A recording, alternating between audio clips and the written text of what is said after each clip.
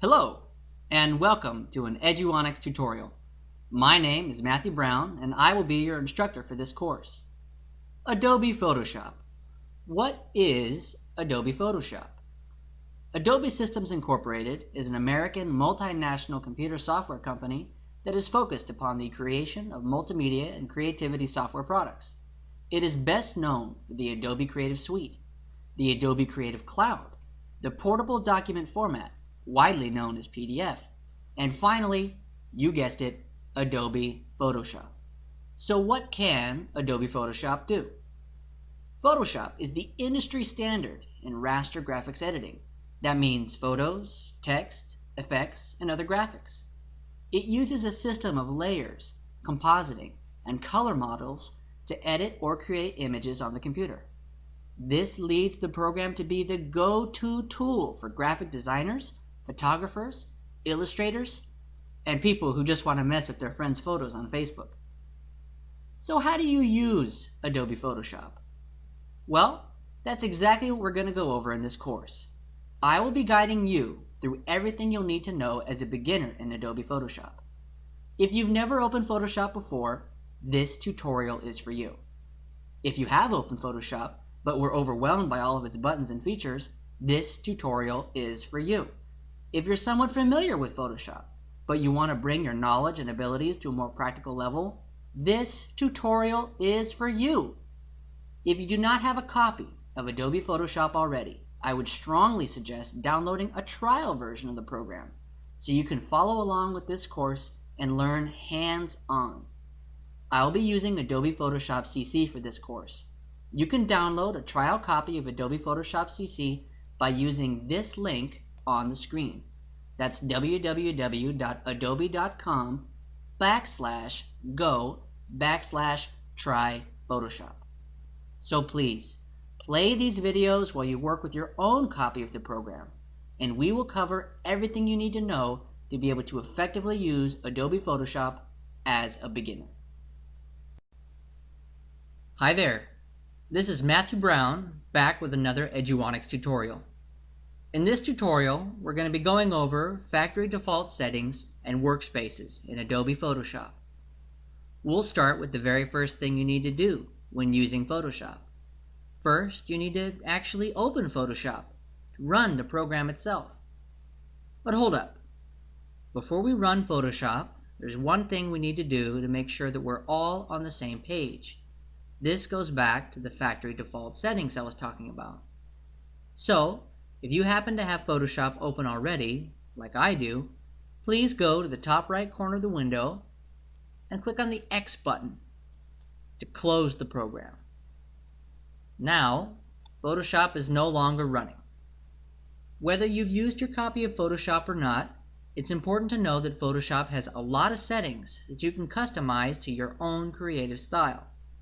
These settings will affect the way the program looks and operates. So depending on what you've done with your own copy of Photoshop, and what I've done with mine, we could end up seeing two completely different things. In order for you to get the most out of this course, it's best for all of our settings to be exactly the same. So in order to do this, we're going to have to reset our individual copies of Photoshop to their factory default settings. There are several ways to do this. I found that the easiest way for me is through a keyboard shortcut. Keyboard shortcuts are very common in Photoshop, and they exist to speed up the system to match the speed of your creative process.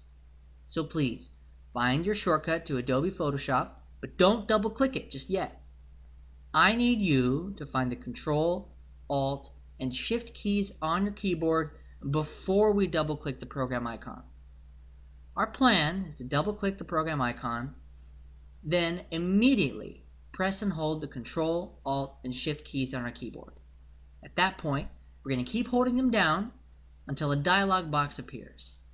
If the box doesn't appear and Photoshop happens to open up just like normal instead, no worries. Just close the program and try again. Odds are it was just a mistiming of the Control, Alt, and Shift keys on the keyboard. As long as we do this right, and you press those keys right after double-clicking the icon, we should have no worries. Okay, So ready, double click, Control Alt Shift. Okay, a dialog box appeared. It's asking us if we want to delete the Adobe Photoshop settings file. I'm going to go ahead and go over and click Yes, because I do want to delete the Adobe Photoshop settings file. What this will do is delete the file that Photoshop automatically creates whenever you change any settings within the program. Now, with that settings file deleted, the program will automatically boot with the factory default settings, and you and I will see the exact same thing on screen. Just as a quick tip, this is also a good thing to try if your copy of Photoshop starts to act a little bit funky. You might find that resetting to the factory default settings might solve any issues you may be getting within Photoshop. Alright, things are picking up. We are now inside the program. We've made the first step in mastering Adobe Photoshop. Now I don't know about you, but this layout is looking a little bit dark for me. One neat feature that I like about Photoshop is the option to customize the brightness of our interface. I'm going to drag my mouse up to the menu bar and click on Edit. Then I'm going to keep hovering down till I get to Preferences, and I'm going to hover straight over to Interface. Now we've pulled up the Preferences window on the Interface tab. The very first option that we see under Appearance is our color theme, and we have 4 options given here, going from darkest to lightest. Because I like things to be a little bit brighter than Photoshop selects as the default, I'm going to go ahead and click the brightest color they've provided. Now the interface is much brighter, and it seems like the buttons tend to stand out just a little bit more too. I like the way this looks much better. So to apply these changes, I'll go over to the right and click OK. Like I said before, there are many settings that you can customize to your creative style. Maybe you're using Photoshop purely for motion graphics.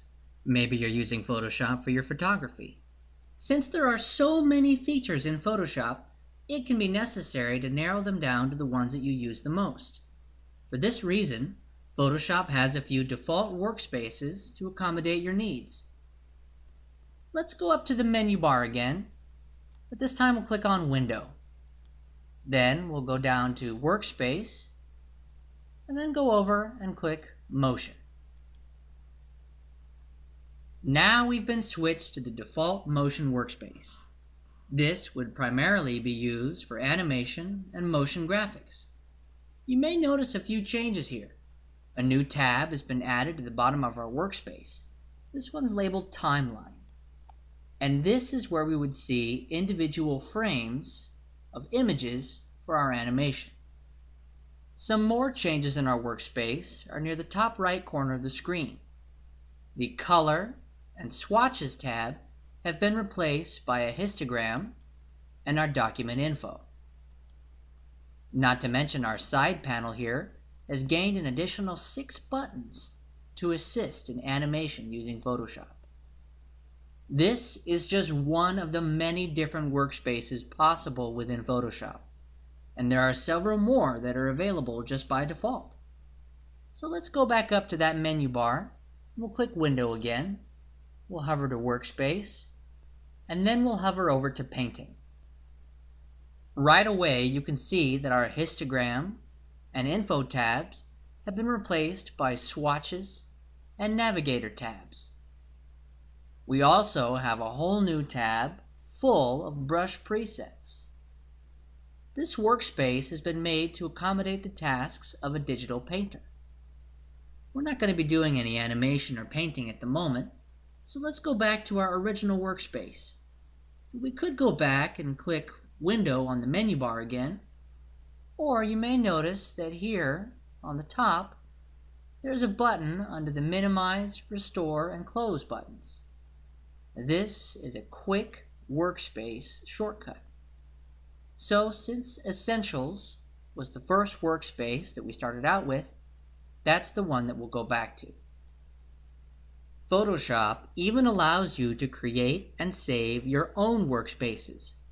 All we have to do is adjust the layout to the way that we prefer and save our progress.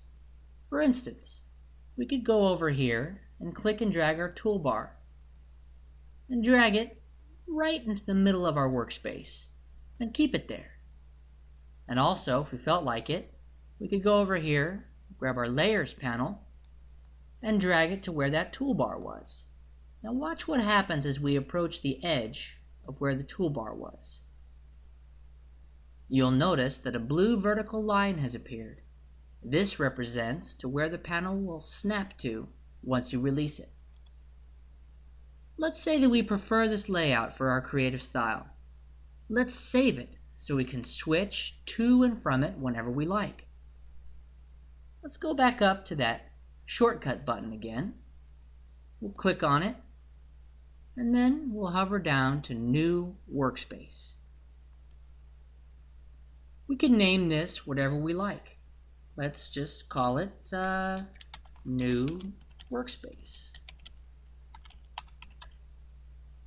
And then we'll go over and click Save. Now let's say that we want to go back to our default workspace. Which one was that again? Over here we go to the Essentials workspace.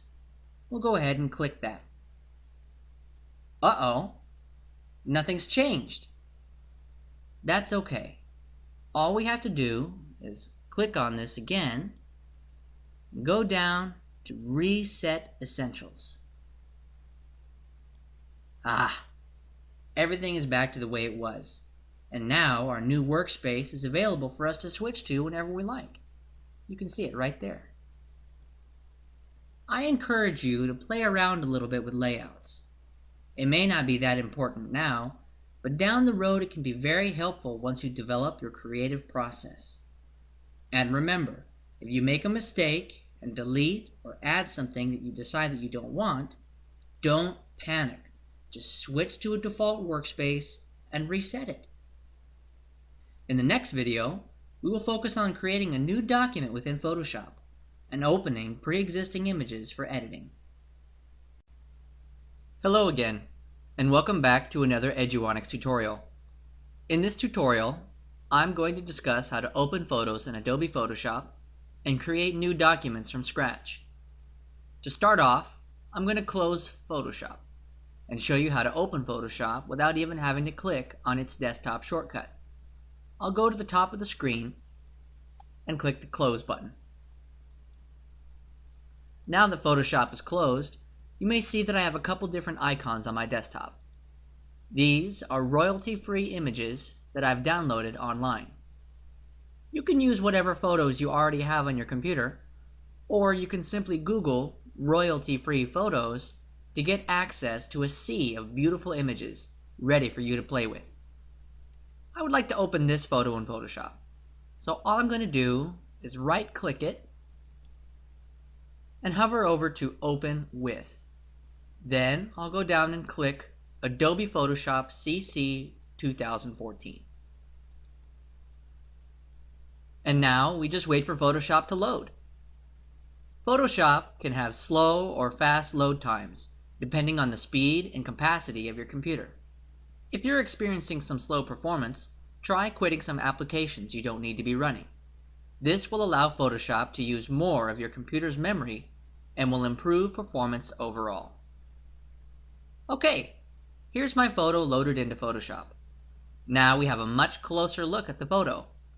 It's of a woman and a little girl laying on the floor with a laptop. What could they be so happy about? You know what? I bet they're learning how to use Photoshop. You may also notice that there's a new tab on the top left of my workspace with the title of my photo. And there's also been a change in the Layers panel to the right. There's now a layer called Background that has a tiny thumbnail of my photo. Now I'd like to open a different photo without ever leaving Photoshop. I'm just going to go up to the menu bar and click on File. Then hover directly down to Open and click. Then, in the navigation window, we're already seeing the files that are on my desktop. And I want to open up the cityscape image.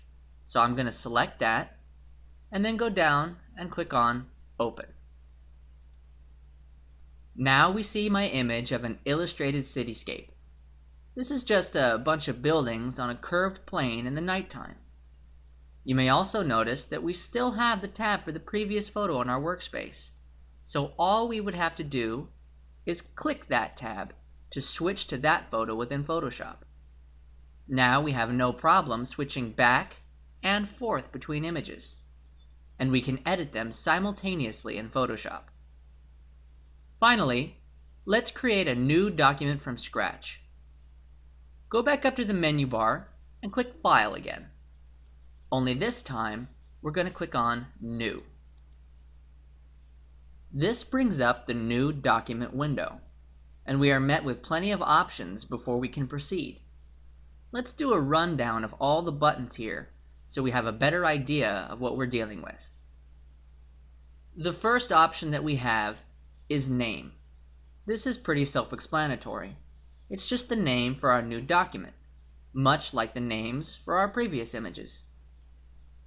Next is Preset. Now this operates much like the workspace presets, and that these presets are here to give you some standard options to choose from while you begin working with Photoshop. The preset affects all these options in the space below. So let's check these out.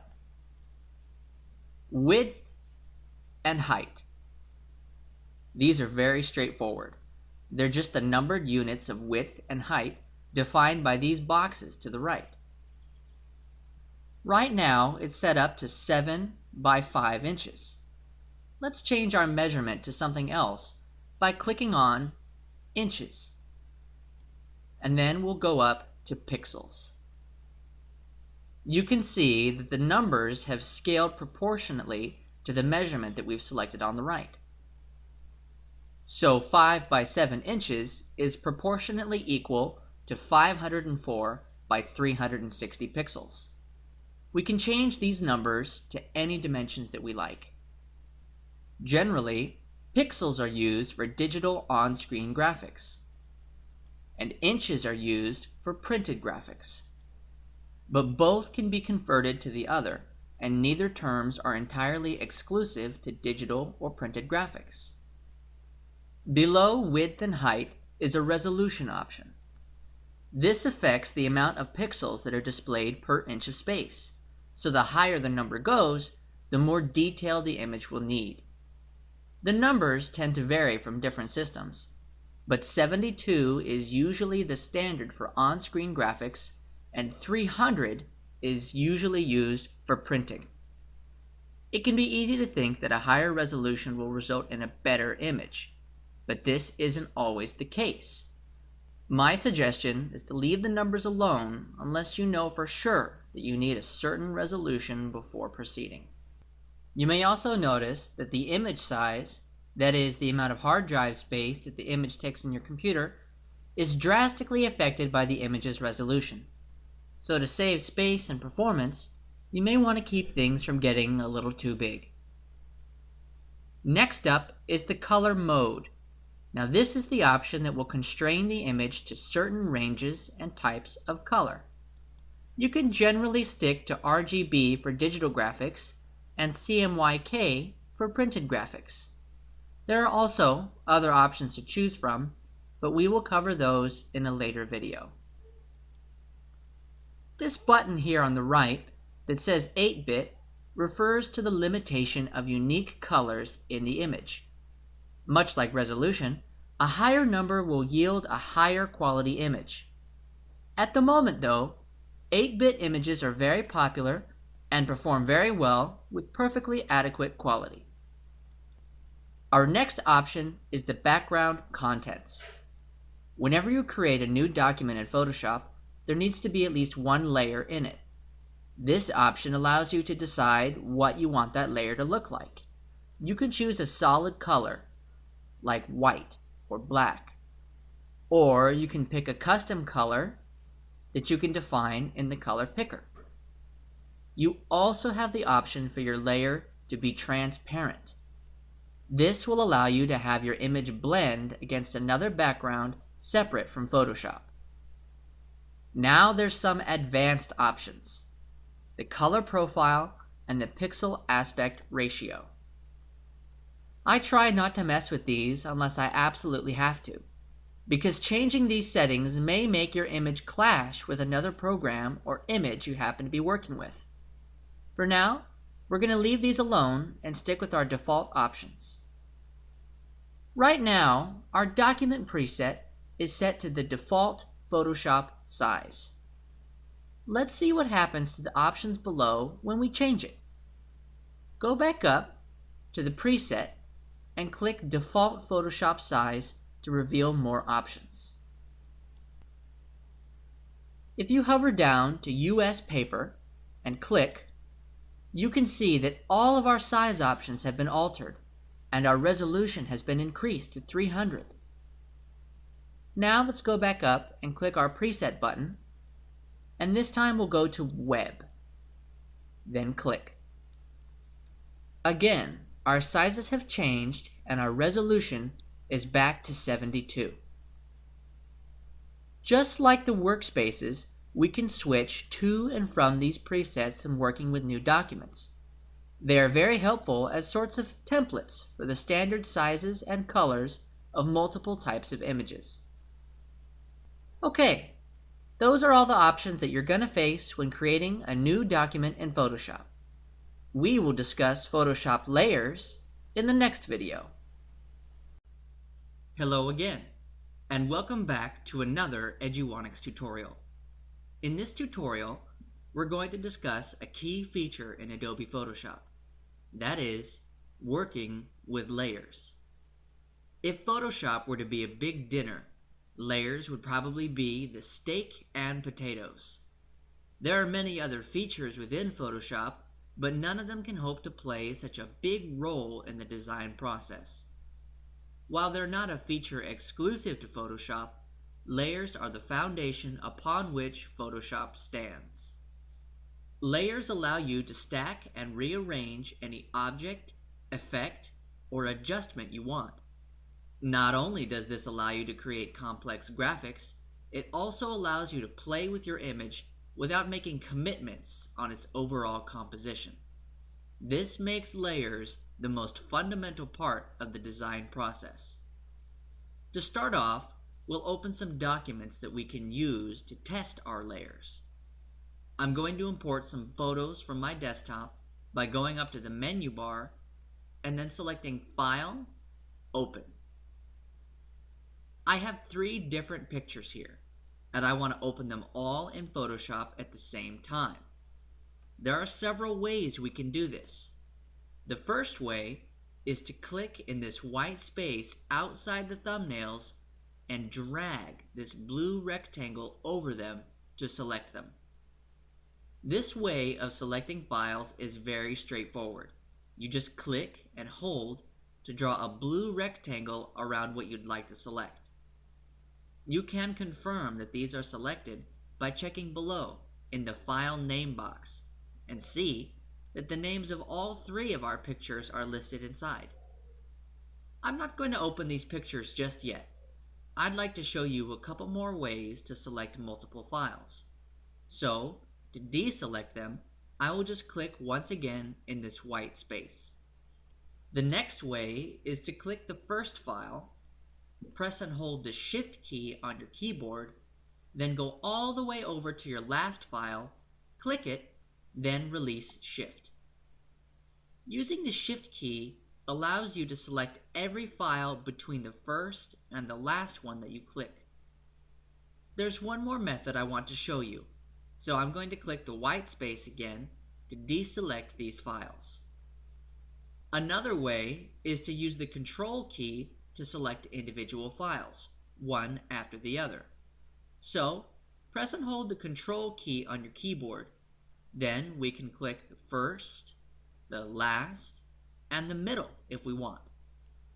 Confirm that the files are in the File Name box below, and then click Open to proceed.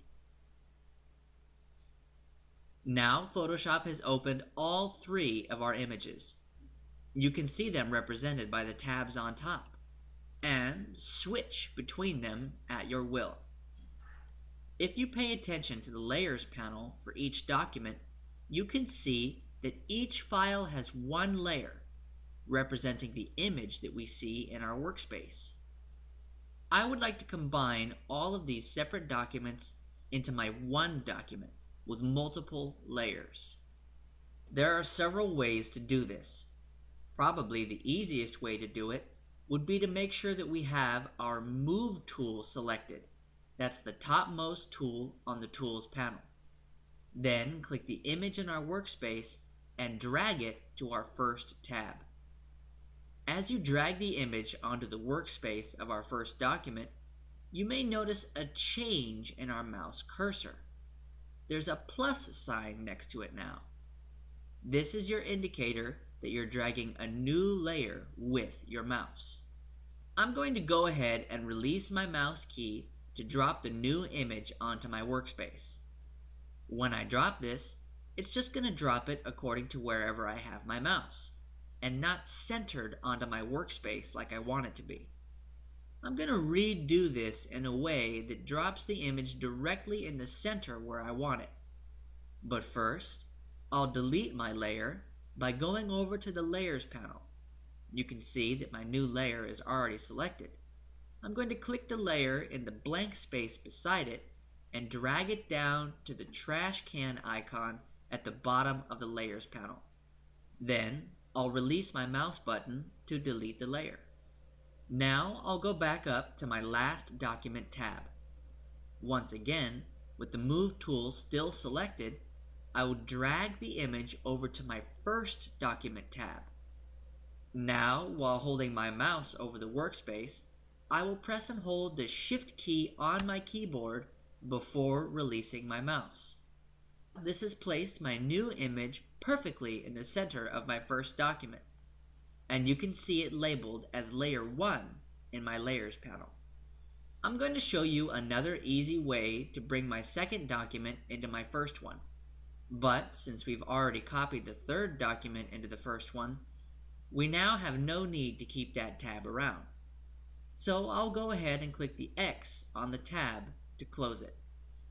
Now that we just had the second document to worry about, I'm going to copy the contents of its layer and paste them into my first document. To do this, go up to the menu bar and press Select, and then click All right below it. Now we have a bounding box circling the contents of our workspace. This represents that the contents of this layer are selected. Then I'll go up to Edit, then Cut, to remove the contents of this layer. Now I'll go back over to the first document, and then I'll go back up again to the menu bar. I'll click Edit, and then Paste. Now the contents have been cut and pasted onto a new layer in our first document. We're going to be managing these layers within the Layers panel, so it might be a good idea to label them properly. To change the layer name, simply double-click the existing name to highlight and replace the text. I'm going to change this label to Laptop. To see the layer below it, just click the eye icon to the left of the layer thumbnail. Now we are seeing Layer 1. But it's important to realize that we still have our Laptop layer selected, and any changes we make to the layer's contents will affect the Laptop layer, even if we can't see it. Whenever you want to make a change to a layer, check the layer you have selected before proceeding. Now let's double-click the Layer 1 label to rename it to Swimming. Then I'll click the eye icon to the left of the layer thumbnail to make it invisible. But watch what happens when we double-click our bottom layer, named Background. Instead of simply highlighting the layer's label, a new layer dialog box appeared. This happened because this was the original layer when we first opened this document, and by default, Photoshop keeps this layer locked from the beginning. Now I will type a new name, Cityscape, and then click OK. You may notice that our layer's label has changed from the italicized font to this straight font, that the other layers have. Also, the lock that was once here on the right is now gone. This is because we have converted this layer from a locked background layer to an unlocked standard layer. If I want to reposition these layers with respect to each other, all I have to do is click and drag one above or below the other. You may notice that a horizontal gray line appears whenever I get close to an edge of another layer. This line represents where the layer will snap to once I release it. But what if I want to blend these layers together so that we can sort of see through them? No problem.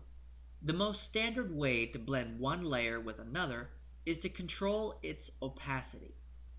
Opacity is how visible something is, so the higher the opacity, the more you can see it. Transparency is the exact opposite. The more transparent something is, the less you can see it. If we select our top layer, we can see that there's an option for opacity and that it's at 100% because it's completely visible. We can reduce the opacity by clicking on the opacity text and dragging to the left. Now we can sort of see through this layer to the one below it. I'm going to delete this layer because I want to show you another neat way that you can blend layers together. To the left of opacity, there's a button that says normal on it. If we click this, it expands to a drop-down menu full of other options. These options are called blend modes, and they change the way the color and exposure behaves on our layer. I'm going to go down and click multiply. You can see that not only does my layer seem more transparent, it is also darker than it used to be. Now I'll go back up to my blend modes again and switch it from multiply to screen. This once again made my layer more transparent, and this time the layer appears much brighter. Now if we go back to blend modes again, this time we'll go all the way down and click divide. We can see that this produces a very different result entirely. I encourage you to play with layers and blending on your own time. It will be a lot of fun, and you'll get a feel for how Photoshop's layers really operate. In the next video, we will begin going over the tools available to us within Photoshop. Hello, and welcome back to another Eduonics tutorial. In this section, we'll be going over the different tools in Photoshop, and in this video, we'll be going over the selection tools. All the images displayed on your computer monitor are made up of pixels. Think of selections as highlighting groups of pixels so that you can edit them without affecting the rest of the image. In my video on layers, I introduced the concept of selections when I went up to the menu bar and clicked Select All. That function selected all the visible content of the layer that I had selected. I was then able to cut the content of that layer and paste it onto another layer in a whole different document. The selection tools allow us to get even more specific with our selections. So instead of selecting the whole layer, we can select in different shapes, paths, and even individual colors. Let's get started with the most basic of selection tools, the rectangular marquee tool. I'll go up and click it, and my mouse has changed from a pointer to a crosshair, indicating that we're currently using the selection tool. The way it operates is very straightforward. If you click and drag it on a layer, you can draw a rectangle of any size you like. When you're done dragging, you've isolated the pixels within the rectangle, excluding the ones outside of it. If you're unhappy with the dimensions of your selection, you can just start a new rectangle by clicking and dragging anywhere else on the layer. You may notice that when you hover your mouse over your selection, it changes from a crosshair into a pointer again. This indicates that you can click and drag the selection box to a different location. Note, however, that this will not affect the contents of the selection, only the selection box itself. If you want to move the contents of your selection, you need to switch back to the Move tool in the Tools panel and then click and drag. I'm going to press Ctrl-Z on my keyboard to undo what I just did. The rectangle isn't the only shape that we can use to select. If we right-click the tool, some more options show up. Let's use the elliptical marquee tool. This selection tool lets us make a circle. But this is definitely not a perfect circle.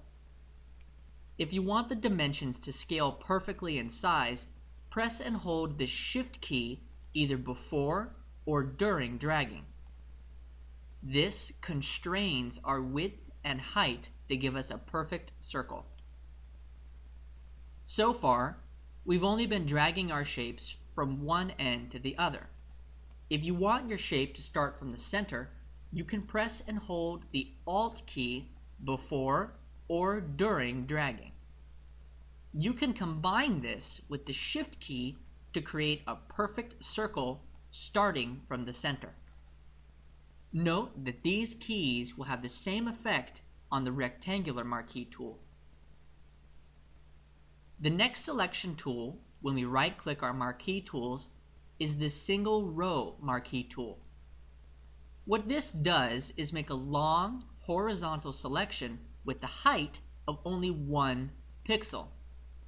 Now, this isn't so much useful as it is just really hard to make a single pixel selection otherwise. And the Single Column Marquee tool does the same thing, only it makes a vertical line instead. Let's move on to the next set of selection tools, the Lasso tools. The first Lasso tool lets us draw a specific path around what we want to select. For instance, I could draw a path around this girl's head. Now, when making selections, it's important to know that they need to be a closed path in order to work. So, if I start to make a circle, but I stop short, Photoshop automatically closes my path with a straight line. Let's say that I want to add to this selection to fill her whole head instead of starting a new selection. All I would have to do is press and hold the Shift key before I click and drag. You'll notice that a plus icon has appeared next to my lasso, and I can add to my existing selection. We could even use this to add to our selection in a totally different area. Like if I wanted to select the woman's head as well, I can once again just press and hold Shift before I start dragging. But what if I want to take away from my current selection? That's easy. All I would have to do is press and hold the Alt key this time, and you'll see that a minus icon appears right below my cursor. And I can click and drag to make a path of what I'd like removed. When selecting things in Photoshop, Shift and Alt are almost universal for adding or subtracting from selections. This brings us to the next lasso tool, the polygonal lasso tool. This one works like the normal lasso tool, only this one uses straight lines and points to make selections. To illustrate, I'm going to go up and switch to my cityscape image. I'd like to make a selection around this building in the middle here. I'll just click and release to create the starting point of my path. Then I'll click each edge of the building to set new points as I work my way around back to my starting point. As I get close, a circle icon appears next to my cursor. Then I'll just click to complete my selection path. What if I want to select everything but this building? Well, I could start a whole new selection and painstakingly select everything around the building, or I could just inverse the selection. by going up to Select, Inverse. Now a bounding box has appeared around the edges of my image, showing us that we're currently selecting everything outside the building. To deselect, go back up to Select, Deselect. Now let's use the magnetic lasso tool. This one's pretty interesting.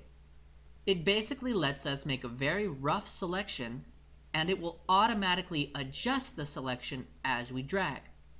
It's like a smart lasso that sort of fills in the blanks as we go.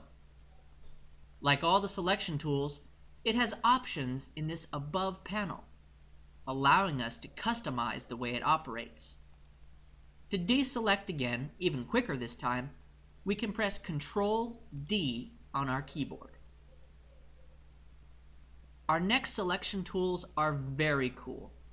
They're designed to make the selection process much faster, almost like the magnetic lasso tool. Let's go to the Quick Selection tool.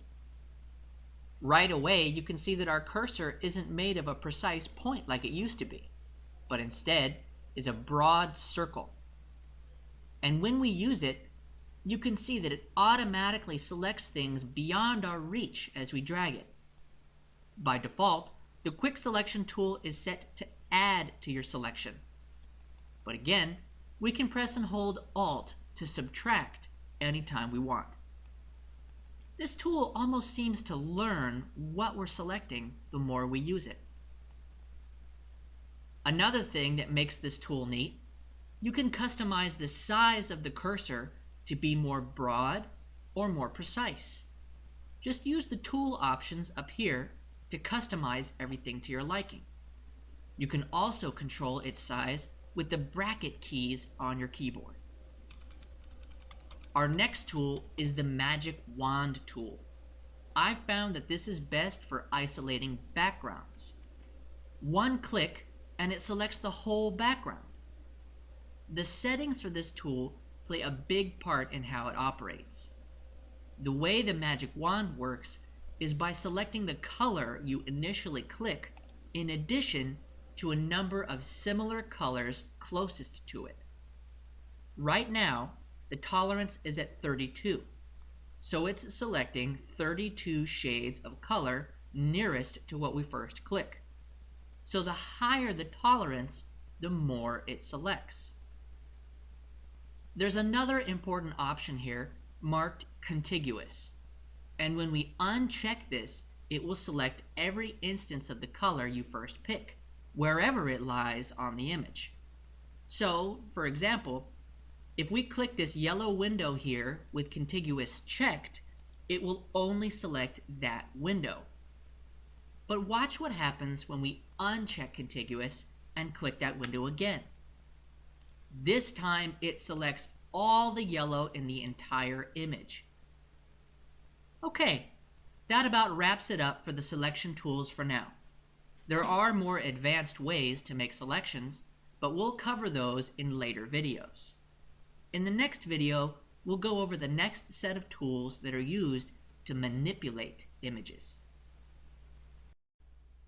Hello and welcome back to another Eduonics tutorial. In this section, we'll be going over the different tools in Photoshop, and in this video, we'll be going over the manipulation tools. In my video on selection tools, I went over how to select specific areas of an image, isolating the pixels so they may be manipulated without affecting the rest of the image. Now that we know how to select a layer's contents, we're going to go over the tools we can use to manipulate those contents. Let's just get right into it. The first manipulation tool we have is the Crop tool, directly below our Quick Selection and Magic Wand. When we select it, a bounding box appears around the edges of our canvas. But this time, there are these brackets that appear around the edges. And when we hover over those edges, our cursor changes into a double arrow. When we click and drag, we can see our original image dimensions are being grayed out, and our new image dimensions remain in full color. I'm going to hit Enter on my keyboard to commit this cropping. But watch what happens when we go back to our Move tool and try to move our image away from those edges. Those parts of the image that we cropped have been deleted and are no longer available. I want to undo my cropping, so I'm going to go back up and click the History button to reveal the History panel.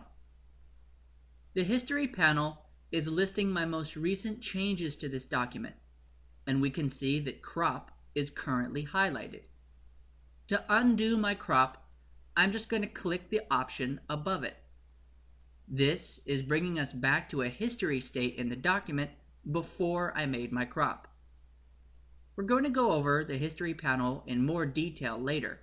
For now, let's go back and click the crop tool again. I'm going to drag one of these edges further inside like I did before, but I'm not going to hit Enter just yet. This time, pay attention to these tool options in the top panel, and notice that our option to delete cropped pixels is checked by default. Go ahead and uncheck this. Then go over and click the check mark to commit this crop. Now, let's select the Move tool and try moving our image again. You can see that we cropped the visible portion of the canvas, but the full image still remains behind it. This allows us to tweak the dimensions of the canvas without deleting anything we might need later. Let's go back to our crop tool this time by hitting the C key on the keyboard, and then click the canvas. We can see that the invisible portions of the image that go beyond our canvas are visible within the crop window. And if we hover beyond the edges of the crop selection, our cursor changes into a curved double arrow. This is indicating that we can click and rotate freely. If we want to rotate in perfect angles, we can just press and hold the Shift key to constrain our rotation by 15-degree increments. Let's go back up to the tool options and cancel this current crop operation. To get to our next crop tool, right-click the current crop tool to bring up our options and click the Perspective Crop tool. This one gets really trippy. Instead of just changing the width, height, and rotation, this tool actually changes the perspective of the whole canvas. Let's start by clicking in the canvas to set our first point. And as we click more points, we see a perspective grid stretching out. Now that we've made our 4 points, we'll click Enter. Now you can see that the tool has basically taken what was inside of our crop zone and stretched it to fit on a straight rectangular plane as our new canvas. Pretty trippy. I'm going to switch to a different photo that can better illustrate how the next tool works. Let's move on to our next tool by right-clicking the current crop tool and selecting the Slice tool. The Slice tool is mainly used in web design when you want to split an image into multiple images to assign as buttons for a web page. This photo is perfect to demonstrate this tool because it has plenty of open space between subjects for us to slice. I'm going to start by drawing a box around the first girl from her bottom right.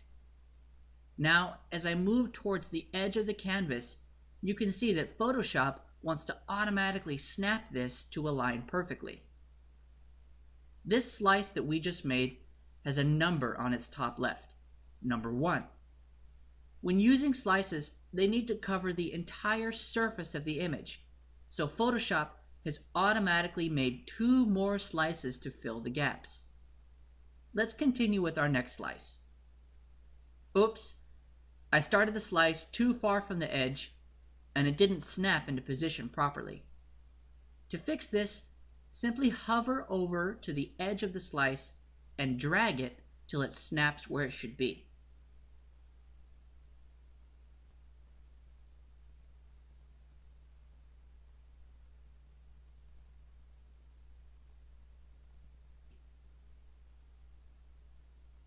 Now when I make this slice, you can see that it doesn't line up to our slices on top. This is not an issue at all. We can go ahead and proceed with our last slice.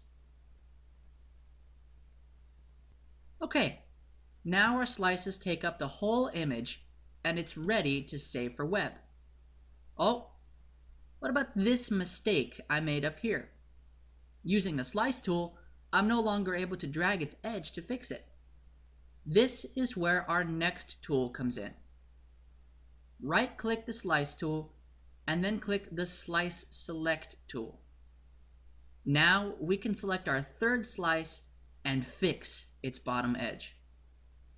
If we compare our slices with the numbers on their top left, we can confirm that there are 6 slices for our 6 subjects. To save these, go up to File, Save for Web. Now this is going to open up a very extensive dialog box. We're not going to go into this right now, but it sort of gives you an idea of the type of support Photoshop provides for web pages. I'm going to cancel this and then close this document. Okay, now we're getting into something a little more fun. So I'm going to pull up a different photo I can work with. Here's a woman who looks like she might be getting some surgical work done, as she has these marks on her face. A great way to remove marks like these or other blemishes is with the Spot Healing Brush tool. All we have to do is select the Spot Healing Brush tool and click and drag over one of these marks to remove it. What's happening here is that Photoshop is using its best guess as to what I want to remove, and it's sampling another area of the image to cover it. This tool is great for correcting the minor details. But you may find that if you get a little carried away, Photoshop is not going to be able to distinguish what you want and what you don't want as you use it. The next tool in the set works very similarly, only it gives you more choices that the Spot Healing Brush can't. When using the Healing Brush tool, you actually have to choose where you'd like to sample from. In order to set our sample location, we just have to press and hold Alt as we click. You can see the indication that we are setting the sample by the change in cursor when we press and hold the Alt key. Now Photoshop is still trying to guess for us, but it's using the sample that we set for it as a guide. The next tool that we have is the Patch tool. Again, very similar, but it gives us a bit more freedom for what we want to specifically accomplish. With the Patch tool, we have to manually make a selection as with the Lasso tool, then drag our selection over to set our sample. This allows us to make some pretty major changes while making it seem fairly realistic. Next up is the Content Aware Move tool. Think of this as the rest of our healing tools, but instead of painting over blemishes, this allows us to move things in our image while making it seem like they belong there all along. I'm going to go up to my Lasso tool and make a selection around her mouth. Then I will switch back to the Content Aware Move tool and click and drag her mouth up to her forehead. You can see that Photoshop has used this same Content Aware technology to heal this location after I move the mouth from it. And one thing that makes this tool extra neat is that we can change some of its options after we've already moved it. If we click this gear wheel, 2 number boxes come up, one for structure and one for color. These numbers indicate how much you're willing to compromise on what you've selected and allow Photoshop to take over. The higher structure is, the less Photoshop is going to change your original selection's structure. The higher color is, the more you're allowing Photoshop to automatically manipulate the color to match its surroundings. Obviously, these numbers are going to affect different selections in different ways, but I find that the best numbers in this case are 3 and 10. When we're done, we'll just deselect by hitting Control D on our keyboard. I don't know about you, but I think this poor woman has been through enough in this tutorial. We'll go over some more manipulation tools in the next video. Hello, and welcome back to another Eduonics tutorial. In this section, we'll be going over the different tools in Photoshop, and in this video, we'll be picking up where we left off in the manipulation tools. Here, I have a photo of a very smooth, confident man looking directly at us. But it's hard to take him seriously when his pupils are suffering from a major case of red eye. Red eye is an unfortunate consequence of someone looking directly into the camera lens as the camera flash goes off. It mostly happens in environments with low lighting and with cameras that have a flash located very close to the lens. Basically, the flash is bouncing off his retinas to reflect right back into the lens, resulting in these eerie red pupils. Fortunately, Photoshop provides a very fast and easy way to fix this. The first manipulation tool we'll be going over in this video is one of the easiest to use in Photoshop. So let's go to the Tools panel, right-click the Healing Flyout menu, and select the Red Eye tool. And now, all we have to do is click somewhere in the redness of these eyes. Here's 1, and here's 2. Much better. There's a photo I can take a little more seriously. Still, there's another thing that's bugging me about this photo. This man has some good facial hair, but it's looking a little patchy in some areas. To help fix this, I'm going to go to my next manipulation tool, the Clone Stamp tool. Back in the Tools panel, we're going to skip past our brush tools, since we'll cover them in another video, and go straight to our Clone Stamp tool. The Clone Stamp tool functions a lot like the Healing Brush tool, but without any automated features. Instead, the Clone Stamp tool produces an exact duplicate of what you've sampled. So, in order to fill these empty patches without hair, I'm going to press and hold the Alt key on my keyboard and click on a bearded area to set my sample. When I'm done setting my sample, I'll release my Alt key. Now, as I hover the Clone Stamp tool around, you can see that my cursor is now an exact duplicate of what I sampled. So, using the area that I sampled, I'll go in and brush in these patchy areas. But remember, my sample point is coming from an exact copy of the entire image.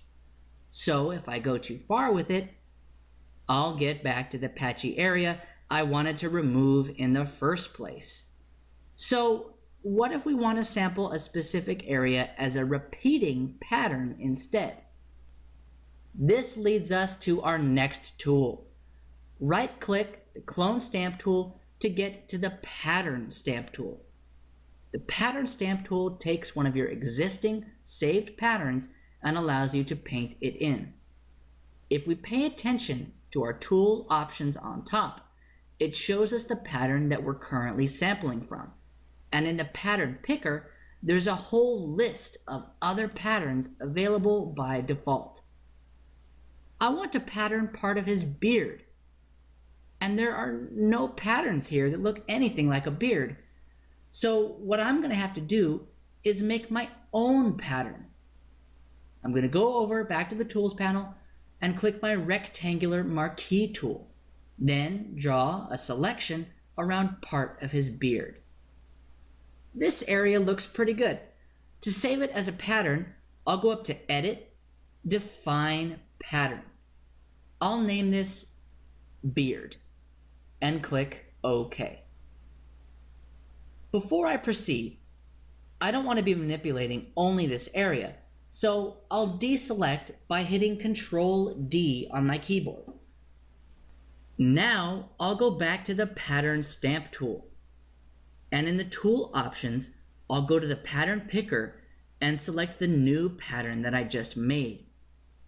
Once I have my pattern ready, I'll go over to a patchy area of his beard and just paint it in. Now, when using the pattern stamp tool, it's important to remember that it does not function quite like a healing tool. It is merely allowing you to use a defined pattern as a brush. If you keep brushing with it and get carried away, it's going to make the edges of the pattern very obvious and it's not going to look natural. So using this tool in this circumstance isn't really practical unless you exercise restraint. We briefly touched on the history panel in the last video. Let's go back to it now. When we open the history panel, it shows us a list of the changes we've made since we first opened this document. The top option being the original document before we ever did anything. We already know that clicking any of these options will take us back to that history state in the document.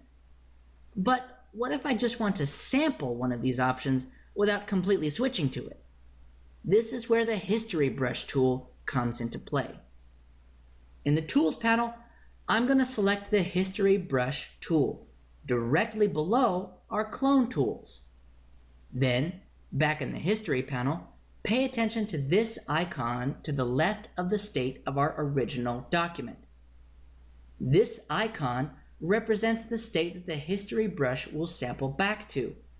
I'm going to go down and click the box next to Clone Stamp, so the history brush will sample the state before I use the pattern stamp tool. Now, when I brush in this area, you can see that the pattern stamp is disappearing. Now watch what happens when I try to brush in where I used my clone stamp tool. Absolutely nothing changes because my history brush isn't sampling a state before I use my clone stamp tool. Let's undo everything I just did by going up to the pattern stamp in the history panel. Now I'm going to select the history box for my original document before I remove the red eyes. Now when I use the history brush to brush in one of his eyes, it goes back to red. But none of my other changes are affected unless I were to brush them in as well. To once again undo what I just did, I will select Pattern Stamp above the history brush state. As you can see, the history brush tool and panel can be very powerful features when used together. Next up, let's right-click our history brush tool to get to our art history brush tool. This one is kind of a stretch from the tools we've used so far, but stay with me. The first thing I plan to do is to fill my canvas with black. Then I can use the art history brush tool to paint in our image from its current state. To fill the canvas with black, I'll go up to Edit, Fill. Then under Use, I'll select Black. And then I'll hit OK. Now I'll go over to the history panel again and click the history brush box above my current history state, Fill. So it's sampling a state in my document from where I filled it with black. Now I can hide my history panel and go over to my brush options. For this first option, I'm going to set the size to 40 pixels. And then I'll set the hardness to 80%. Then I'll go ahead and skip over to opacity and set that to 80%. For style, I want to set it to tight medium. Now I will begin brushing my main outline in a circular fashion. Nothing fancy, just setting the outline of my subject and making sure that all the gaps inside are filled, starting from the outside and spiraling inward. Then I'm going to lower the size of my brush to 30 pixels by hitting the left bracket key on my keyboard a couple of times. Once again, I will paint in, but this time I will focus where the eyes, mouth, and cigar will be. Starting with the eyes and ending with the cigar, I will repeat this process a few times, each time hitting my left bracket key once or twice and brushing the details in.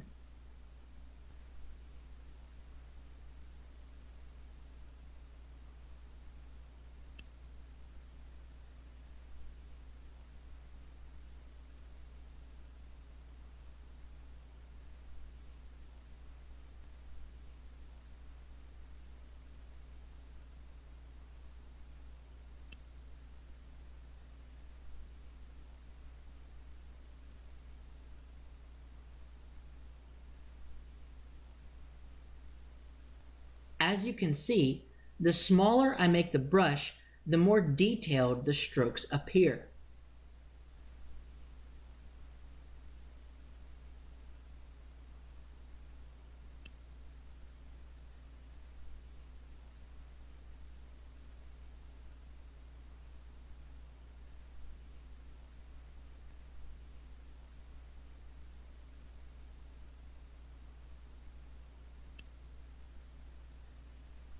Finally, I will get to a very small brush which I can use to help touch up the areas that I want to draw focus. Now, you can finally see what the art history brush is capable of. It lets you very easily paint in a pre-existing image, making it seem like you've painstakingly brushed every single stroke.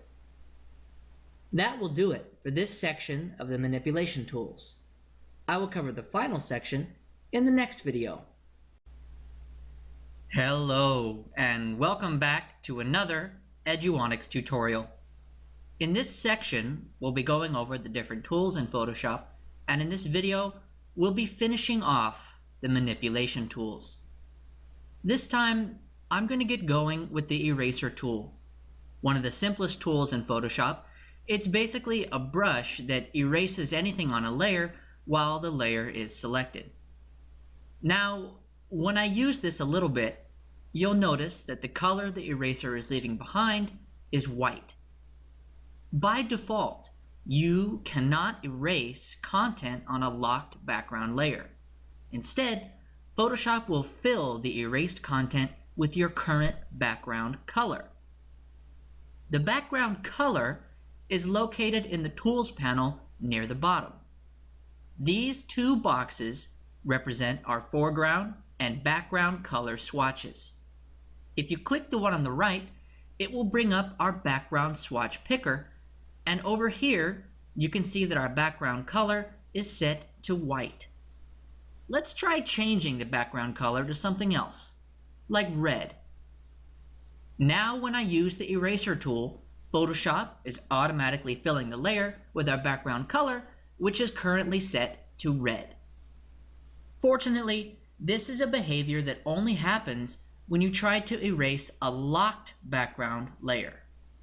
I'm going to undo all of my erasing by going up to the History panel and clicking my original document. To unlock my background layer, I'm just going to double-click it and then click OK. Now when I use my eraser tool, you can see that it is leaving behind a checkerboard pattern instead, which indicates that these areas of the layer are completely transparent. If I click the eye icon next to my layer to hide it, you can see that the checkerboard pattern remains. The checkerboard pattern is the blank canvas of Photoshop. It's your document without any content on it. One thing to know about the eraser tool is that it is a destructive tool. And what I mean by that is that when you use it, it literally destroys the areas of the layer that are erased. And you can't show those areas again unless you undo everything by going back in your history state. Let's say that I want to start erasing this background here in the bottom left corner. I'm going to increase my eraser size by hitting the right bracket key on my keyboard a few times, then I'll get to work on erasing. Everything's going good at first, but eventually I'm going to make a mistake and start erasing her shoulder. I could go back to my history panel and undo it, but it's going to take all the work I did with it. This is the only reason why I don't use the eraser tool very often. So, a good habit to get into is to duplicate your layer before you make any destructive changes to it. I'll go up to the history panel and go back to my document's original history state. What I like to do whenever I open an existing image is to drag the background layer to the new layer icon. Then click the eye on my original background layer to hide it. This is great because it gives me instant access to my original image while keeping it locked and hidden keeps me from accidentally altering it in any way. So now, if I make any mistakes on my duplicate, I can just copy the original again and keep going. Now, I'd like to get rid of this background and leave only this lady. I'm going to start using my eraser tool to erase around her. But you can see that a lot of hair is being cut off by my eraser tool. In fact, it would nearly be impossible to erase this background without erasing a lot of other details with it. This is where our next tool comes in. Right-click the Eraser flyout menu and click the Background Eraser tool. I'm going to increase the size with my right bracket key until it gets pretty big. When I start erasing, I'm going to focus on this tiny crosshair in the middle. For this tool, whatever color is touching the crosshair will be removed. I'm going to make sure that the crosshair only touches the color I want to remove, and I'm only going to click once at a time. You can see that the background eraser tool is erasing the background color I want removed, but if I click and drag, the crosshair is going to graze over some of those strands of hair and start erasing those too. Up here in the tool options, I'm going to switch the sampling from continuous to once, which is just one button over. Now, if I click with the crosshair in the background, I can drag anywhere I want, because the tool is now only going to erase the first color I click. This is looking better, but I want to take this to the next level. Hair is notoriously difficult to work around, especially when you have all these thin strands that fray out from the rest. I'm going to show you a very easy way of using this tool to erase the background and leave all the hair where it belongs. First, I'm going to delete this layer by dragging it to the delete icon, and make another duplicate of my original by dragging it to the new layer icon. I'm going to double click the name of this layer to rename it to hair. When I erase the background of this layer, I'd like to show white behind it. So I'll create a new layer by clicking the new layer icon. Then, to fill it with white, I'm going to go up to Edit, Fill with White. Then I'll drag this white layer below the hair layer. Now, I'll select my hair layer and see what it looks like when I erase. With white as my new background, I can see these strands of hair a little clearer. That will help me to decide what tool settings might be best for this image. I'm going to go back up to the tool options and click the arrow for my brush preset picker. I'd like to use an eraser with a softer edge, so I'm going to reduce the hardness to around 50%. Also, when I drag this tool, I'd like the path to be a bit smoother too. So I'll reduce the spacing from 25% to 5%. I'll also go over to the limits and switch them from contiguous to discontiguous. I'm going to undo my last erase by hitting Ctrl Z on my keyboard. Now when I erase, things feel a little bit smoother, and the softer edges will be much more forgiving if I make any minor mistakes. The hair is looking pretty good, but the tint is still looking a little green, which means that my tool isn't erasing quite enough instances of the background color. To improve this, I'll undo my erase and then go over to tolerance. Tolerance sets the range of colors you want to erase. I'm going to increase this to about 65%. Now, as I erase the background, the tool is removing just enough color to leave the hair untouched, and it's affecting just enough tint to make the hair look decent on a white background. But if I accidentally graze against the skin, you can see that the eraser tool is removing some tinting from the skin as well. I want to protect this skin from being affected, so I'll go up to the tool options once again and click the box Protect Foreground Color. Then I'll go and click my foreground swatch to bring up my color picker. Then I can sample a spot on her skin and click OK.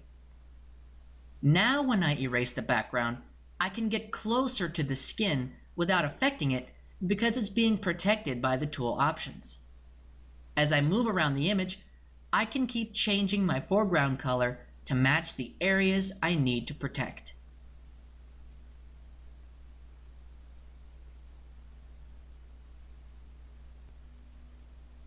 If you look closely in her hair, you can see there's still some tint left over from the background.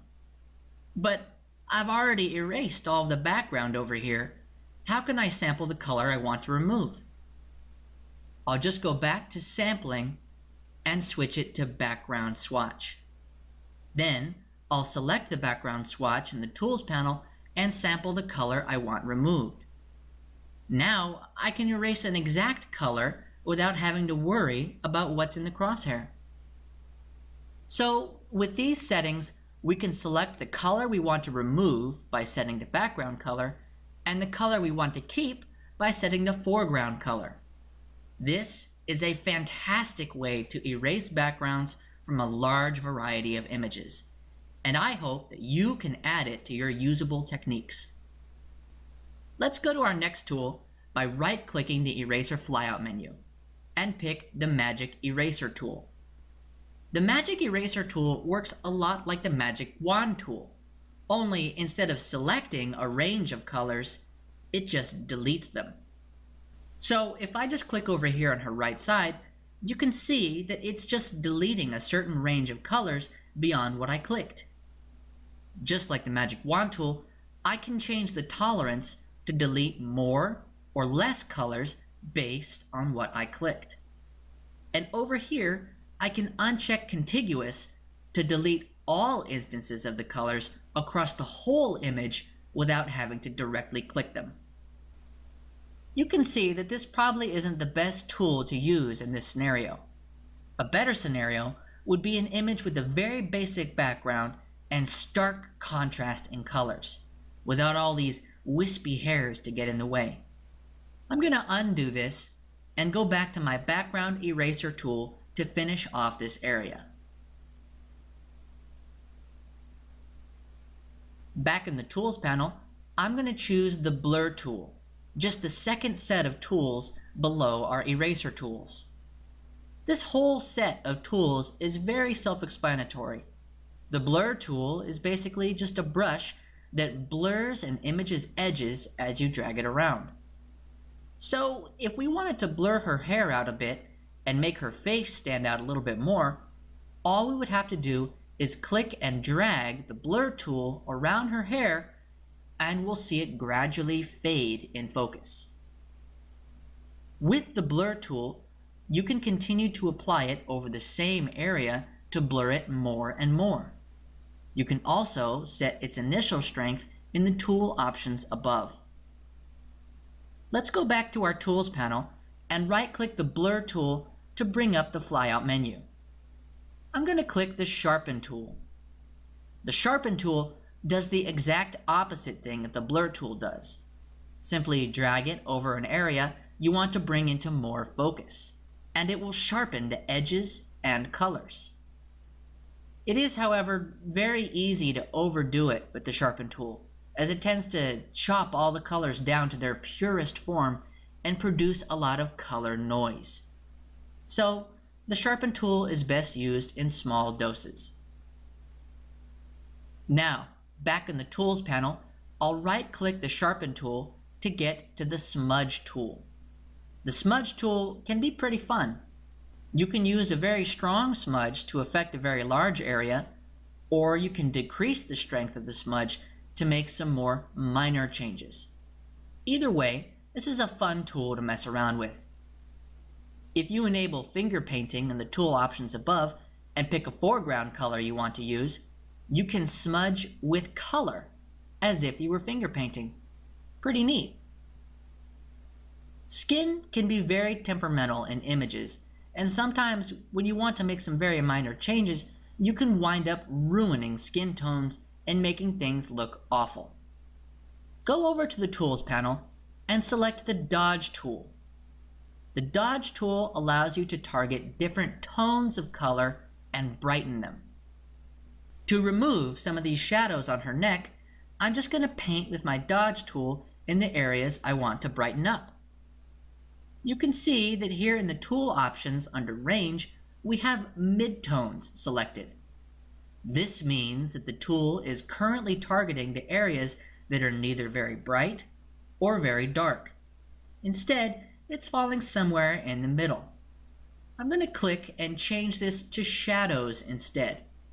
So I can go back down here and finish off some of the darker areas that I couldn't get the first time around. If we go back up, we also have this option here to protect tones. This is especially helpful when working with skin because it works to preserve the colors so the tool only focuses on the brightness of an area. Back in the Tools panel, I will right-click my Dodge tool to get to the Burn tool. The Burn tool works in the exact opposite way from the Dodge tool in that it darkens areas instead of brightening them. So with the Dodge tool, we're dodging shadows, and with the Burn tool, we're burning them deeper. I'm just going to darken some of these shadows under her eyes so you can see what I mean. Back in the Tools panel again, I'm going to right-click my Burn tool to get to the Sponge tool. This one works very differently from the other tools in this flyout. It affects the saturation of an image. Up in the tool options, the mode is set to desaturate. So, as we brush this around, you can see that it's sapping all of the color out of her face, making it appear more black and white. Changing the mode to saturation will have the opposite effect and make the colors much more vivid. This flow option sort of serves as the tool's strength. The higher it is, the more work the tool will do. You may find, though, that the more that you desaturate an area, the harder it will be to resaturate that area with the tool, since the tool will no longer have any more colors to saturate. Okay, we've discussed the tools we can use to select the pixels of an image, and we've gone over the tools we can use to manipulate those areas of an image. In the next section, I'll go over how to create things in Photoshop from scratch with the creation tools. Hello and welcome back to another Eduonics tutorial. In this section, we'll be going over the different tools in Photoshop, and in this video, we'll be starting the creation tools. We've gone over the tools to select a layer's contents, we've gone over the tools to manipulate those contents, but all of those are things that you do to pre-existing images. How do we go about creating new content in Photoshop from scratch? One way is with the creation tools. Since we're going to be creating from scratch, I'm going to make a new blank document to use as our canvas. To do that, I could go up to File, New, or I could use my keyboard shortcut by hitting Control-N on my keyboard. For this document, I'm going to go ahead and use the default Photoshop size, 7 inches by 5 inches, with a resolution of 72 pixels per inch and a white background. But I'm only going to use this canvas to play around with the tools, and I think it might be more fun to have a background color besides white. So I'm going to click this little swatch picker on the right, choose a light color for my background, and click both OK buttons to create my new document. The creation tool I'll be starting with is the brush tool. It's in the top third section of the tools panel, located directly below the healing tools. Before I start brushing, I want to make sure that it's going on a separate layer from my background. So I'll go down to the bottom of the layers panel and click the new layer icon. If you've been following the last few videos, you already have a head start on how brushes work. The quick selection, healing, clone stamp, history brush, and eraser are all examples of tools that utilize the same basic brush technology. The difference with using the brush tool directly is that the options for application become practically limitless. I'm going to try using the brush in its default state on my new blank layer. You can see that we're using a small black brush with a very soft edge. Let's check out the most basic options we have. Up in the tool options, I'll click the button for the brush preset picker. Here we have an option for the size of the brush. And here we have an option for the hardness of the brush. I'm going to increase the hardness to 100%. Then I'll brush a little bit on my blank layer. Now you can see that the edge of the brush is much harder, making it seem more focused. I'm going to go back to the brush preset picker. If we look below the option for hardness, we see a bunch of thumbnails of various shapes and sizes. These are brush presets that come with Photoshop by default. I'm going to click on the first one in the third row here, called Flat, Blunt, Short, Stiff, and brush with it. You can see that this brush behaves in a completely different way from our standard default brush. It doesn't stop here either. If you go back up to the brush preset picker, there are many more presets if you just scroll down a little bit. And if you go up to this gear wheel button on the top right, there are entire sets of brushes that look and function in completely different ways. It really shows you how much diversity Photoshop has to offer, even by default. It's nice to have all these options, but what if you want to create your own brush entirely? No problem. Let's say I want to make a brush out of all these strokes I've made. All I have to do is Control-click on my layer thumbnail to select all the contents of that layer.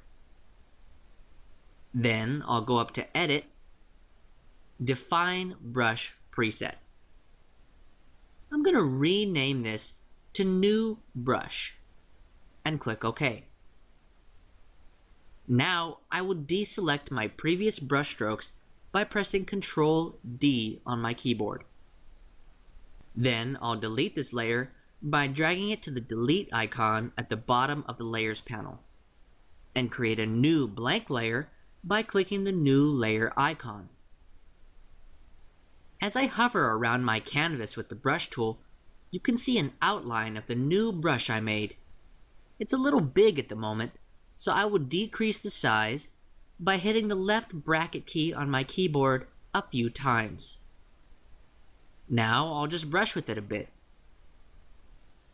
You can see that it's using an exact copy of what I selected as a functioning brush. And this is just the beginning. If we want to customize further, all we have to do is go up to the Tool Options and click the Brush Panel button. This brings up many more options to play with. You can see that not only do we have a bunch of presets in this section on the right, but we also have these individual settings on the left. I'm not going to go through all of these, but I'll give you a basic idea of what we're dealing with. If I click here on the second option, Shape Dynamics, it will replace our preset viewer with the Shape Dynamics options. The first slider we have is the size jitter. In Photoshop, jitter basically means the amount of randomness. So 0% jitter will stick with your original design, whereas 100% jitter will be completely random. I'm going to go ahead and increase this all the way to 100%. Then I'm going to brush just a little bit on the canvas. You can see that the brush is continuing to use my custom preset, but it's randomly changing the size of the shape as I drag. Back in the brush panel, I'm going to go up to the scattering option, directly below the shape dynamics. I'll go ahead and increase the scattering to about 200%.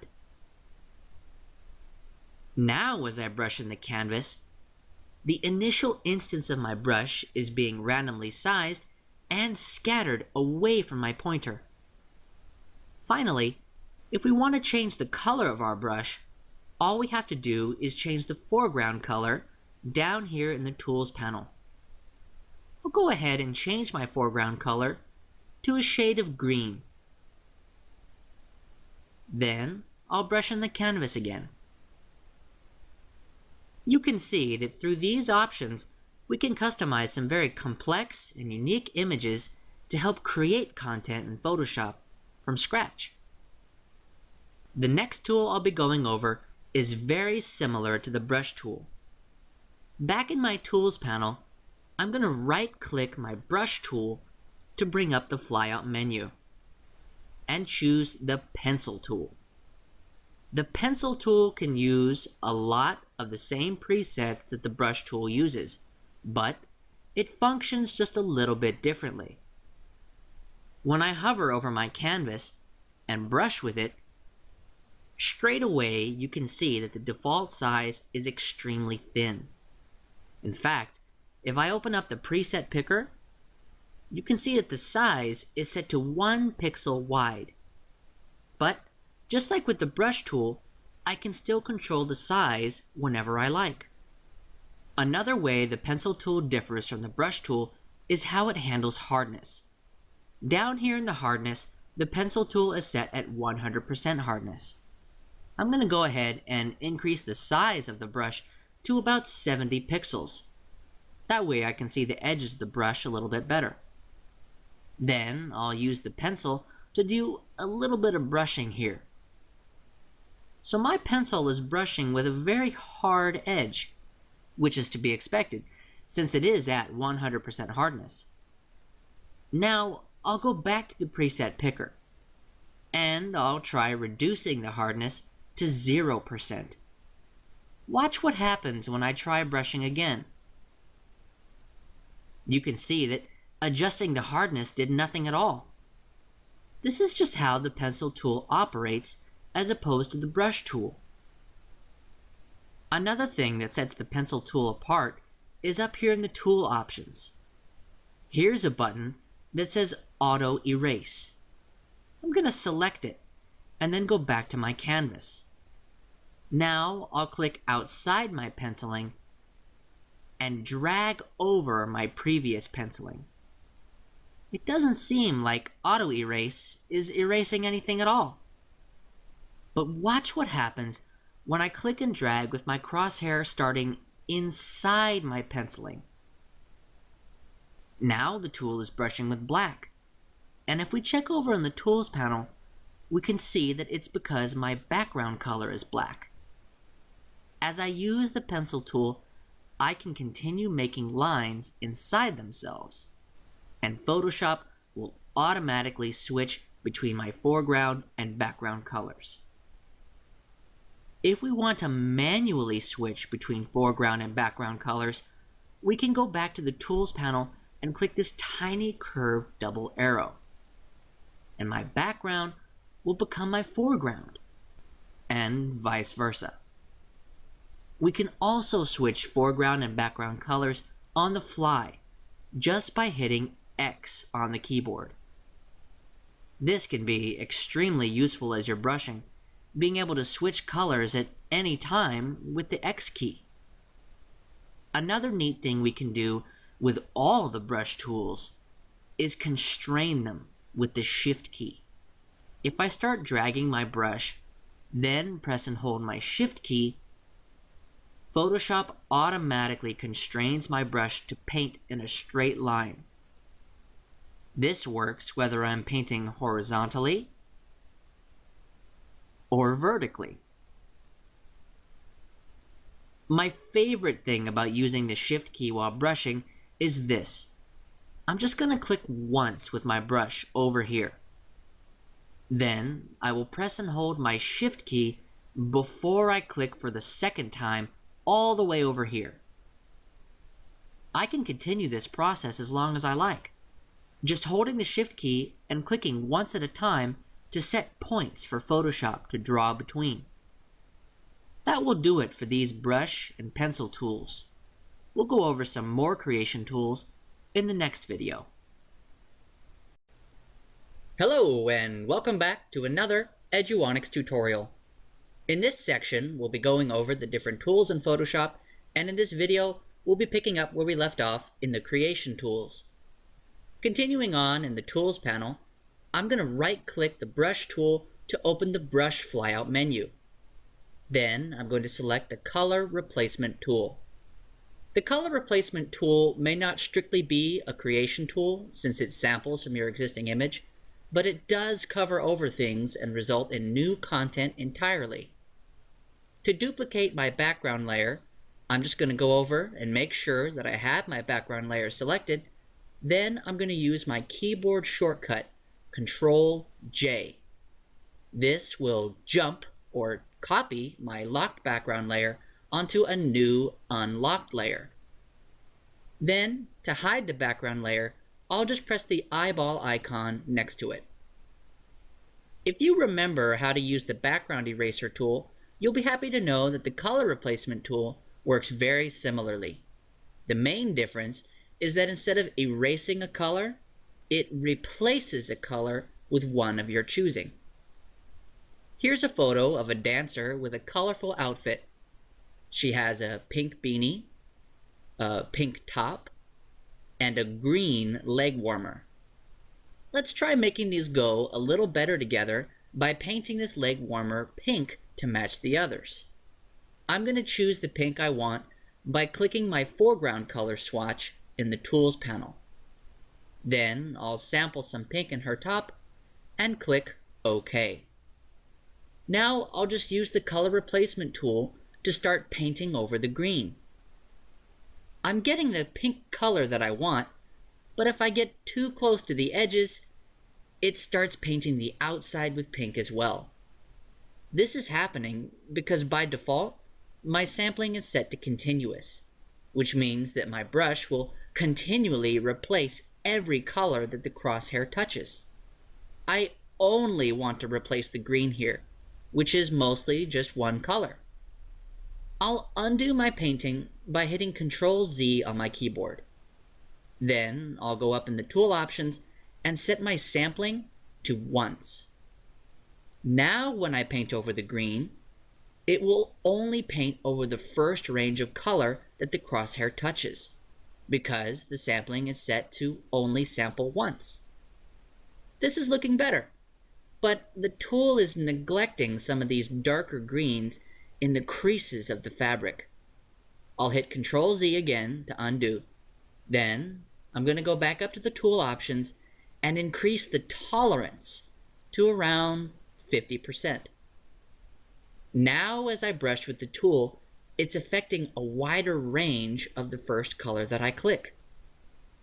But with the higher tolerance comes a greater chance for me to accidentally color over some areas outside of the fabric. If that happens, I can just keep using the tool, resampling other areas and brushing to cover over some of the mistakes.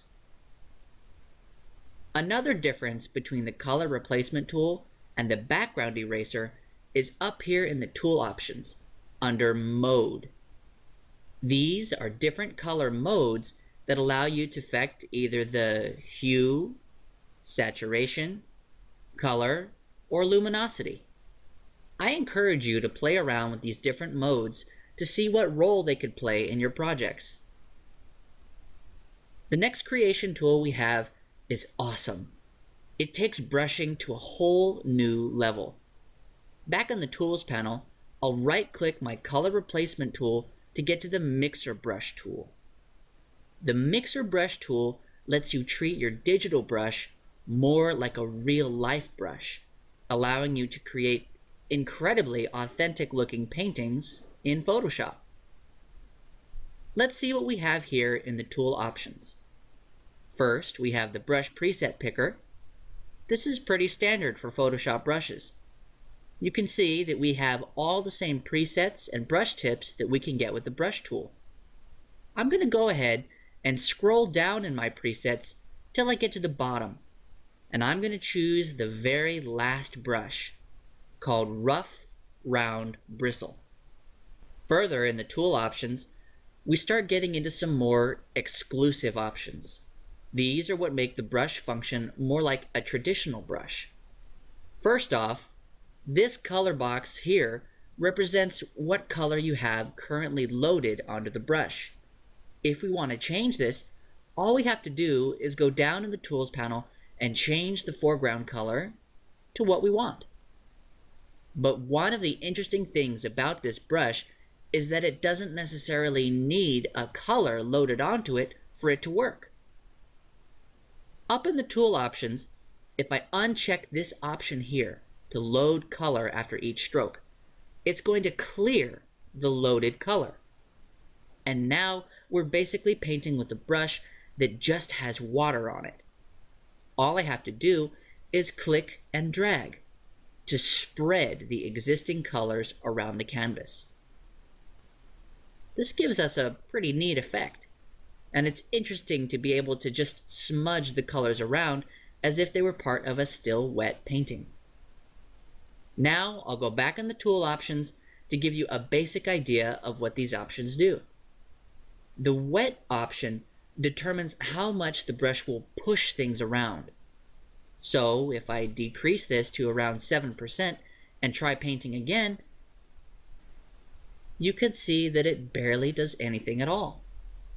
So if your brush doesn't have any paint loaded onto it, it absolutely must be somewhat wet to have any effect on your image. Back in the tool options, I'm going to bring that wetness back up to 100%. Then I'll go over to Mix and make sure it's at 0%. I'll explain why in just a minute. Load determines how much paint is loaded onto the brush before you paint with it. If I go back and select the button to load the brush after each stroke, then set the load to around 7%, you can see that the color starts off fine, but eventually it tapers off, and I'm back to using just a plain wet brush. Whereas if the load is set to 100%, the brush can continue to paint with my color indefinitely. Mix basically determines how much of the image will be mixed with the loaded paint. So 0% mix will show only loaded paint, while 100% mix will show very little paint at all. And instead, it'll just spread the image around as if it was wet again. This is why when I wanted to paint with only my loaded color, I had to set the mix to 0%. Finally, flow decides how dense your brush strokes will be. So if I set this to 100% flow, I'll get these very heavy, dense strokes. Whereas if I decrease the flow to around 15%, I'll still be painting, but with a much lighter brush that won't affect the image much at all. Again, I strongly encourage playing with the different presets and options Photoshop has to offer. This is one of the more complex tools in Photoshop, but it's also one of the most extensive tools. Speaking of extensive, that will about do it for this tutorial. We'll go over some more creation tools in the next video. Hello and welcome back to another Eduonics tutorial. In this section, we'll be going over the different tools in Photoshop, and in this video, we'll be picking up where we left off in the creation tools. The next creation tool I'll be going over is the gradient tool. It's located directly below the eraser tool in the tools panel. The gradient tool allows you to sample 2 or more colors and stretch whatever colors would fall between them. I'll show you what I mean by setting my foreground color to red and my background color to blue. Then I will click and drag a horizontal line on the canvas. The longer the line, the longer the transition will be between my 2 colors. So I could drag a very short line for a tight transition, or a very long line for a more gradual transition. Now that I've made my gradient, it has filled all available space on my canvas. On the far left, there's my pure red that I chose, and on the right, there's my blue. But the beauty of the gradient tool is this space in between. You can see that Photoshop has automatically faded the colors together and resulted in this nice purple in the middle. If we go up to the tool options, we can see that the gradient tool has presets as well, all with different combinations of colors. And clicking the gear wheel will bring up entire sets of them, just like with the brush tool. On top of that, the gradient tool can be laid in different shapes. If you pay attention to these buttons on the right, we can switch from a linear gradient to a radial gradient, to an angle gradient, to a reflected gradient, to a diamond gradient. You can actually customize your gradient before you lay it by clicking the gradient thumbnail in the tool options above. We can control the transparency of our gradient by using these opacity tabs on top. We can also add multiple colors to our gradient by adding some tabs on bottom. I'm going to make 3 tabs of red. Then I'll add 2 tabs of blue between them. Once I'm satisfied with my gradient, I can save all my changes by clicking the New button, then clicking OK to exit the gradient editor. And now I can use my new gradient on this image and in future projects. I'm going to go back into the tool options and select Linear Gradient. Then I'm going to click and drag horizontally back onto my canvas. The next tool I'll be going over is the Paint Bucket tool. I'll go back to the Tools panel and right-click the Gradient tool to reveal the flyout menu. Then I'll select the Paint Bucket tool. The Paint Bucket tool works a lot like the Magic Wand tool and the Magic Eraser tool, except it doesn't select areas or erase them. It simply replaces a certain range of colors with the color of your choosing. It's probably best used for changing the color of large, simple areas. I'm going to go to my foreground color in the Tools panel and change it to something like green. Then, if I click here in the blue, the Paint Bucket tool has filled some of this blue with green. You can see, though, that it's not quite filling all of the blue with green. The tool seems to be ignoring the areas on the sides where the colors begin to transition. This is because our paint bucket tool is only set to tolerate or affect a certain range of colors. Fortunately for us, that range can be easily adjusted. Up here in the tool options, I'm going to go over to tolerance. It's currently set to 32, which means it's affecting up to 32 instances of color beyond the first one that we click. I'm going to go ahead and bring this all the way up to 200. Then I'll click in this other bar of blue on the right. You can now see that the tool is affecting a much broader range of color. If we go back up in the tool options, we can see that there's a few more buttons to the right of our tolerance box. I'm going to focus on this box here called contiguous. Right now, the tool is affecting 200 instances of color beyond the color we click. But it's not going to affect that same color if it's all the way over here. This is where the contiguous option comes in. If I uncheck the contiguous button, then click in the red again, you can see that it affects all the reds on the canvas, even though there's other colors separating them. There's a few tools that utilize this contiguous function, and I did already go over the basics of it. I just wanted to take this opportunity to help visualize the concept a little bit better. I'm going to recheck contiguous so we can go back to the way it used to be. In addition to painting in colors, the paint bucket tool can also paint in patterns. I'm going to go up to the tool options and click the button that says foreground. Then I'm going to change it to pattern. This activates a thumbnail directly to the right. This is the pattern picker.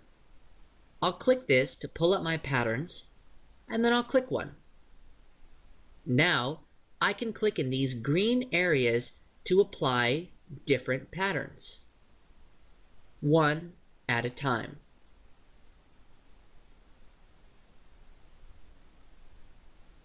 So you can see that the paint bucket tool isn't very precise, but it is very easy to use and it does get the job done. The next creation tool I'll go over is an absolute essential in graphic design. I'm going to go further down in the tools panel, past the pen tool, which I'll cover in another video, and I'll select the horizontal type tool. The type tools are what you use in Photoshop to add text of any kind. I'm going to show you the basics of how to start using the type tool so you can include words and text into your documents. First though, I'm going to clean up our canvas by filling it with white. To do that, I'm going to use a keyboard shortcut. I'll go ahead and hit Shift and F5 on my keyboard at the same time to bring up my fill window. Again, that's Shift F5. Then I'll click the Use option to select white, and then I'll click OK.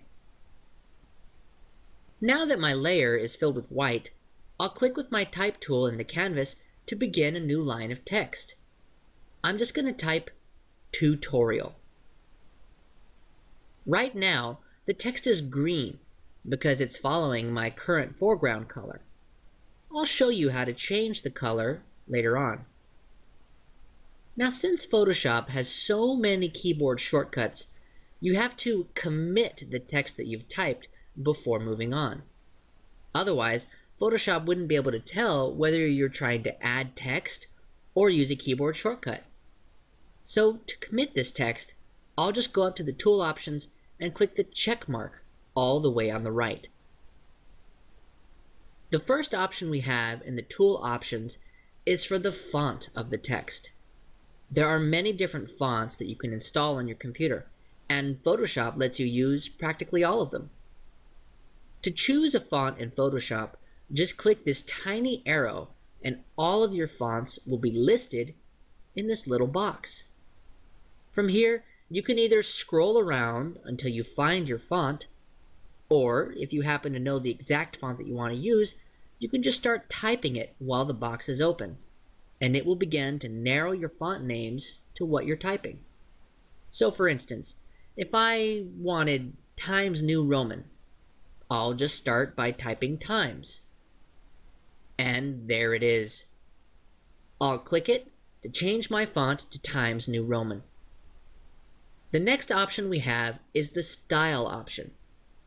If I click here in this box that says Regular, it pulls up a few different options. From here, I could change my font to Italic, Bold, or Italic and Bold. The next option we have is the font size. It's currently set to 60 points, but we could change it to whatever we like. Next up is the anti-aliasing option. Anti-aliasing is an effect that can be applied to pixel-based objects to make them look smoother. And from here, it can be changed to none, so we can just see the pure text without any extra smoothing or anything. From there, we do have multiple options that will add to our current text to make it appear sharp, crisp, strong, or smooth. Next up, we have the paragraph alignment. Now this is something that affects all text, whether it's in a full paragraph or not. To better illustrate how this works, I'm going to click my text with the Type tool to add to my text. I'm going to make a new line at the end of my tutorial text by going to the end and hitting the Enter key.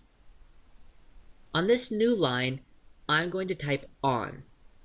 Then I'll hit Enter again. Then I'll write Type. And finally, I'll go back up to the tool options and hit the check mark to commit my type. Then I'll just switch to my Move tool to move this near the center of the canvas. Now I'll select my Type tool again to bring up the tool options for this text again. As I was saying earlier, these buttons control the paragraph alignment of my text. It's currently set to left alignment. If I click the one in the middle, it will completely center my text for middle alignment. And if I go up and hit the right alignment button, it will align all my text to the right. You probably guessed it by now, but this color box here represents the color of your type. By default, type will draw from your current foreground color. But if you want to change it after the fact, you can just switch it from here. Finally, probably the most important button on these tool options is the last one. When I click it, it brings up the character and paragraph panels. These take the basic options of the Type tool and expand on them, so you can virtually customize everything about your type. It's a little complicated for now, but you get the basic idea. Back in the Tools panel, if I right-click my Type tool, you can see that there's a few more type tools that we can choose from. They all follow pretty much the same rules, so I'm not going to go into them in this tutorial. But please, feel free to play around with all the type tools, and we'll continue the creation tools in the next video. Hello and welcome back to another Eduonics tutorial. In this section, we'll be going over the different tools in Photoshop, and in this video, we'll be picking up where we left off in the creation tools. In the last video, I just mentioned the pen tool, but I never showed you how to use it. The reason is that the pen tool is very unique, and it would be impossible for me to fit everything you need to know in a tutorial that includes other tools as well. However, now that we're in a new video, I can give the pen tool the attention it deserves. To start off, I'll go to the Tools panel and select the Pen tool. It's located between the Dodge tool and the Type tool. The Pen tool can be used to make paths, and these paths can be used to create shapes from scratch, or form selections to use in Photoshop. The pen tool is one of the more complicated tools you can use to select things in Photoshop, but it does allow you to make incredibly clean selections, making it a very accurate and useful tool. So in this tutorial, I'm going to focus on using the pen tool to create selections. To begin with, I'm going to set my first point by clicking in the top left of my canvas. Then I will set another point on the top right, bottom right, bottom left. Then as I approach my original first point, a circle icon will appear, indicating that I can just click once more to complete this path. This is the most basic way to use the pen tool. All I've done is create a closed square path. In fact, it's a lot like the polygonal lasso tool when we use it like this. Notice though that when I look in the layers panel to the right, the path we've made isn't showing anywhere. I'll explain why in a minute. Anyways, to turn this into a usable selection, all I have to do is right-click inside the path and click Make Selection. This brings up a dialog box called Make Selection. The first option we are faced with here is the option to feather the edge of our path. Feather is a way of referring to the hardness of the path. If you remember how the brush tools operate, you'll remember that a low hardness will result in a very soft, blurry brush, while a high hardness will be just the opposite, a very stiff, focused brush. So, when it comes to feather, it's basically the reverse of hardness. A low feather will result in a harder selection, while a high feather will result in a very soft selection. I want to demonstrate how clean the pen tool can be, so I'll leave the feather at 0% and click OK. This has converted my pen path into a familiar looking pixel selection.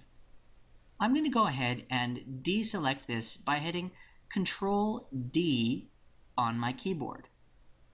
Now I can't see my path or my selection, either on the canvas or in the layers panel. So where is it? The reason my path is not showing up in the layers panel is because paths have their own panel, completely separate from the layers panel. Fortunately though, the paths panel is not too far. All we have to do is go here in the top of the layers panel and go all the way to the right and select the Paths tab to access the Paths panel.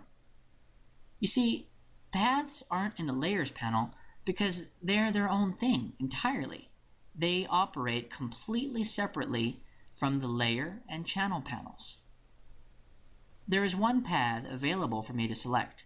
It's called Work Path. All I have to do to select it is to click the path, just like I would a layer.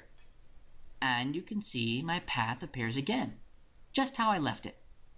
From here, I can right-click my path again and click Make Selection, or I can right-click it over here in the Paths panel, click Make Selection, and click OK. Now our selection is back. So now you can see that layers and paths are completely different, and they have their own panels to access them. I just used the pen tool to make a path, and I converted that path into a selection. But it's nothing really that can't be done with the polygonal lasso tool or a similar selection tool. Let me show you what really sets the pen tool apart from the others. First, I'm going to deselect my selection by hitting Ctrl D. Then, I'll delete my path by dragging it to the trash icon at the bottom of the Paths panel. Now I'll start a new path by clicking with the pen tool. But instead of letting go of my mouse button, I'll click and drag. You can see that it set my initial point, but now that I'm dragging, I have these additional points extending out on opposite sides. These are called anchor points, and they allow you to add curves to your paths. I'm just going to keep making points, clicking and dragging along the way. You can see that the anchor points basically allow you to tell your path which direction to turn. And the longer your anchor points are, the longer your curves will be. Whereas the shorter your anchor points are, the tighter your curves will be. When you're using the pen tool, there are two keys to keep in mind. These are the Alt key and the Control key. And I'll show you why in just a minute. Let's take a look at this photo I have here. Looks like a woman sitting in a beach chair, relaxing on the beach. It could be a man, I'm not really sure, but I would say that the hat and the elbows probably give her away. Anyways, I want to isolate her from this background. And to do that, I'm not going to use the lasso, quick selection, or background eraser. That's right, I'm going to use the pen tool. First, I'm going to get in a little bit closer to this image by going down in my Tools panel and selecting the Zoom tool. If I look here at the bottom left of the screen, you can see that there's a number here. The number that's listed is 50%. This number represents the size that the image is being shown. So if I click once with my magnifying tool, the number has jumped to around 66%. I'm going to click once more near her left arm to get to 100%. We are now seeing the image at its full size, and it will make it much easier for me to get that sharp selection I want. To continue using the pen tool, I'll use a keyboard shortcut. I'll just hit the P key on my keyboard. And I'm back to using the pen tool. Now, I want to start my path on a relatively straight area. So I'm going to click right here where her left arm first appears behind the chair. I want to click slightly inside the skin because I don't want to pick up any of the background by accident. I'll set my starting point and drag my anchor point along the edge to match the angle of her arm. Okay, it's looking good. I'll just keep moving around her arm and using my anchor points to match the curves.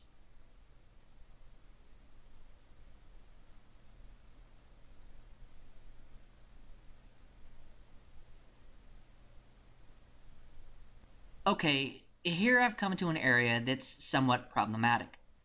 As I make this anchor point going up the hat, my previous anchor point is warping this curve so that it goes inside the hat instead of around the edge. This is where the Alt key comes into play.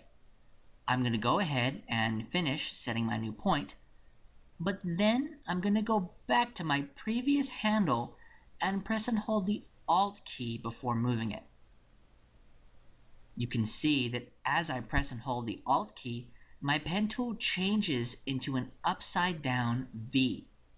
And as I drag the handle, it breaks away and moves independently of the handle on the opposite side. Now I'll just drag it to match the angle of the hat and move on.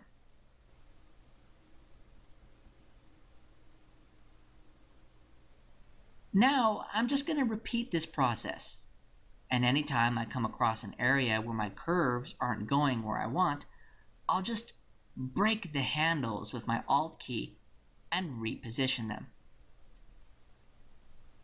Speaking of repositioning, if I happen to make a point outside of my shape, or if I want to adjust an existing point, that is where the Control key comes in.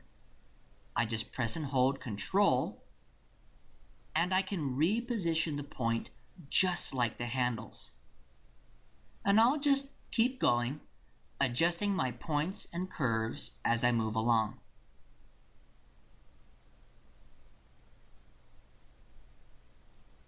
Now remember, this doesn't have to be perfect. all I have to do is try to stay inside what I want to select and make the curves match as much as I can. But even if I don't make the curves just right, chances are that people aren't going to notice, because I only intend to show them what I selected and not the original full image.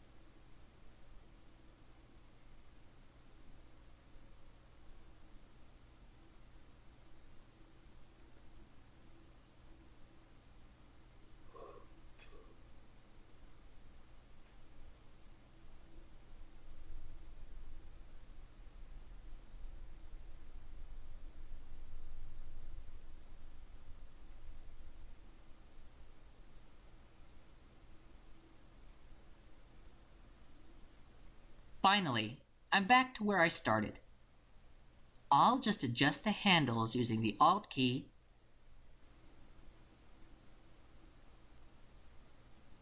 till it looks just right.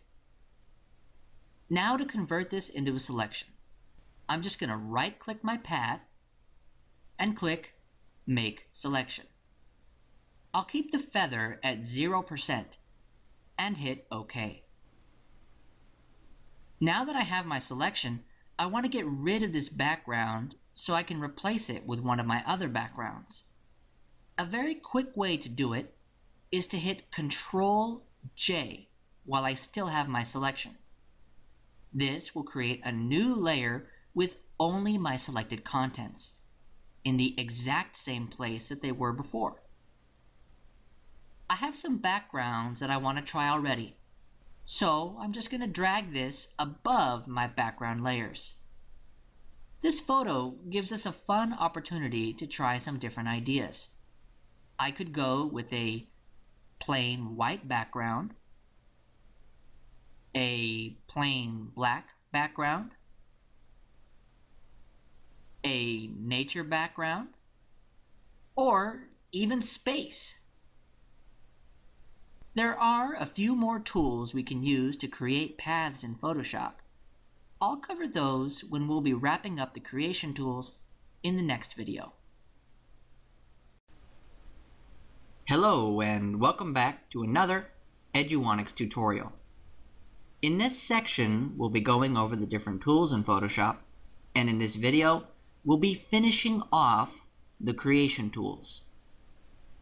The final creation tools we'll be going over are the shape tools. The shape tools are located a ways below the pen tools, but they are very much related to each other, and I will show you why. First, I'll use my rectangle shape tool to make a simple rectangle on my canvas. So a few things have happened. I made the rectangle, my properties panel has popped up, and there is a new layer in my layers panel called rectangle 1. So I have a shape layer in my layers panel. But if I go over to my Paths panel, you can see that my rectangle shape appears there as well. This is because, like I mentioned before, the pen tools and the shape tools are very much related in that they are all vector objects. What is a vector object? In Photoshop, there are a few different ways to display images. One way is through raster graphics, and another way is through vector graphics. Raster graphics are made up of pixels and are best for real-life photos, whereas vector graphics are mathematical calculations that are best for simple paths and lines, like logos. There are benefits and drawbacks to each, but that's why Photoshop provides us with both of them as options. Since I've already made a vector rectangle, I'll show you what a raster rectangle looks like. I'll switch back to my Layers panel, make a new blank layer by clicking the New Layer icon at the bottom of the Layers panel. Then I'll go up to my Rectangular Marquee tool and make a rectangle-shaped selection. I'm going to fill this with black to match the other rectangle. I'll hit Shift F5 on my keyboard to bring up my fill window. Here I will set my fill to black and hit OK. Then, to deselect this rectangle, I'll just hit Ctrl D. To make sure that we'll remember how to distinguish these two rectangles, I'll go up to the Layers panel and rename this to Raster. Then I'll rename the other layer to Vector. Now I'll select my raster layer and switch to my eraser tool and do some erasing. The raster rectangle is behaving as expected, and the more I use the eraser, the more pixels are being destroyed from its fill. Now, with my eraser tool still enabled, I'll select my vector layer and start erasing. Instead of erasing, a notification has appeared, and it wants me to rasterize the layer before proceeding. This is because this rectangle isn't made up of pixels that we can erase with raster tools. Instead, vector requires you to alter the shape path with vector tools. Now, since vector graphics aren't comprised of pixels, they can serve many applications that raster graphics can't. But the same is true the other way around. That's why we have reason to be happy that Photoshop offers both. Anyways, I'll delete these layers and move on to the next shape tool. I'm just going to right-click the rectangle tool to bring up the shape tool flyout menu and select the rounded rectangle tool. Then I'll click and drag it onto my canvas. Another neat thing about vector shapes in Photoshop is that you have immense control over their properties. If I go up here in the tool options, I have a full bar of buttons to play with. The main ones are the fill, stroke, width, height, and in the case of the rounded rectangle tool, the radius. As you may have guessed, if I go over and click the fill thumbnail, I can change the fill color to whatever I like. But an option you may be unfamiliar with is here in the stroke. I can select another color, and you can see that it basically outlines my rectangle with that color. I can then adjust the size of that outline with this slider. I can also go over here and change the style of the stroke. Then this button on the bottom left affects whether the outline appears outside, inside, or centered onto my shape. The next options are a little more standard, but they're still important. Here I can change the width of my shape, and here I can change the height. Right now, the width and height are unconstrained, operating independently from each other. That's where this button between them comes in. If I select this and then try to change the width, you can see that now the height follows it, scaling proportionately. And finally, something that sets the rounded rectangle tool apart from the regular rectangle tool is this option, radius. This controls the radius or curve length of the edges. If I decrease the radius, the rectangle will develop harder edges. Whereas if I increase the radius, the rectangle will appear more rounded. I'm going back to the Tools panel again and right-clicking my rounded rectangle tool to bring up the Shape Flyout menu. I'm not going to go over all the shape tools Photoshop has, not only for the sake of time, but also because most of them offer the exact same options we just went over. So I'm just going to skip down to the Line tool. One requirement that most paths and shapes have in Photoshop is that they be closed or loop back to their original starting point. The Line tool, on the other hand, lets you make a single line without having to loop it back at all. Using this, you can make free lines using only the stroke as your color. The next shape tool is very special. I'm going to clear the canvas by deleting my current shape layers.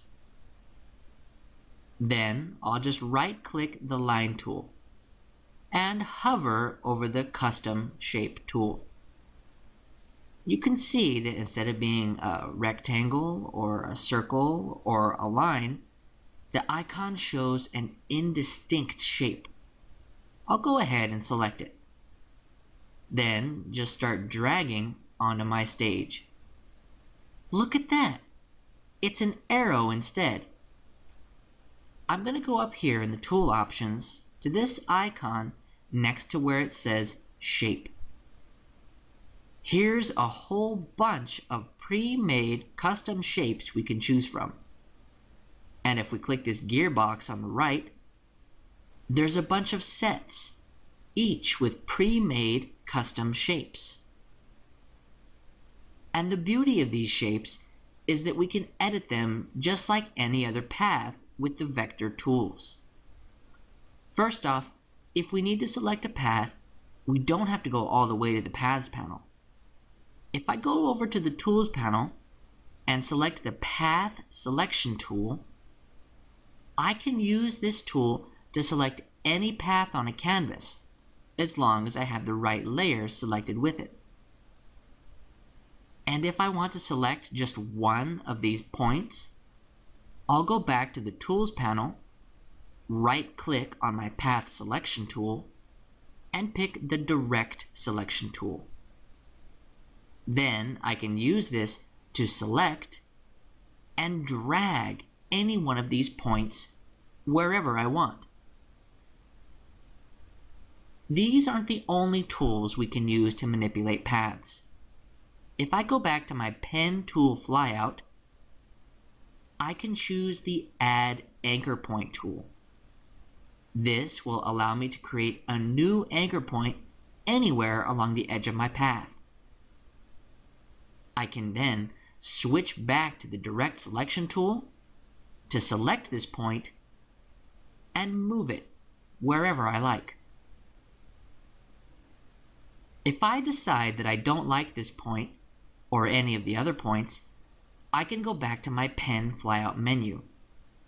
Select the Delete Anchor Point tool, and click any anchor point I want to remove. Now, it should be noted that there are other ways to delete anchor points, but they will often break the closed loop of the path and cause problems for you down the road. If you want to delete any anchor points, I strongly recommend using the Delete Anchor Point tool. Finally, there's another path tool I want to quickly show you. I'll select one of these anchor points by first switching to the Direct Selection tool, then selecting a point. Remember these little handles? They control the curve of the line connected to the point. There's a tool that we can use back in the Pen Tool flyout called the Convert Point tool. Then, if I use it to click a point with handles, it will remove the handles and make the lines perfectly straight. And the Convert tool also works the other way around. If there's a straight corner that we want to convert into a curve, we can just click that point and drag to create a curve with handles and all. Okay, that will do it for the creation tools. We're going to start going over the workspace tools in the next video.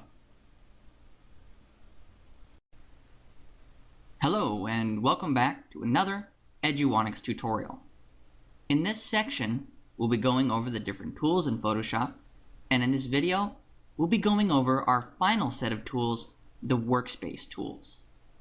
The workspace tools help you to navigate your canvas without necessarily altering your images. They're basically supplemental tools that just make your workspace fit better to your creative style. The first workspace tool I'll be going over is the eyedropper tool. It's located in the first quarter of the Tools panel, directly below the Crop tool. The eyedropper tool is a quick way to sample your foreground and background colors. Pay attention to my foreground color near the bottom of the Tools panel. Then watch as I click a color on my canvas. The eyedropper tool has switched my default foreground color of black to my new foreground color with just a click. Now, if I click a different color and hold, you can see that around my cursor is a big circle. This is called the sampling ring, and it's displaying the color I'm clicking on top of the ring while displaying the previous color I clicked on the bottom of the ring. Now if I want to choose my background color with the eyedropper tool, all I have to do is press and hold my Alt key before I click. You can see at the bottom of the Tools panel that both my foreground and background colors have been changed from their defaults using the eyedropper tool. I'll go to the Tools panel and right-click the eyedropper tool to bring up the flyout menu, and select our next tool, the Color Sampler. The Color Sampler is sort of similar to the eyedropper tool. It's just more suited for getting information on the colors that you choose.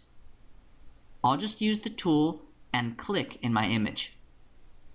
Instead of changing my foreground color, the Sampler tool has just placed a crosshair with the number 1 below it. I can click again in another area, and another area. Photoshop allows you to sample up to 10 colors with this tool. And you can see it's adding these colors to my info panel on the right. The info panel is displaying the number values for the colors I've clicked. I can bring up different values by clicking these mini eyedropper thumbnails. I'll go in the Tools panel and right-click the Color Sampler to bring up the flyout menu, and select our next tool, the Ruler tool. It's fairly common to need to know the length and width of your image. To do that, we can just hit Ctrl-R on the keyboard to enable our rulers. but occasionally you need to know the length of something specific inside your image. To do that, we can just click and drag with the ruler tool. As I drag, you can see the values on top in my tool options change. Now that I've measured an area on my image, I can check these values on top. Here in X and Y is the location on the canvas where I used my ruler. Then, as I look further on the right, here's my ruler width, height, and the angle of my ruler. If we want to use this angle to rotate the image, I'll just go over to this straighten layer option, and it will rotate the image to a point where the ruler will be completely level. I'll hit Ctrl Z on the keyboard to undo this rotation. I'll go to the Tools panel and right-click the ruler tool to bring up the flyout menu, and select our next tool, the Note tool. The Note tool can be extremely helpful for setting reminders or coordinating with other designers. When I click with it in my canvas, it adds this little floating icon that I can drag anywhere inside my image or outside my image in the gray space. Over here in the right, my Notes panel has popped up. Here I can write a little note as a reminder for myself to remove background. And if I happen to be working with other designers, I can go up in the tool options and write my name in the author box. Matthew Brown. Now, if I pass this file on to someone else, they will see my note with my name and message on it. I'll go ahead and make another note on my canvas. Then write background removed, as if somebody else wrote it. I'll also go up here in the tool options and change the color so this note stands out a little more from the other one. If these notes are getting in the way, but I don't want to delete them, I can just go up to View, Show, Notes. This will hide all my notes until I enable them again, or start using the Note tool again. If I really want to delete one of these notes, I can just click one, then click the trash icon on the bottom to delete it. And if I want to delete all my notes, I can just go up in the tool options and click Clear All. I'll go over the Tools panel near the bottom and select our next tool, the Hand tool. The Hand tool doesn't move the image. It moves your view of the image. I'll just click and drag. And you can see it just lets you center specific areas of the image. This is especially useful if you're working on an image very closely and it takes up your whole canvas. The keyboard shortcut for the Hand tool is the spacebar. And like with most tool shortcuts, you can have an entirely different tool selected while you use the shortcut to temporarily switch to another tool, only to switch back to your original tool as soon as you release the key. I'll right-click the Hand tool to get to our next tool, the Rotate View tool. This one works a lot like the Hand tool, only instead of moving your view around, it rotates it. If I click and drag, it rotates my view at the very center of my window. So I can hold spacebar to move a corner of my image to the center of my window. Then I'll use Rotate View to start rotating from that point. Now it's important to remember that this isn't affecting your image at all. It's just rotating your current perspective of the image. So if I were to save this image and reopen it, it will be straightened out like I never rotated it at all. Up in the tool options, it displays the exact rotation. So if we have a specific angle in mind, say 45 degrees, we can just type 45 in the box to rotate there. And if we want to see things as they were before we rotated, we can just click this button here called Reset View. The next tool should be somewhat familiar. It's directly below the Rotate View tool in the Tools panel, shown by a magnifying glass. It's the Zoom tool. I'll just use it to click in my canvas to zoom in increments. By default, the Zoom tool wants to zoom in. To zoom out, all we have to do is hold the Alt key before we click, and it zooms out. Up in the tool options, if Scrubby Zoom is enabled, we can click and drag in the canvas to the right or to the left to zoom in and out. And if I go back up and disable Scrubby Zoom, I can click and drag my Zoom tool to make a rectangular marquee. Once I release, it will zoom to show what's inside my rectangle. We've already touched on the foreground and background colors. I'll just go over them again so we're all on the same page. I can click the box on the top left to set my foreground color, and the box on the bottom right to set my background color. Then I can switch them with the curved double arrow on the top right. Then switch back to my default colors with this button on the top left. Below the color swatches is a button for Quick Mask Mode. If I click this now, nothing happens. This is because we don't have any selections in our canvas. I'll disable it by clicking it again. Then I'll use my rectangular marquee tool to make a selection. Now that I have my selection, I'll hit Q on my keyboard to enable Quick Mask Mode again. Now you can see the area that I selected with the rest of the image tinted in red. Quick Mask Mode basically allows you to view your selection in a different way so that you can use different tools to edit your selection. Masks can be amazing for making and editing selections. I'll go more in depth with masks in another video. Finally, we have the last button in the Tools panel, the Window Mode button. If I click this once, it gets rid of my scroll bars on the bottom and on the right. This is just a way of working in Photoshop with a bit of a cleaner canvas.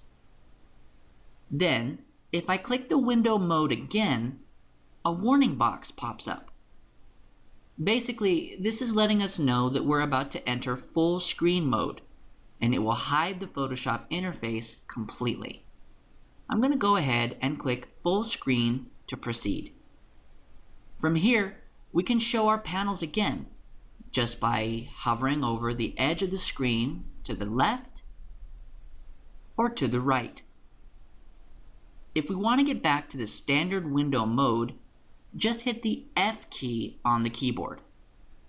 And we're back. Okay, that will do it for the workspace tools, and the tools in general. In the tools section, we covered the tools to set selections, we covered the tools to manipulate the contents of those selections, we covered the tools to create content from scratch, and we covered the tools to make the workspace fit our needs. Now that we've covered this section on tools, I'll start going over a new section, Workflow, in the next video. Hello, and welcome back to another Eduonics tutorial. My name is Matthew Brown, and I'm your instructor for this course.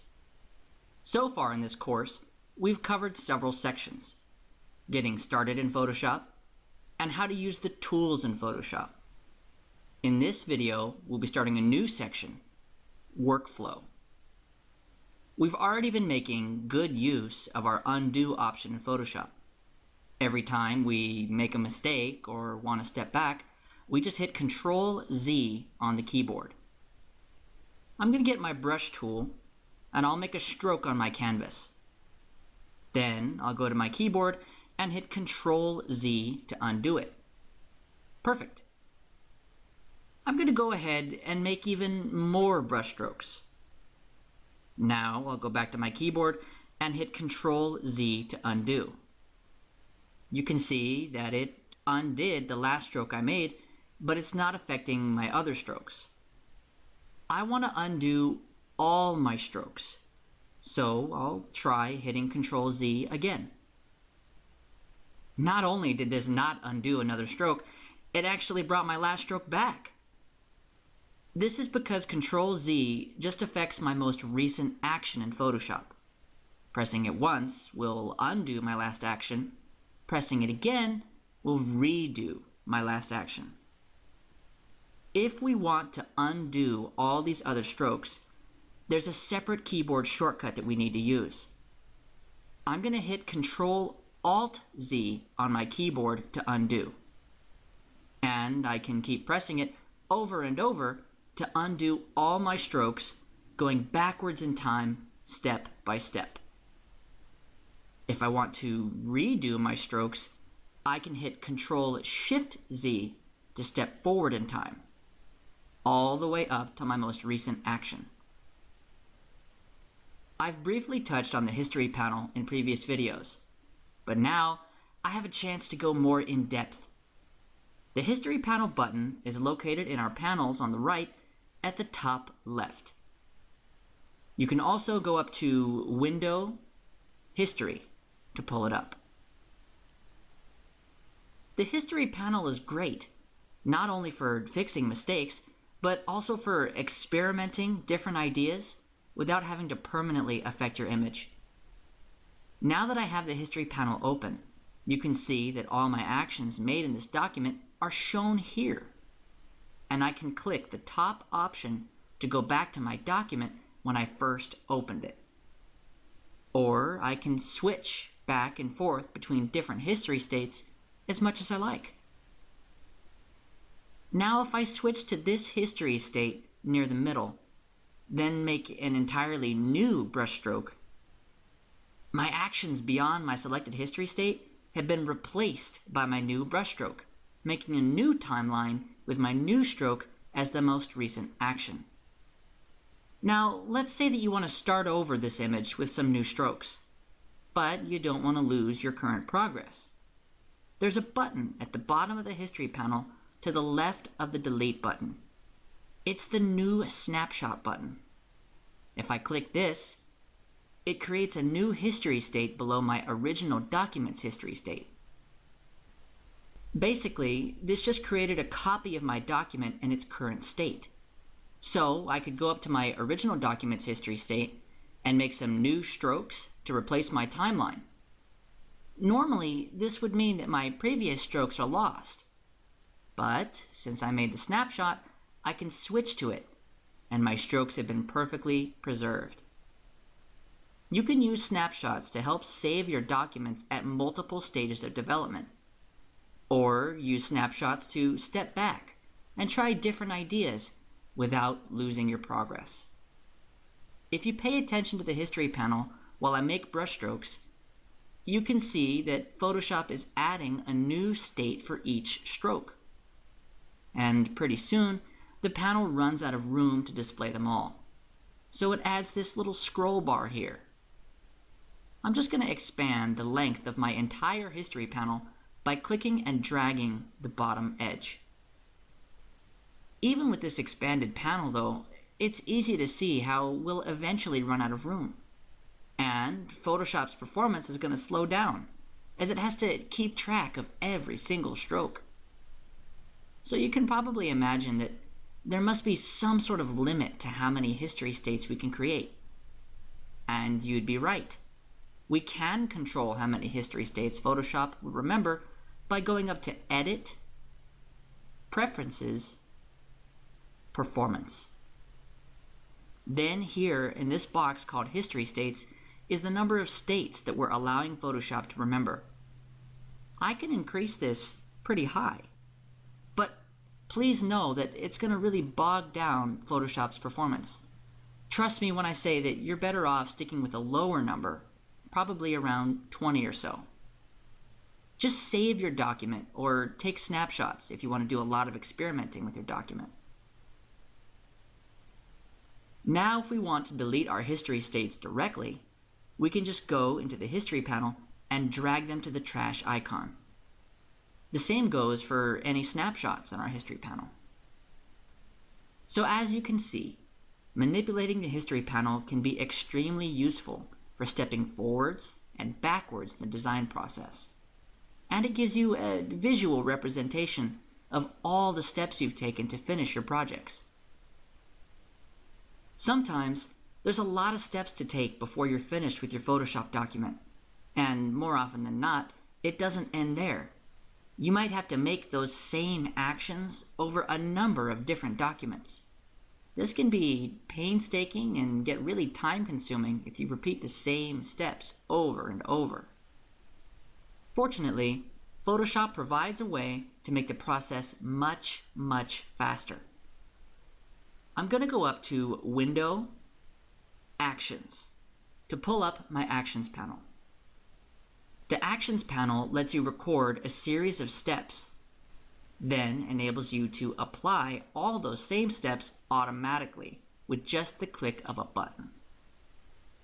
The first thing we see when we open the Actions panel is a folder here called Default Actions. To open or expand this folder, I'll just click the little triangle next to the folder icon. This expanded a little further than the panel will allow, so I'm just going to click and drag the bottom to give these some room to breathe. These are the actions that Photoshop provides as the default. I'm going to go down and select the action that starts with sepia toning. Then I'll go down to the bottom of the Actions panel and click the play button. The first thing I notice is that my image has this brownish tint to it, almost making it look like an old faded photograph. If I go over to the Layers panel, 2 more layers have been added above my original background layer. Let's go over to the History panel and see what else we can find. So what this action has done is take a snapshot of my document before applying any changes. This is a fail-safe Photoshop adds by default, because actions can contain so many steps that they will overflow your History panel, and you might not be able to undo the action if you decide you don't like it. Taking a snapshot beforehand allows you to undo the action, no matter what. I'm going to jump over to the Action panel just by clicking the button here to the right, below the History panel button. Our sepia toning action is still highlighted. I'm going to go ahead and expand it by clicking the little arrow icon beside it. Here we get a more detailed look of exactly what the action has done. It looks like it made a snapshot, duplicated my background layer, desaturated that new layer, and here at the bottom where it says Make, if I expand it, I can see that it made a hue saturation layer with a brownish hue, resulting in my sepia tone. Now with these actions, we don't have to play the whole action if we don't want to. You can click any one of these steps and play the action from that point on. Or you can double-click a step to apply that step alone. Okay, now that we have a decent understanding of how actions work, we're ready to make our own action. I'm going to close this document and move on to these other images that I have. All 3 of these images are really similar, but they all have different dimensions. To make these match better, I'm going to record an action of cropping one of the images, then apply that action to the rest of them. This last image is the smallest out of all of them, so I'm going to use this as sort of a template to match the others to. To find out exactly how big this image is, I'll go up to Image, Canvas Size. Then I'll switch my unit from inches to pixels. Okay, so this is exactly 824 by 1836 pixels. I like rounded numbers, so I think I'm going to crop this to 800 by 1800 pixels. But not just yet. I want to record this as an action to use on the others, so I'll cancel this. I'm going to go up to my action panel, then I'll hit the new action button just beside the trash icon. I'm going to name this crop, then hit record. So now you can see there's my new crop action below all the other actions. And at the bottom of the actions panel, this record icon has turned red, which means that anything I do within Photoshop will be recorded from this point on until I tell it to stop. So I'll go back up to Image, Canvas Size, switch from inches to pixels, and change my width and height to 800 by 1800 respectively. Then I'll click OK. A warning box is popping up, basically letting me know that my crop is smaller than my image. I'm going to check this option for Don't Show Again, then proceed. Now that my crop is complete, I will just stop this recording by clicking the stop icon to the left of the record icon. Okay, I've just made my own new action. But you know what? I didn't make the fail-safe snapshot before cropping my image. Fortunately, the sepia toning action still has a snapshot as one of its steps. So, to copy it, I'm just going to press and hold the Alt key on my keyboard and then drag the Make Snapshot step down to my crop action. And I'll release it just above my canvas size step. Now my action is done, and I can apply it to my other images. So I'll just switch to one of them. Then I'll select my crop action from the top and click the play button. Perfect! It cropped my image to the exact same size as the other one. And if I go over and check the history, you can see that it even has my snapshot as a failsafe. That worked so well, I'm going to go to my final image. I'll pull up my Actions panel and click Play again. This crop action will work for any image I want to be cropped to this size. I want to make sure that I can find this action later. So in the Actions panel, I'm going to click the folder icon to make my own folder, separate from the default actions. I'll name this set Custom Actions and click OK. Then I'll drag my crop action into it, and I'll go up to click the triangle next to the default actions to minimize them. Okay, that will do it for the history and action panels. I'll go over some more workflow features in the next video. Hello, and welcome back to another Eduonics tutorial. In this section, we're going over workflow in Photoshop, and in this video, we'll be covering colors, color swatches, adjustment layers, and styles. We're already familiar with the basics of choosing colors. Here in the Tools panel, we have our foreground and background colors. And if we click one, we get this large color picker that not only lets us choose our color, it also gives us the exact number values for the color we're choosing. This is good if we can take the time to open the picker, choose the color we want, and finally hit OK to actually switch to that color. However, sometimes people need colors fast, while their inspiration is still hot. They need something more like the color panel. Up here in my panels on the right, the first one we see on top is the color panel. You can see that the interface looks a lot like the color picker. But watch how easy it is to just pick a color and start painting with it. Another advantage of the color panel is that if we click and drag the top tab area, we can pick it up and move it wherever we like. Some digital painters prefer to have their color panel right on the canvas.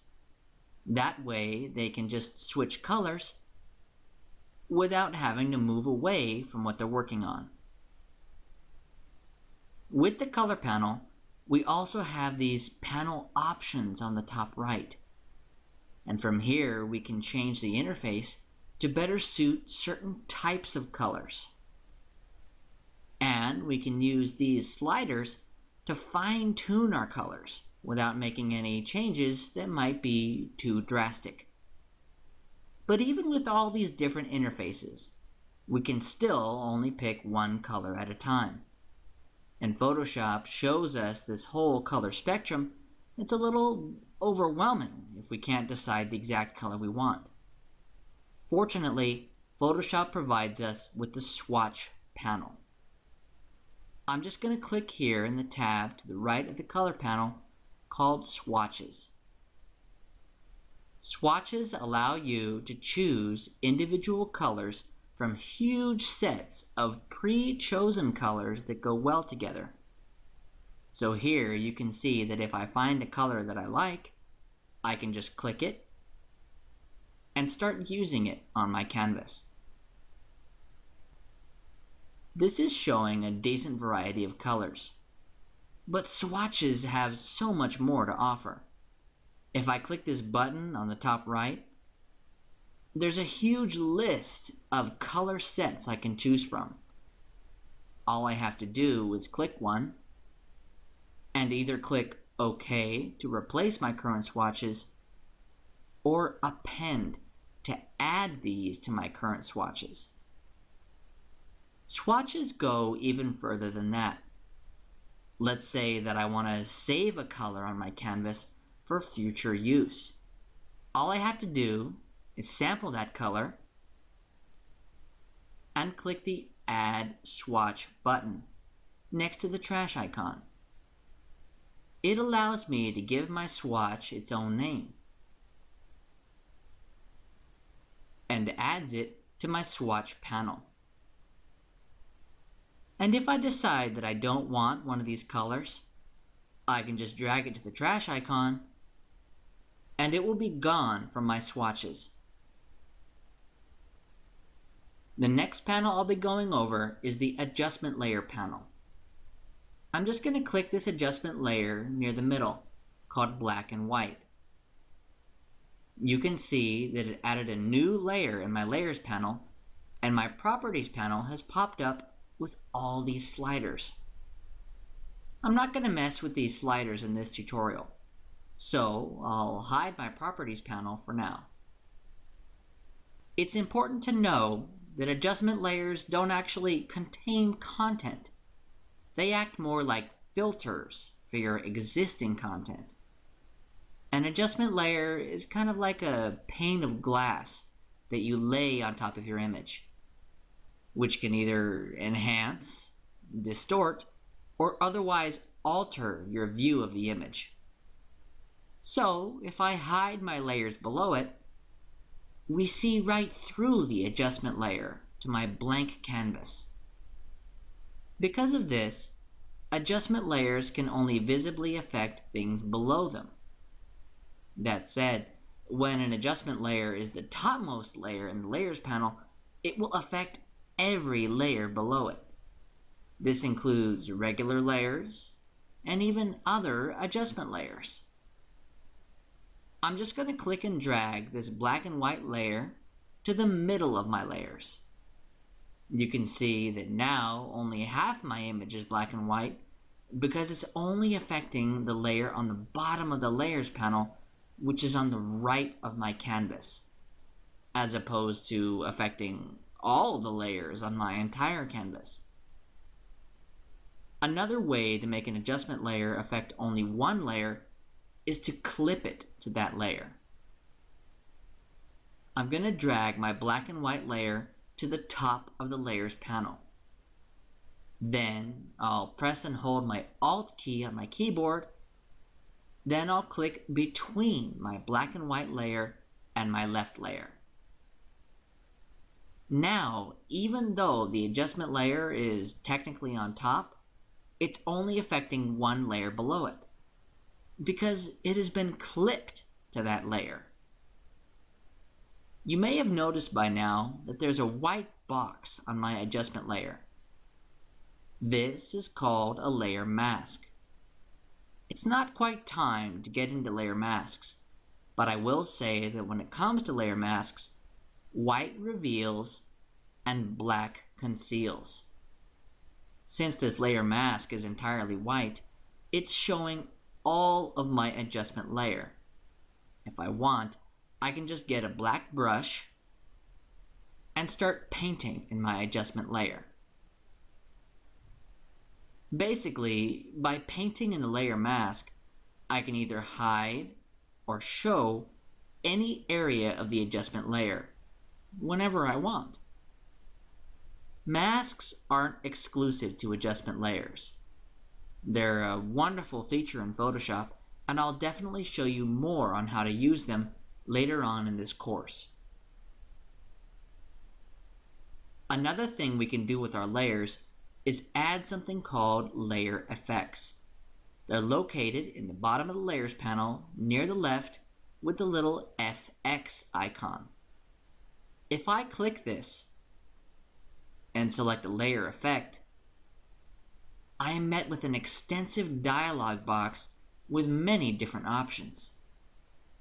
This can be a little daunting, so I'm going to hit cancel and go straight to my Styles panel. Styles are presets of layer effects. If I click one, you can see it really changes the look of my layer. Back in the Layers panel, you can spot the layer effects that are being applied directly below the layer you've selected. Unlike adjustment layers, styles will replace each other if you apply them to one layer. So I can just keep clicking different styles, and they won't stack on top of each other or combine in any way. As with most presets, we can find more by clicking the panel's Option button. Here we're met with entire sets of styles to try. Some of them are best suited for buttons, photographs, or text. If I decide that I don't like a style that I've already applied, I can just go over to the Layers panel and drag the Effects option down to the trash icon. Okay, that will do it for the color, swatches, adjustments, and styles panels. I will go over some more workflow features in the next video. Hello, and welcome back to another Eduonics tutorial. In this section, we're going over workflow in Photoshop, and in this video, we'll be covering colors, color swatches, adjustment layers, and styles. We're already familiar with the basics of choosing colors. Here in the Tools panel, we have our foreground and background colors. And if we click one, we get this large color picker that not only lets us choose our color, it also gives us the exact number values for the color we're choosing. This is good if we can take the time to open the picker, choose the color we want, and finally hit OK to actually switch to that color. However, sometimes people need colors fast, while their inspiration is still hot. They need something more like the color panel. Up here in my panels on the right, the first one we see on top is the color panel. You can see that the interface looks a lot like the color picker. But watch how easy it is to just pick a color and start painting with it. Another advantage of the color panel is that if we click and drag the top tab area, we can pick it up and move it wherever we like. Some digital painters prefer to have their color panel right on the canvas. That way they can just switch colors without having to move away from what they're working on. With the color panel, we also have these panel options on the top right. And from here, we can change the interface to better suit certain types of colors. And we can use these sliders to fine-tune our colors without making any changes that might be too drastic. But even with all these different interfaces, we can still only pick one color at a time. And Photoshop shows us this whole color spectrum. It's a little overwhelming if we can't decide the exact color we want. Fortunately, Photoshop provides us with the swatch panel. I'm just going to click here in the tab to the right of the color panel called swatches. Swatches allow you to choose individual colors from huge sets of pre-chosen colors that go well together. So here you can see that if I find a color that I like, I can just click it and start using it on my canvas. This is showing a decent variety of colors, but swatches have so much more to offer. If I click this button on the top right, there's a huge list of color sets I can choose from. All I have to do is click one and either click OK to replace my current swatches or append to add these to my current swatches. Swatches go even further than that. Let's say that I want to save a color on my canvas for future use. All I have to do is sample that color and click the Add Swatch button next to the trash icon. It allows me to give my swatch its own name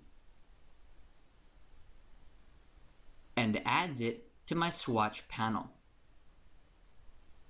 And if I decide that I don't want one of these colors, I can just drag it to the trash icon and it will be gone from my swatches. The next panel I'll be going over is the adjustment layer panel. I'm just going to click this adjustment layer near the middle, called black and white. You can see that it added a new layer in my layers panel, and my properties panel has popped up with all these sliders.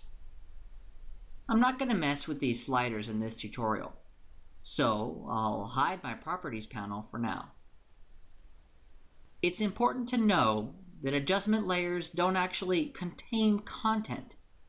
They act more like filters for your existing content.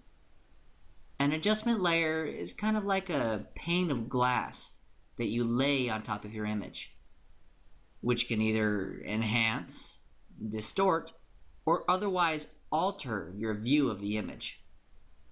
So, if I hide my layers below it, we see right through the adjustment layer to my blank canvas. Because of this, adjustment layers can only visibly affect things below them. That said, when an adjustment layer is the topmost layer in the layers panel, it will affect every layer below it. This includes regular layers and even other adjustment layers. I'm just going to click and drag this black and white layer to the middle of my layers. You can see that now only half my image is black and white because it's only affecting the layer on the bottom of the layers panel, which is on the right of my canvas, as opposed to affecting all the layers on my entire canvas. Another way to make an adjustment layer affect only one layer is to clip it to that layer. I'm going to drag my black and white layer to the top of the Layers panel. Then I'll press and hold my Alt key on my keyboard. Then I'll click between my black and white layer and my left layer. Now, even though the adjustment layer is technically on top, it's only affecting one layer below it, because it has been clipped to that layer. You may have noticed by now that there's a white box on my adjustment layer. This is called a layer mask. It's not quite time to get into layer masks, but I will say that when it comes to layer masks, white reveals and black conceals. Since this layer mask is entirely white, it's showing all of my adjustment layer. If I want, I can just get a black brush and start painting in my adjustment layer. Basically, by painting in the layer mask, I can either hide or show any area of the adjustment layer whenever I want. Masks aren't exclusive to adjustment layers. They're a wonderful feature in Photoshop, and I'll definitely show you more on how to use them later on in this course. Another thing we can do with our layers is add something called layer effects. They're located in the bottom of the Layers panel near the left with the little FX icon. If I click this and select a layer effect, I am met with an extensive dialog box with many different options. This can be a little daunting, so I'm going to hit cancel and go straight to my Styles panel. Styles are presets of layer effects. If I click one, you can see it really changes the look of my layer. Back in the Layers panel, you can spot the layer effects that are being applied directly below the layer you've selected. Unlike adjustment layers, styles will replace each other if you apply them to one layer. So I can just keep clicking different styles, and they won't stack on top of each other or combine in any way. As with most presets, we can find more by clicking the panel's Option button. Here we're met with entire sets of styles to try. Some of them are best suited for buttons, photographs, or text. If I decide that I don't like a style that I've already applied, I can just go over to the Layers panel and drag the Effects option down to the trash icon. Okay, that will do it for the color, swatches, adjustments, and styles panels. I will go over some more workflow features in the next video.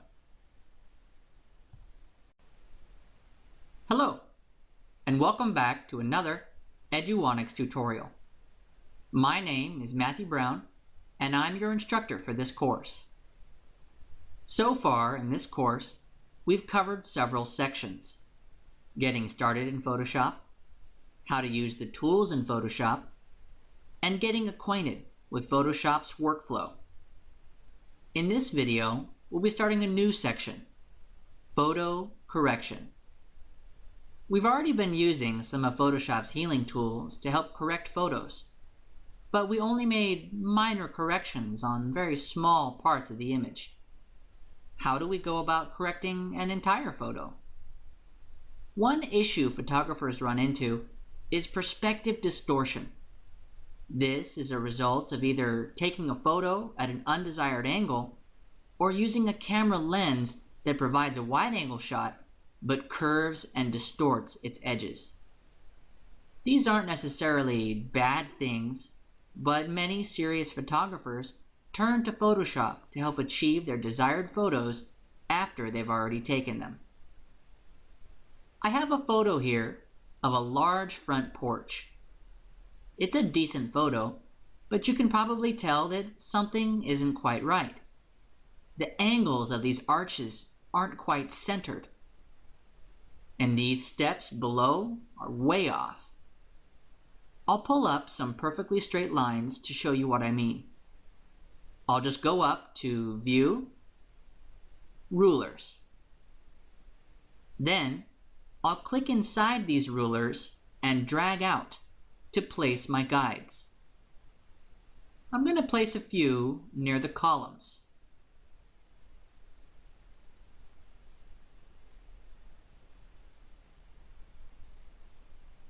Then I'll place a few near the steps.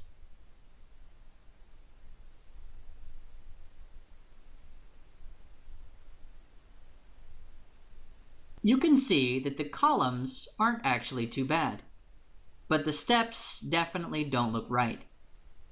I'll hide my guides by going back up to View, Show, Guides.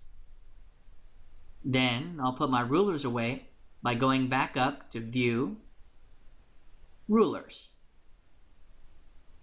A very easy tool to correct perspective is actually one that I've touched on before. I'm going to go in the Tools panel and right-click the Crop tool to get to my Perspective Crop tool. Then I'll start by making my first point near the edge of these bricks on the top left. Then I'll go all the way across for my second point in a similar area on my bricks. Then I'll go down to the edge of the steps for my third point. Then I'll go all the way back across on the steps to make my final point. This box I just drew will represent the new perspective I want the photo to have. I'll just drag the edges out to encompass most of the photo on the left and right, and on the top, and on the bottom.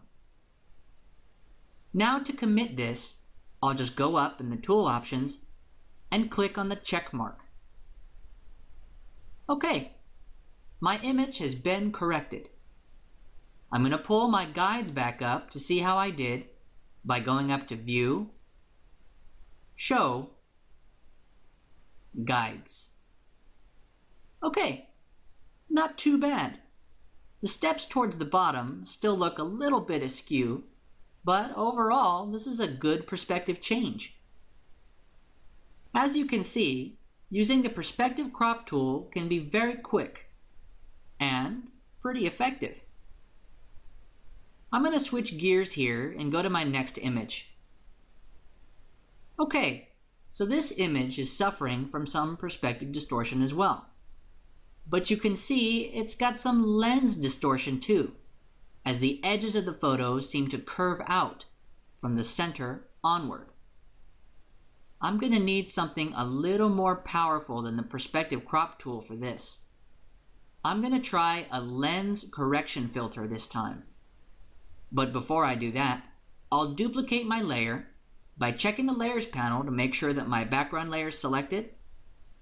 Then I'll hit Ctrl-J on my keyboard to jump or duplicate this layer above itself. Now that I have a copy of my original image, I'll go up to Filter, Lens Correction.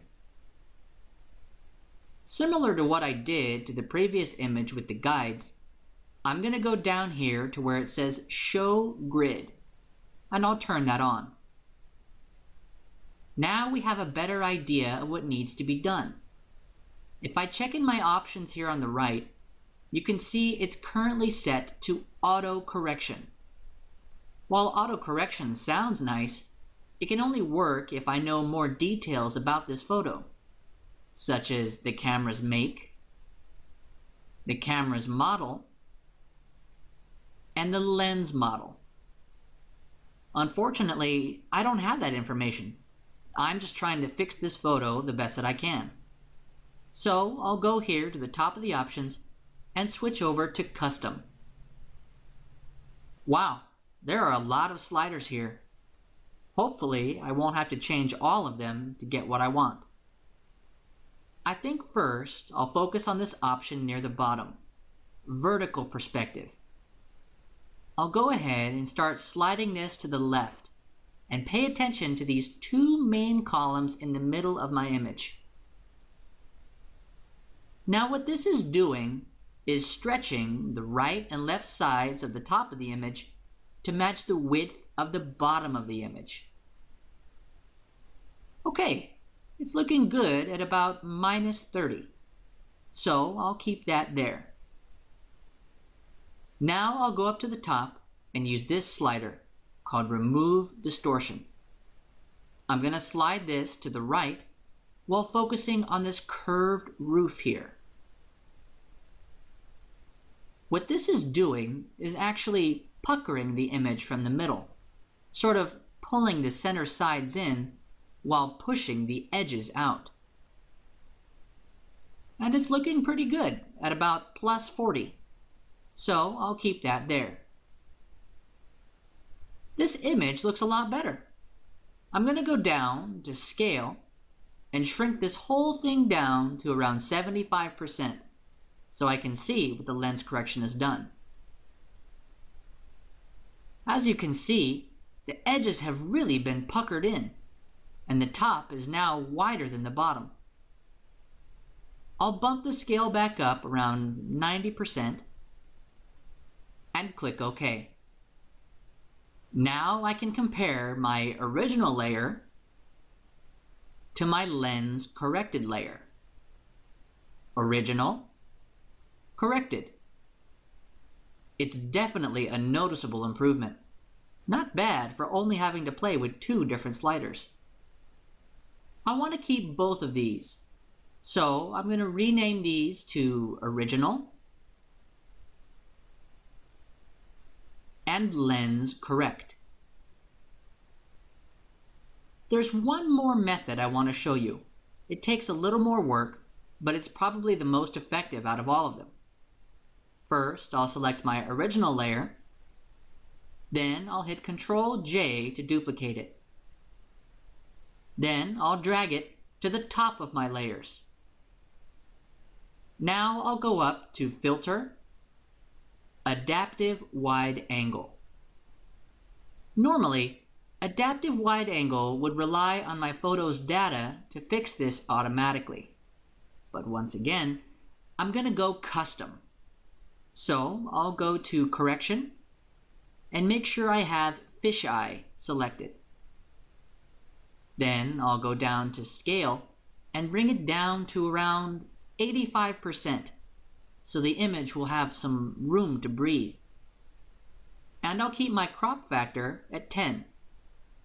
Then I'm going to start sliding my focal length down from 7.07. You can see it's already starting to distort my image.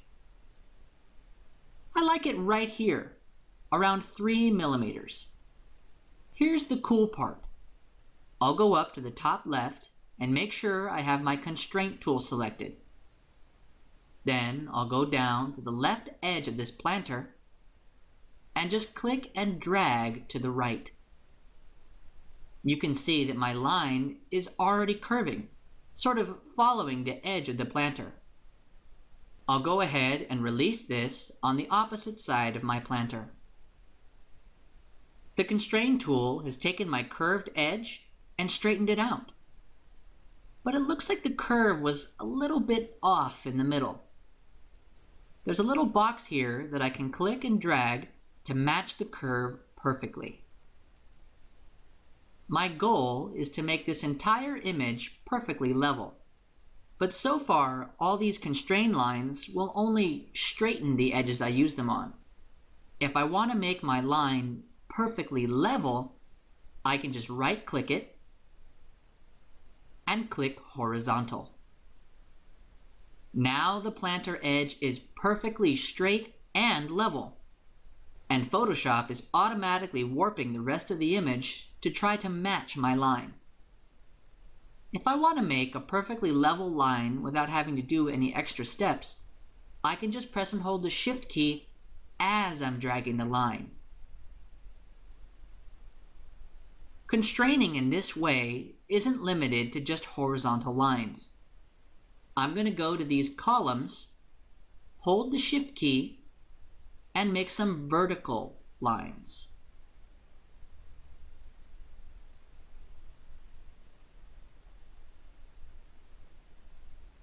Since this image curves more towards its edges, the idea is to start with a straight foundation in the middle, then work my way outwards.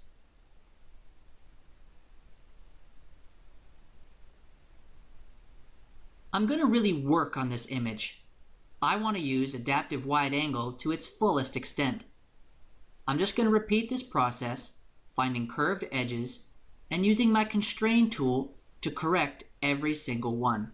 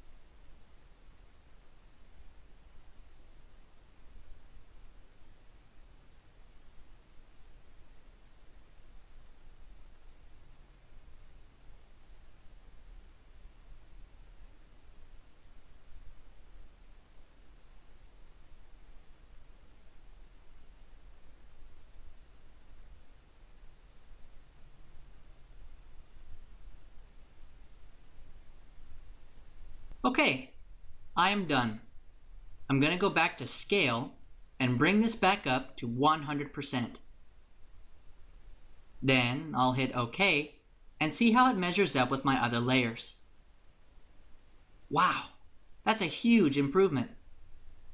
Here's my original my lens correct, and my adaptive wide angle.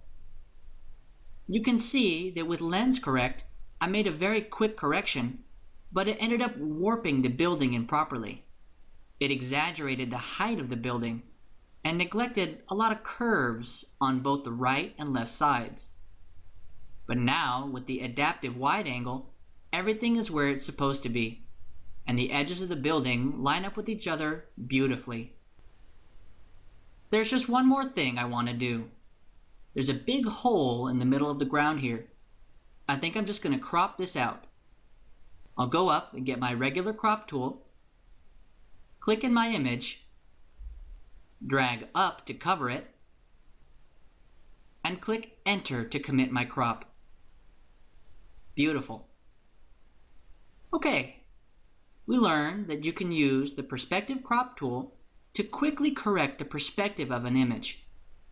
We learned that we could use the lens correction filter to quickly fix perspective and lens distortion. And we learned how to go in depth with our corrections using the adaptive wide angle filter. That will do it for perspective distortion. I'll go over some more photo correction techniques in the next video. Hello, and welcome back to another Eduonics tutorial. In this section, we're going over photo correction in Photoshop. And in this video, we'll be covering liquify adjustment. What is liquify adjustment? Well, you're not converting your image into water or even working with liquid at all. When you liquify a layer, you're making it moldable. Liquify allows you to grab areas of your image and warp them around. So instead of erasing, coloring, and chopping, you're just pushing the pixels where you want them. I like this image because it has a lot of wavy hairs that I can bend and pull around. This will help you to see how the liquify process works. To start off, I'm going to duplicate my current layer by hitting Ctrl-J on the keyboard. Now, to liquify this layer, I'll go up to Filter, Liquify. This has brought up a whole new window. In here, we have my image in the middle, which hasn't changed. It hasn't changed yet because I have to tell Liquify what to do. The main tool to use is up here on the top left. It's called the Forward Warp tool, and I'll just make sure that I have it selected and brush it in the image. You can see that as I drag it around my image, it's essentially pushing or smudging these areas around. In fact, it does remind me of the smudge tool.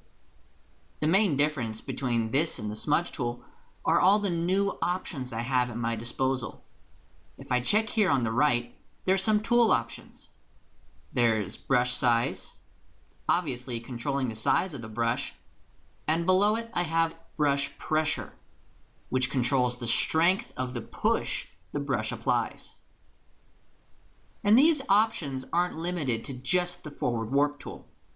In fact, most of these tools on the left operate with the same basic size and pressure options. Below the Forward Warp tool, I have something called the Reconstruct tool. As I drag it in my image, you can see it acts as sort of a undo eraser. I can use it to sort of push things back to the way they were. This is important because I don't have access to the history panel while I'm in the liquify window. If I want to undo all of my liquify, but I don't want to cancel out the whole window, I can just click this Restore All button over here on the bottom right, and it will revert my whole image back to its original state. To the left, below the Reconstruct tool, I have this thing called the Pucker tool. I'm going to go ahead and click and hold this on my image. What this is doing is it's shrinking everything inside the brush toward the very center. And you'll notice that it leaves the very edges of the brush intact. The longer I hold this in one place, the more it shrinks. Kind of looks like a black hole. Below the pucker tool, we have its exact opposite, the bloat tool. I'm going to go ahead and click and hold in one spot. Nothing happens. That's because this tool will only bloat things as long as you're moving the mouse. A lot of people find this tool difficult to control, but it's pretty simple. You just click and drag at a slow speed to make small changes, and click and drag at a faster speed to make big changes. Finally, below the bloat tool, we have a tricky one, the push left tool. Basically, this one works exactly like the forward warp tool, only it redirects everything to the left of whatever direction we're moving. So, if I drag up, it will push left. If I drag down, it will push right. If I drag left, it will push down. And if I drag right, it will push up. Like I said, it's a little tricky, but it makes it so that instead of dragging many lines with the forward warp tool,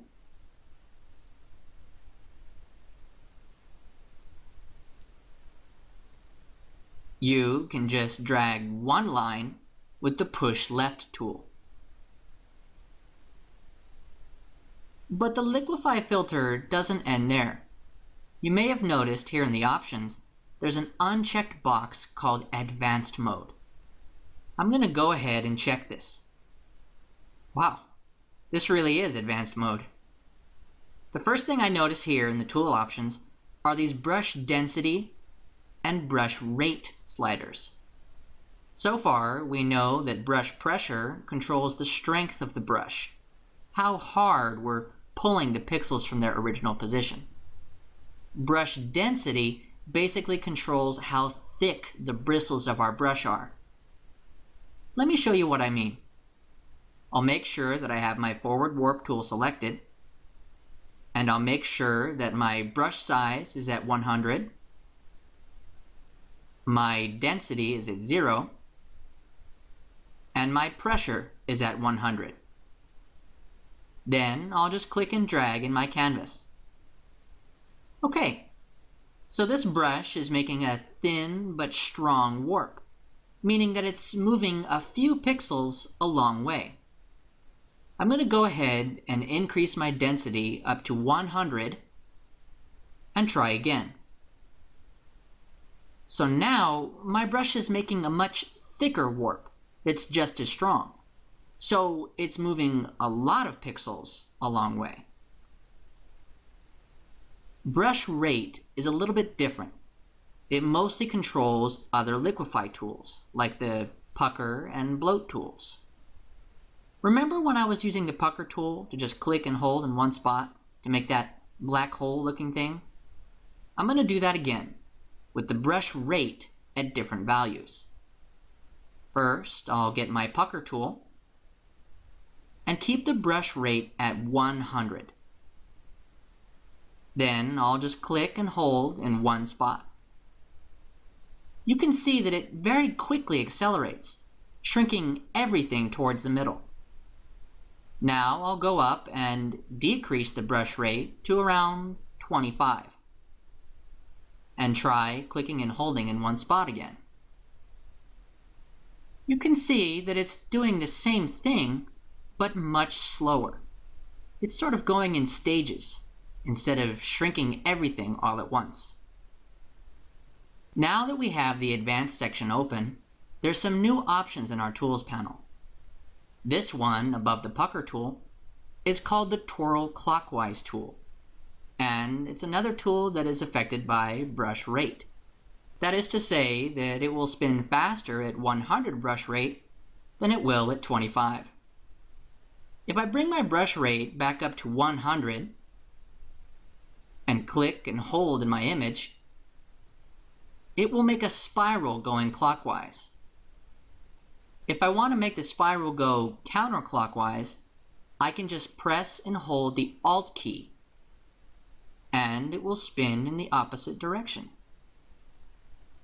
Another tool I have above the twirl tool is called the smooth tool.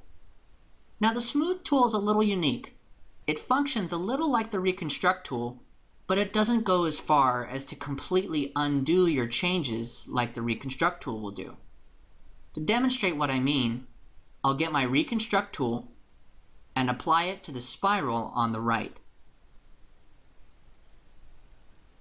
You can see how it very quickly just vanishes my spiral as I drag over it. Now I'll get the smooth tool and try the same thing on the other spiral.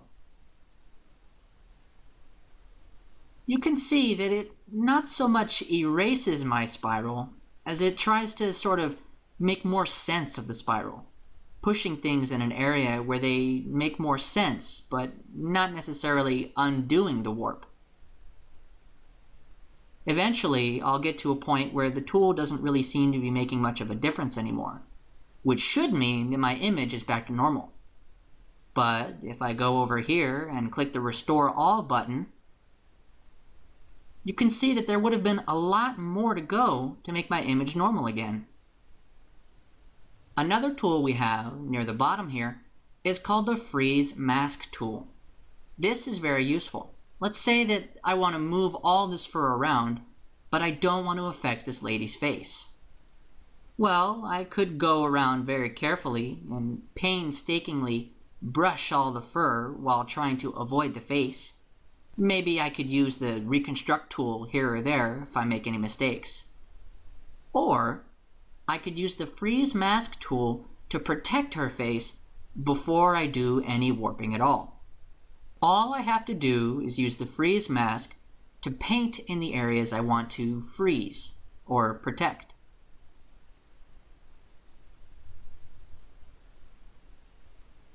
Then I'll go here near the bottom right and uncheck Show Mask.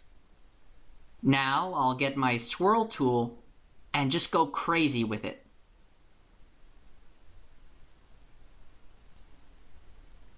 You can see that even though the swirl tool is making some massive changes all over this image, the face remains exactly where it is. There's one more option I want to show you. You see these areas where I twirled near the edges? I made these sort of holes because I brought these areas of the image too far in. Fortunately, there's an option below the brush rate on the right called Pin Edges. I'll just check that, and boom, my edges are fixed. This sort of stretches my image to fill the gaps. Very cool. Okay, that will do it for the liquify filter. I'll go over some more photo correction techniques in the next video. Hello, and welcome back to another Eduonics tutorial. In this section, we're going over photo correction in Photoshop, and in this video, we'll be performing a double raw conversion. These days, most good digital cameras will provide you with a variety of file types to work with. Some of these are very simple, like JPEGs. JPEGs are great because they're compressed to a low file size and are quickly ready to share. But there are also more complex file types that aren't compressed. Instead, they allow you to change the raw properties of the photo even after you've taken it. Photoshop makes a program that allows you to manipulate these raw photos, called Camera Raw. Camera Raw pairs with Photoshop, and it's an essential feature for the serious digital photographer. But Camera Raw isn't exclusive to raw photos. I'm going to show you how to pull just a regular JPEG into Camera Raw and perform a double raw conversion. I'm going to open my photo. Usually I would go up to File, Open, but that's not going to open my photo in Camera Raw. Instead, I'm going to go down to Open As. Here's my photo right here. I'm going to select it, and you can see that it's just a regular JPEG if you look in the file name. Then I'll go over here and click this box on the right that says Photoshop. When I click this, it's going to pull up a whole menu of file types. And I'm going to go down and click the one that starts with Camera Raw. Then I'll click Open. Okay, now we are in the Camera Raw window. Up here on top, there's a bunch of tools. And over here on the right, there's a lot of different sliders. I'm not going to use any of these just yet. Instead, I want to continue to open this in Photoshop. But before I click this Open Image button, I'll press and hold the Shift key. This will open the image as a smart object, so I can go back and change these values later on if I want. Okay, now I have my photo as a smart object in the Layers panel. I want to duplicate this smart object, but I want it to be a new smart object and not link back to the previous one.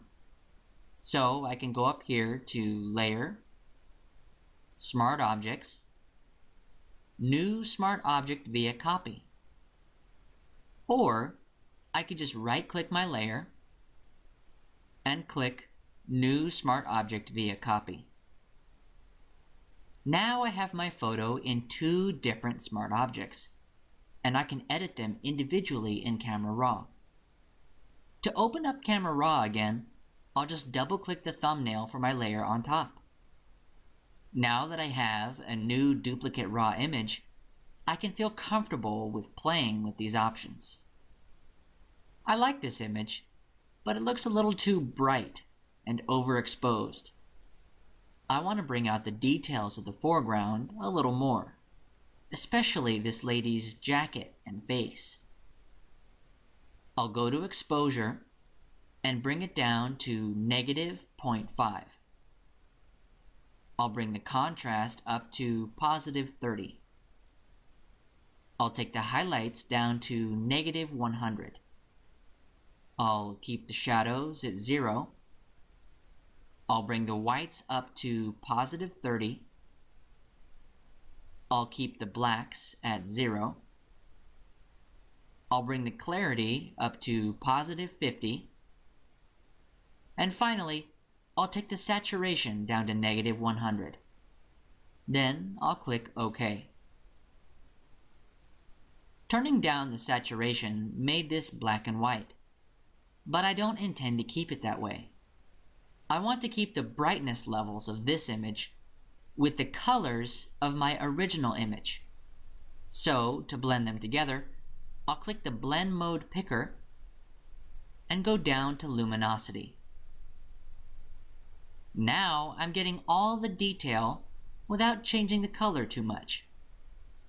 This has made a nice contrast on my image, but I want to make her stand out from the background a bit more. So what I'll do is mask this layer so it only affects the areas I want. I'll click the Layer Mask button. Then I'll invert the mask by hitting Ctrl-I on my keyboard. Now I can get a white brush and just paint in the areas I want to reveal.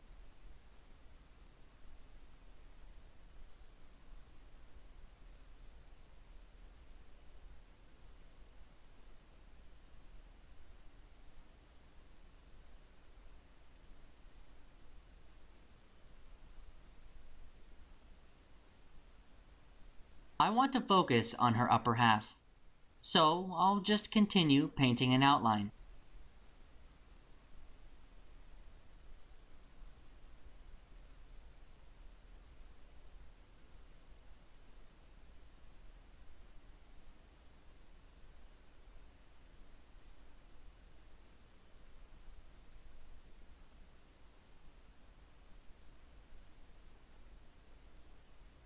Then I'll fill my outline.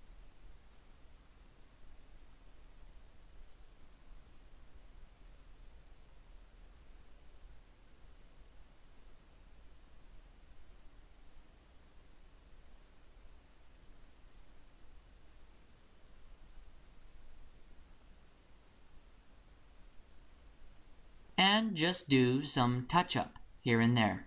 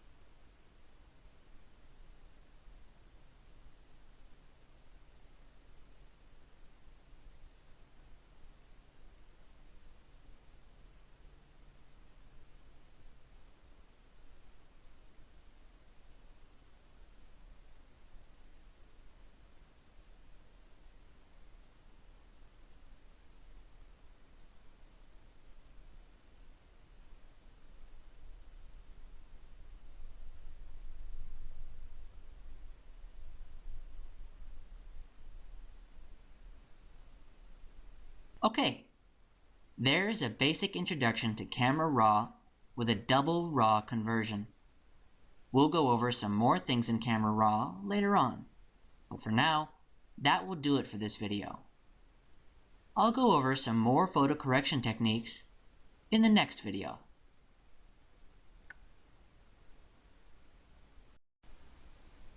Hello, and welcome back to another Eduonics tutorial.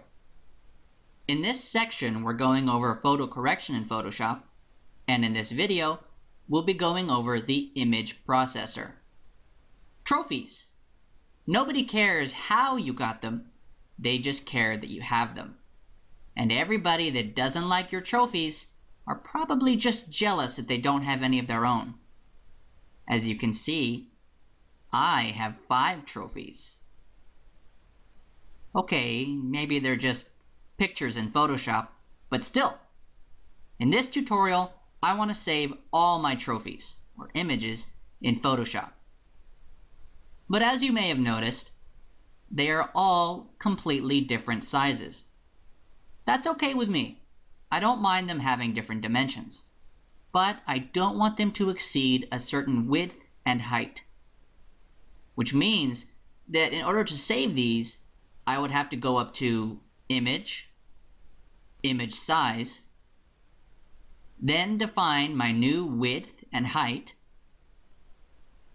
then go to File, Save As, then choose the folder I want, click Save, then adjust the quality before finally hitting OK to complete the process. And since I have 5 trophies, I would have to repeat this process 5 times. Thanks to the image processor, there is a faster way. I'll cancel this, then go up to File, Scripts, Image Processor. And what this does is open up my image processor window. Image Processor is a default script that comes with Photoshop, and it takes all the hassle out of saving images individually when you're ready to share them. Image Processor works in steps. Now the first step up here is select the images to process. Right now, it's set to have me select an outside folder to choose my images.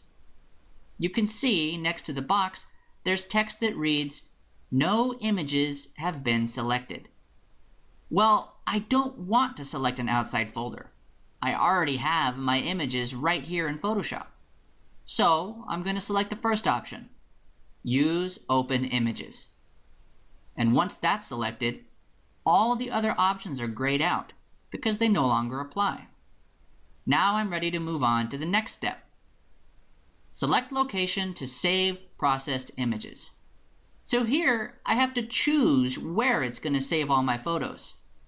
Once again, I could go to Select Folder and save these anywhere on my computer. But I'm happy to keep them where they already are. So I'll click the Save in Same Location.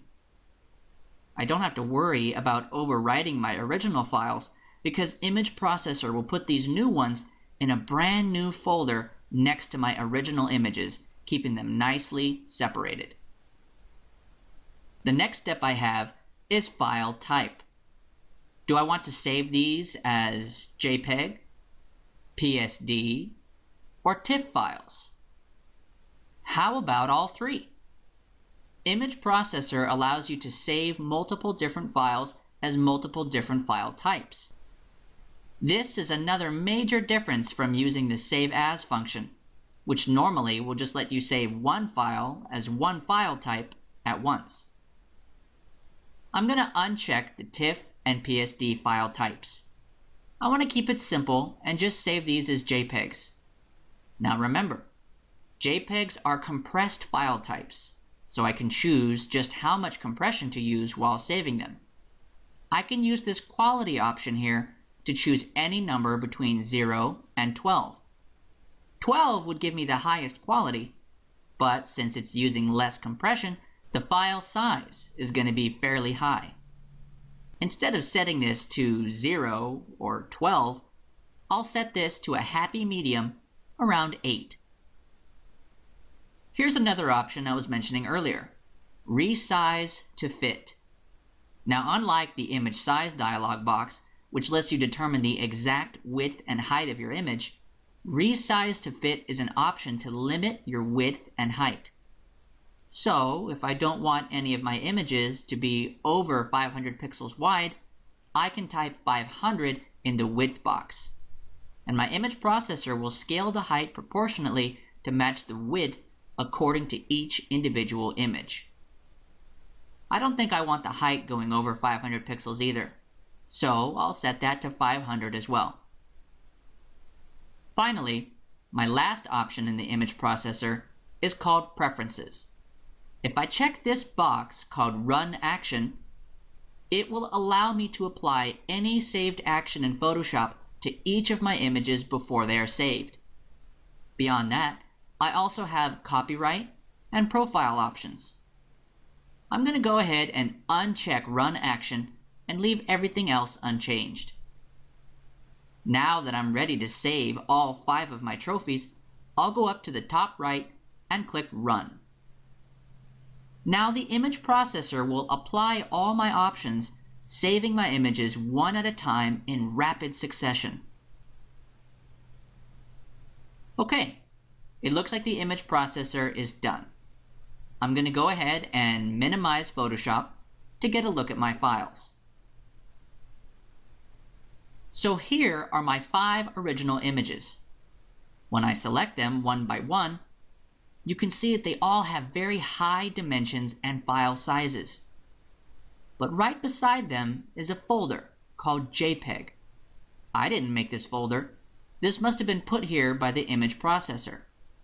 I'll open it, and lo and behold, there's my same 5 images.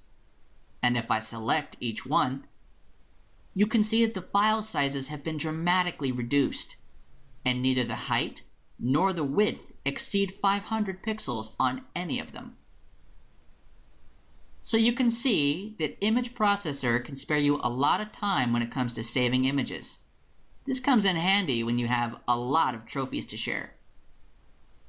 Okay, with perspective distortion, we learned that we can use the perspective crop tool, lens correction, and the adaptive wide-angle filter to correct the perspective and distortion of an image. We also went over how to use the liquify filter to push the pixels of our image around in minor or major ways. We learned about raw photo files and how to pull them into Camera Raw for color and contrast adjustment with a double raw conversion. And finally, we went over how to edit and save batches of images simultaneously with the image processor. That will do it for photo correction for now. I'll go over some special effects and techniques in the next section.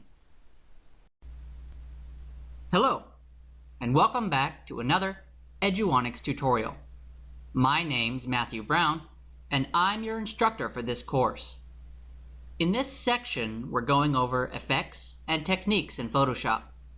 And in this video, we'll be making a sliced photo effect using masks. What is a sliced photo effect? Well, in this case, it's not using slices in Photoshop to split up an image to save for a web page. No. In this tutorial, a sliced photo effect is something I'm going to use to draw more specific focus within my image. Sometimes when you take a photo, there can be so much going on within the frame that people won't know which part you want them to focus on. This is definitely true in my photo here. It's a fantastic shot, but there's so much color all over the image that people might have a hard time finding the image's focus. Since my photo has so much color, I'm going to use that to my advantage with a sliced photo effect. To start my sliced photo effect, I'll bring up my rulers by going up to View, Rulers, or I'll just hit Control R on my keyboard. Okay, my rulers have popped up. You can see that I have one on top, measuring the width, and one on the left, measuring the height. I want to make 10 different vertical slices on my photo, and conveniently, my image is exactly 30 inches long. So if I make a cut every 3 inches, I will end up with exactly 10 slices that are all equal in size. To make sure these slices are perfect, I'm going to click in my ruler on the left and drag out to create a new guide. Now by default, this will want to snap to the edges of my document. That's fine for this first guide, but what happens when I want to pull out my second guide and lay it on the 3-inch mark? It's not snapping to anything. So how do I know that it's going to end up exactly on the 3-inch mark? If I press and hold the Shift key while I'm dragging my guide, it will now want to snap in increments that match my ruler. As I drag this guide, I can see that it's snapping to every 1/4 inch on my document. I'll go ahead and drop this at the 3-inch mark. Now I'll continue on to my third guide. I'll click in my ruler and drag away from it. Then I'll press and hold the Shift key and continue dragging my guide till I get to the 6-inch mark. Perfect.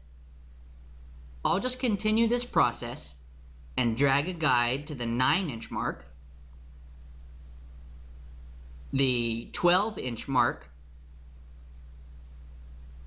the 15-inch mark, the 18-inch mark, the 21-inch mark, the 24-inch mark, the 27-inch mark, and finally, the 30-inch mark.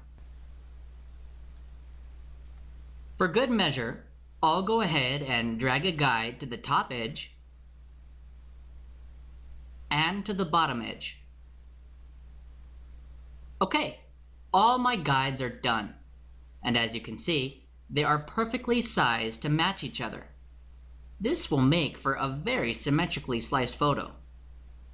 Obviously though, you don't have to make your slices symmetrical if you don't want to. You can feel free to drag your guides wherever you want. I'm just showing you an easy way to make your slices align perfectly. Now that I have my slices, I'll proceed with selecting the contents of each one.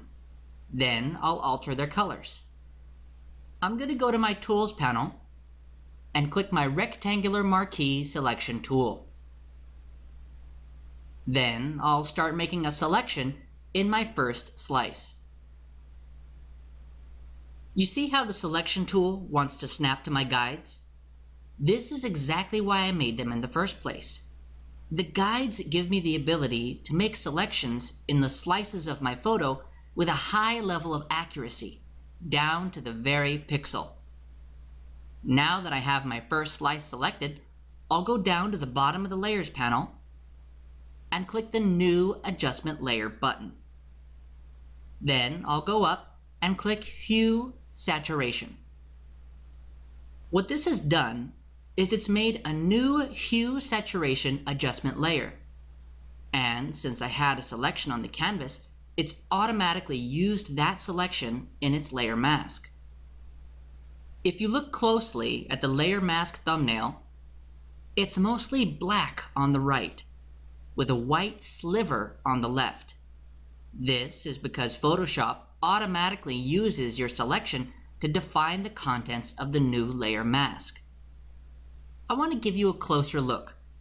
I'm going to go ahead and press the Alt key on my keyboard and click the Hue Saturation Mask to go inside it. Here you can see that most of the mask is black, except for the area that I had selected, which is white. Once again, if you have an area of the canvas selected and you make a new layer mask, Photoshop will use that selection and apply it to the layer mask. I'll exit my layer mask by clicking the icon to the left of the layer mask. This should also bring up the properties of my hue saturation layer. I'm going to go down to this saturation slider and slide it all the way to the left, so the box on the right will say -100. This has taken away all the saturation of the area I selected, completely removing the color of this slice. Okay, now it's time to move on to the next slice. I'll use my selection tool to make another selection in my second slice. Then I'll go down in the bottom of the Layers panel, click the Adjustment Layers button, and select the Hue Saturation adjustment. This time I'll go to the Saturation slider and slide it down to -80. You can see it's affecting the slice next to my first one, and since the saturation is only at -80, you can see the difference between it and my first slice, which is at -100 saturation. This means that it's slightly more saturated, but not yet enough to fully colorize the slice. Now I'll move on to my third slice. I'll use my selection tool to select it. Then I'll make a new hue saturation adjustment layer. And this time, I'll bring the saturation down to -60.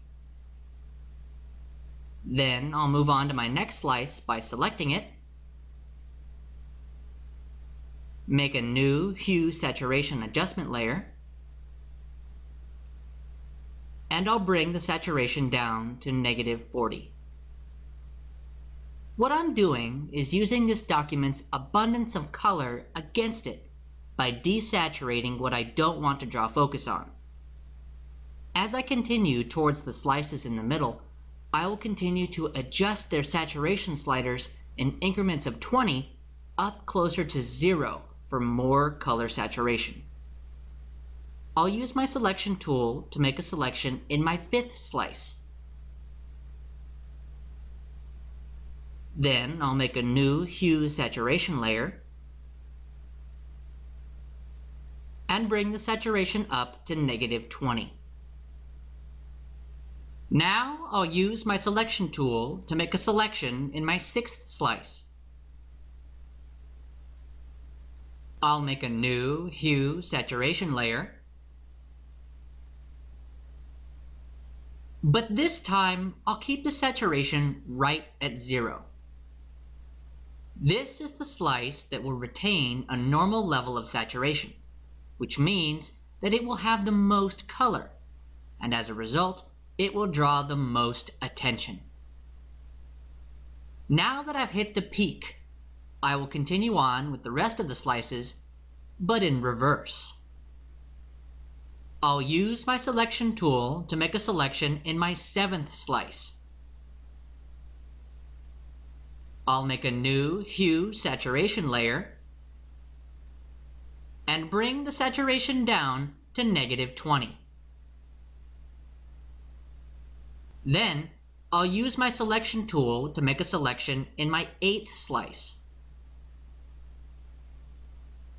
I'll make a new hue saturation layer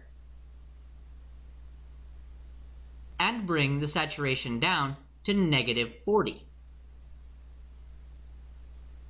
Now, I'll use my selection tool to make a selection in my 9th slice. I'll make a new hue saturation layer and bring the saturation down to -60. Finally, I'll use my selection tool to make a selection in my 10th and final slice. I'll make a new hue saturation layer and bring the saturation down to -80. Okay, I'm done making my slices. Now that they're complete, I don't need these guides anymore. So to hide them, I'll just go up to View, Show, Guides. While I'm at it, I'll go ahead and hit Ctrl-R on my keyboard to hide my rulers. Now you can see just how effective the sliced photo effect can be. All the focus is being drawn to the middle of my image, because all the colors outside the middle have been desaturated. And using saturation in increments of 20 has made this cool slicing effect, almost like my image is showing color in different stages. There's one more adjustment I want to make to my document. I'll go down to the bottom of the Layers panel, click the New Adjustment Layer button, but this time I'll make a new Brightness Contrast layer. Then I'll go up to my contrast slider and bring it all the way up to 100. There we go. Now the image has focus in regards to color, and it also has a higher contrast to really make it pop. That will do it for slicing a photo with masking. I'll go over another effect and technique in the next video.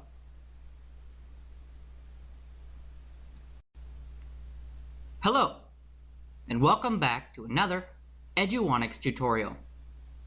In this section, we're going over effects and techniques in Photoshop, and in this video, we'll be using a combination of a few different steps to apply a texture to a portrait of a person's face. Textures can be a lot of fun. They can let you breathe some life into areas with negative space and draw more attention to the details of your subject. Generally though, a random texture you'd find online might not match the subject you want to apply it to. This is especially true if your subject has some curves and depth, since most textures will look completely flat up against them. In this tutorial, I'll show you how to apply a texture to a curved object with depth. In this case, my object will be a person's face, and we'll try to make it look as realistic as possible. Here I have a portrait of a woman's face. This particular portrait will make it easy for me to apply my texture, since there's so much contrast between the woman's face and the background.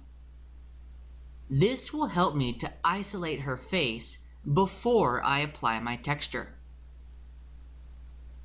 My first step will be to select her face. So I'll go to the Tools panel and click my Quick Selection tool. Before I start using it though, I'll go up in the tool options and enable Auto Enhance. Now I'll just start dragging in her face to select it.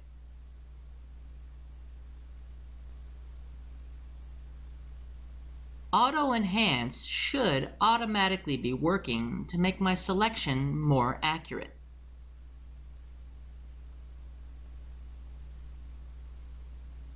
This selection doesn't have to be perfect.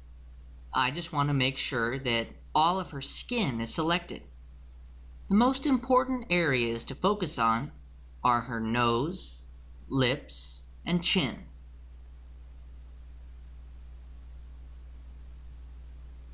Okay, this selection looks pretty good. I can't use it yet though, so I'll save it for later by going down to the Layers panel, clicking the New Layer button. Then I'll hit the New Layer Mask button to save this selection to my new blank layer. Now, to get my texture, I'll go up to File, Place Linked. Then I'll select my paper texture and click Place. Now my texture is on my canvas, but I can't use it until I commit the Place function. First, I'll press and hold my Shift key. Then I'll rotate it counterclockwise. Then I'll move and stretch it till it covers her face and neck. And finally, I'll click the check mark to commit my place. Okay, my texture has now been placed on my canvas. Now I need to copy my mask from my blank layer and apply it to my texture by pressing and holding the Alt key on my keyboard. Then I can click and drag my layer mask from my blank layer to my new texture layer. Now my texture is being masked to match the outline of her face that I selected in the very beginning. I'd like to blend this texture with her face, so I'll go up to the Layers Blend mode and select Overlay. Alright, this is a pretty interesting result. You can definitely see the texture, and it's only showing up on her face and skin. But I think it's still suffering from that texture flatness I was mentioning earlier. I'd like to take just a few steps further to make it look a little more realistic. I'm going to hide my texture layer by clicking its eye icon. Then I'll select my background layer before going to the Channels panel. I'd like to select the channel that has the most detail in her skin. I'll start by clicking the red channel. Okay, so here I'm getting a lot of contrast between her skin and her hair, but I'm not really getting any detail in the skin. I'll switch over to the green channel. Okay, this is a little better. I'm starting to see more depth and shadows in the skin. Now I'll see what the blue channel has to offer. Ooh, now the skin has some contrast in its tones, and I can more easily see the actual texture of the skin itself. I think the blue channel is my winner. I'll go ahead and right-click it. Then I'll click Duplicate Channel. A dialog box has appeared. I'm going to leave everything alone, except for this document option. Here, I'll click the button and go down and click the New option. Then, in the name box, I'll name this Displacement Map and click OK. Now to save this channel that I just duplicated, I'll go up to File, Save. I'm going to keep the name Displacement Map and make sure that down here the Alpha Channels option is still checked. Then I'll click Save. Now that my channel has been saved as its own document, I can close it. And now I'm back to my original document. Now in the Channels panel, I'll go up and select RGB to show all my channels. Then I can switch back to my Layers panel. Now I'll show my paper texture again. And then I'll switch its blend mode back to normal. Everything's the same so far. So what did all that channel stuff actually do? I'll show you right now. With the paper texture still selected, I'll go up to Filter, Distort, Displace. A dialog box has popped up. This is basically asking if I want to scale or tile my displacement map before I apply it. But since the displacement map I made is based on the exact same image as my subject, I'll leave all these values the same. 10 for horizontal scale, 10 for vertical scale, stretch to fit, and repeat edge pixels. Then I'll click the OK button to select my displacement map. Here, I'll select the displacement map I just made and click Open. Did you see that? You may not have noticed, but my paper texture has been changed. Over to the right in the Layers panel, I can see my displace filter I just applied on my paper texture. I'll go ahead and click the eye icon to hide my displace. Did you see it that time? I'll show you again. This time, I'll hit the Z key on my keyboard to select the Zoom tool first. Then I'll click twice on my canvas to get a better look at my texture. Now I'll go back to the Layers panel and enable the eye icon next to my displace filter. There it is. The displace filter is using the displacement map I made to try to match the paper texture with the contours and the texture of the skin. Very cool. I'm going to go ahead and switch this texture's blend mode back to overlay. Now that the texture and the skin are being blended together, I can disable and enable my displace filter to really show you what it's doing. Very cool indeed. I'll zoom back out by pressing and holding the Alt key on my keyboard. Then I'll click twice in the canvas. The texture is looking a little bit better, but I'm not sure if I'm happy with this overlay blend mode. It's giving me the detail of the paper, but it seems to be adding this unpleasant yellowish hue to the shadows on her skin. I'm going to go back to the blend modes, and this time I'll select darker color. Darker color seems to be doing a great job of blending the details of the paper texture, but it doesn't seem to be doing anything to match the colors. That's okay. It's actually exactly what I want. For the final touch, I'm going to try a trick I know for matching colors.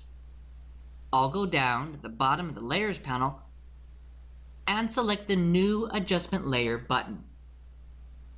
Then I'll make a new black and white adjustment layer. Now this has made my whole image black and white, but I only want it to affect my paper texture.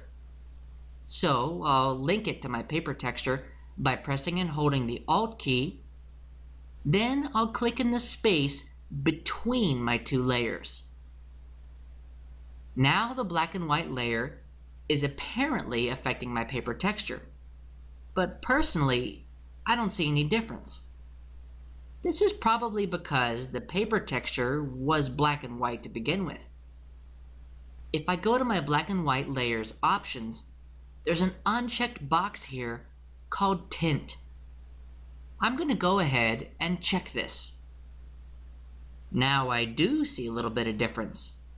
My texture has gained a little saturation and is giving me this sort of brownish tint.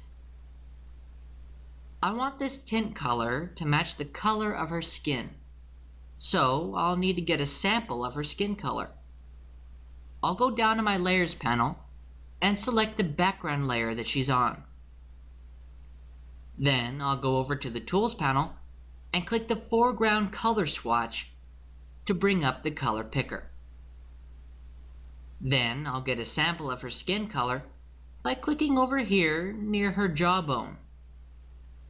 But before I click OK, I'm going to go down here near the bottom of the picker and highlight this text in this box.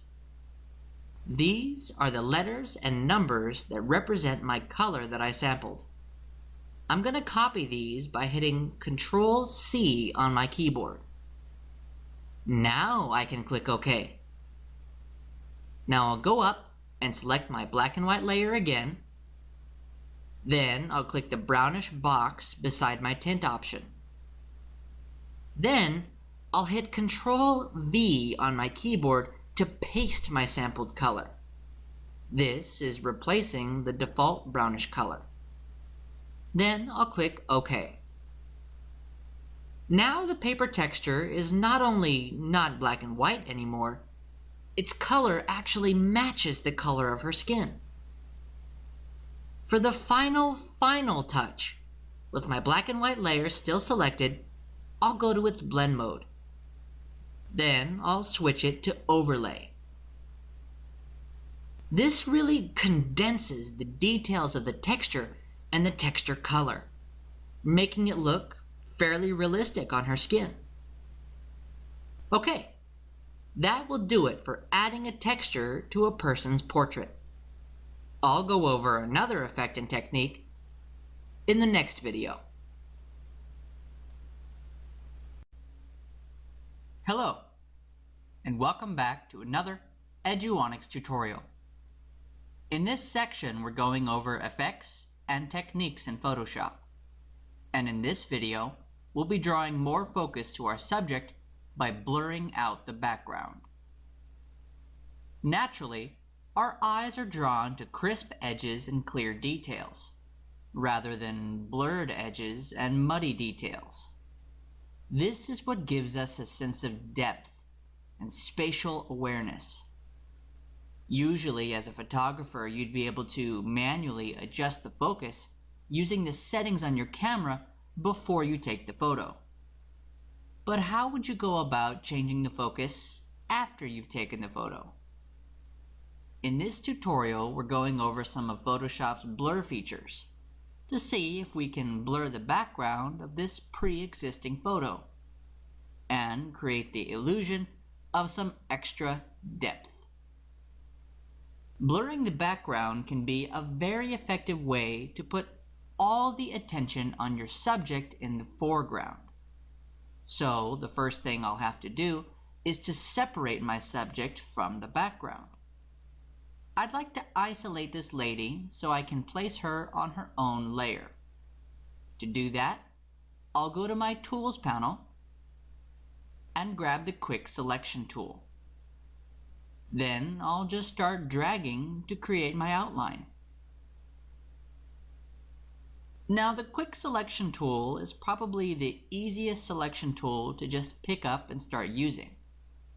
But you may notice that with that convenience comes some setbacks.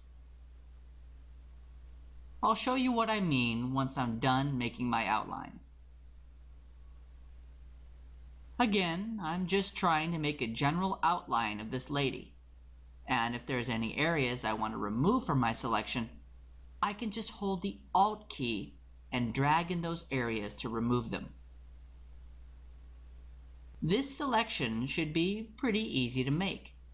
The only tricky area will be the top of her hair, since it's not only kind of wispy, it also sort of blends in with the tone of the background at the edges. Okay, that looks pretty good. Not a perfect selection, but it's about as good as I'm going to get with the Quick Selection tool. Before I proceed with isolating this from the background, I just want to get a closer look at it. You see, the selection might look okay from this distance, but that doesn't mean that it's going to look as good up close. With my selection still active and my background layer still selected, I'm just going to go down to the bottom of the Layers panel and click the New Layer Mask button. Now with the background masked out, I can get a much better idea of what the selection actually looks like. Now I'll switch to my Zoom tool by hitting the Z key on my keyboard so I can get a closer look. As I push in here, you can see this selection is really not so good at all. It's picking up her clothes pretty well, but as I move into the hair, you can see that the edges are suffering very badly. They look all jagged, messy, and inconsistent.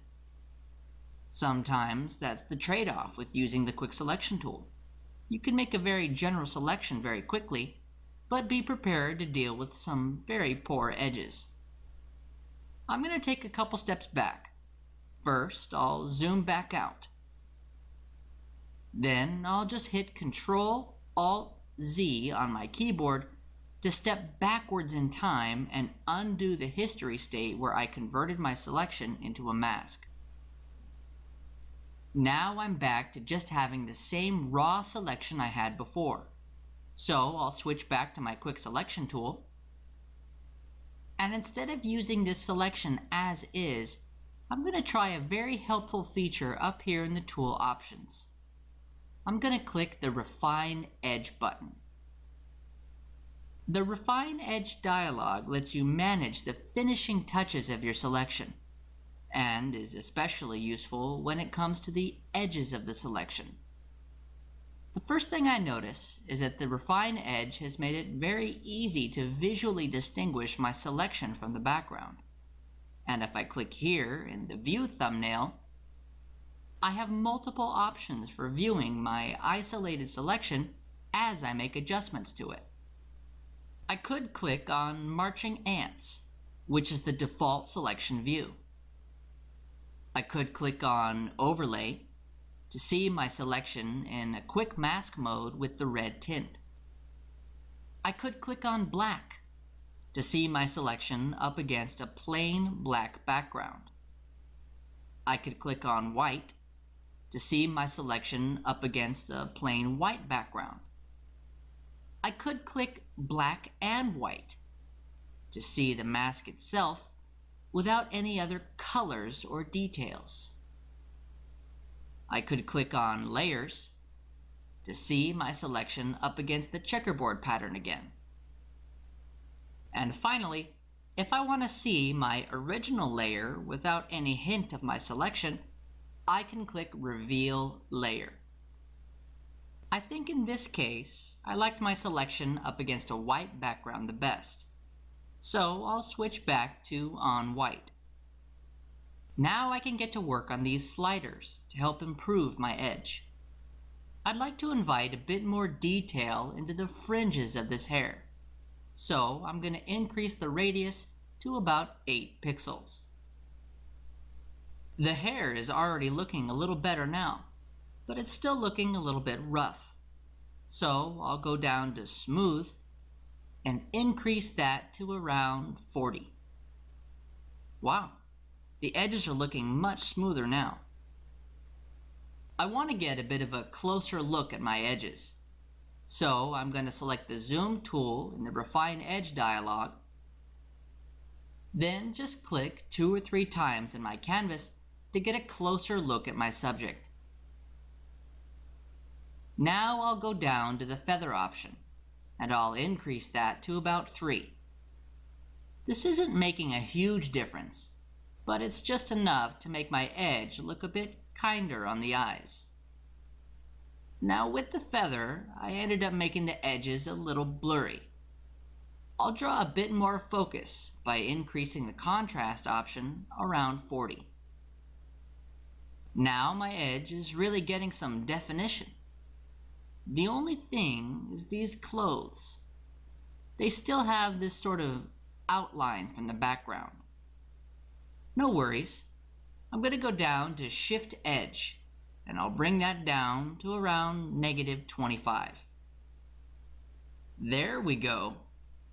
I'll just switch to my Zoom tool and zoom out to get more of an overall view.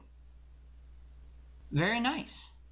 With just a few sliders, I turned a hastily made, jagged, and inconsistent selection into clean, defined edges. Now I want to use the selection on a new layer with its own mask. So I'll go here in the Output To box and select New Layer with Layer Mask. And then I'll click OK. Now I'm looking at a duplicate of my background layer with my new refined selection as its layer mask. What's important about this is that I still have full access to my original layer. I can just press and hold Shift on my keyboard, go to my Layers panel, and click my layer mask to temporarily disable it. I'll click again to enable it back. Then I'll click the eye icon on my original background layer to show it. I'll need this layer since I want to use two different layers for more control of my blurred background. Now I'm going to be applying some filters to this layer, so my next step will be to convert it to a smart object. This will give me more control of my filters, even after I apply them. So to convert this to a smart object, I'll just right-click it and click Convert to Smart Object. And it will automatically unlock my layer and convert it to a smart object. Okay, so the goal here is to blur the background from the subject. So I'll rename this layer to Background. And then I'll rename my subject layer to Foreground. Great! Now I'll select my background layer and proceed with applying my blur. I'll just go up to Filter, Blur, and let's try the first option, Average. Well, in this case, the blur is pretty much worthless. It's blurred my background out beyond recognition. Now it's basically just a plain gray background. And if I go over here in my Layers panel to my Smart Filters and double-click my Average blur, no options or sliders pull up whatsoever. Not quite the level of control I was hoping for. I'm going to go ahead and drag my Average blur to the trash icon to delete it. I'll see what my other filters have to offer. I'll go up to Filter, Blur, then Blur again. Okay, I don't know about you, but I don't see any difference at all. Maybe it's because my background is already kind of blurry as is.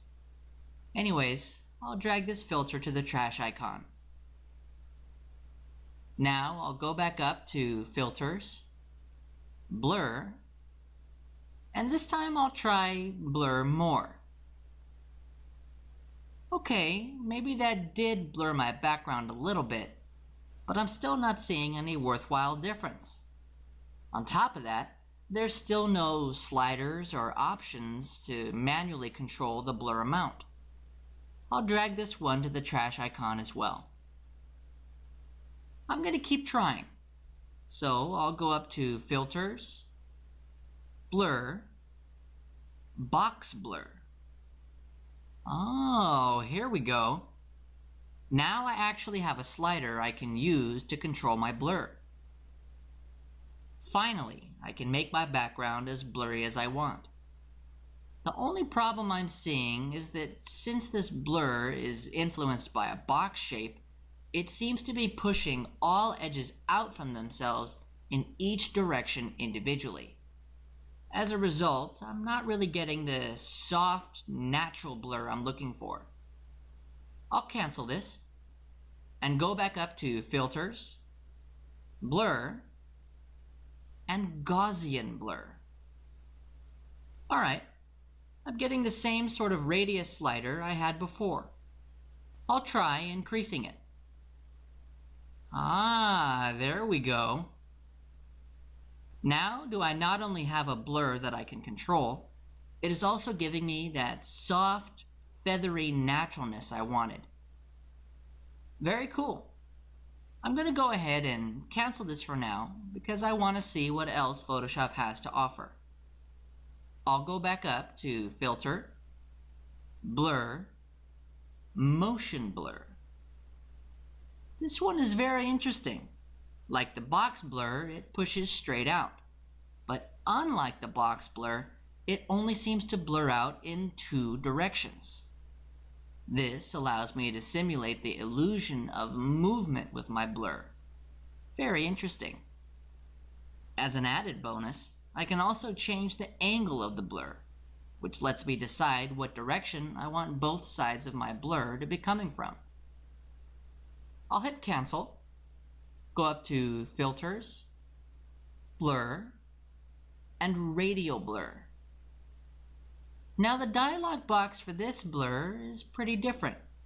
I have an amount slider, but I also have these buttons for different radial blur settings, including spin, zoom, and even different quality settings in case the blur may be too hardware intensive. I'll cancel this again. There's just a few more blurs to consider. I'll go up to Filter, Blur, Shape Blur. Now shape blur is kind of like the box blur and the motion blur, only it allows me to use a custom shape to define the influence of the blur. I'm not sure how people would use this, but it's awesome that Photoshop provides us with the option. I'll hit cancel, Filters, Blur, Smart Blur. Now Smart Blur basically takes Gaussian blur and provides even more options to play with, including threshold, quality, and even an option to change the mode of the edges. But it should be noted that you won't see the blur take effect on the canvas until you actually click OK to apply the blur. I'll hit cancel, Filters, Blur, Surface Blur. Surface Blur provides the same radius and threshold options that were in Smart Blur, but it sort of simplifies things, and as a result, allows you to see your blur on the canvas because it's not so hardware intensive. I'll hit cancel for one last time. In my opinion, a blur doesn't need to be very complicated. It just needs to feather out the details of your image so you can draw focus to the crisp edges in other areas of your image, like your foreground. It's because of this that I like the Gaussian blur the most.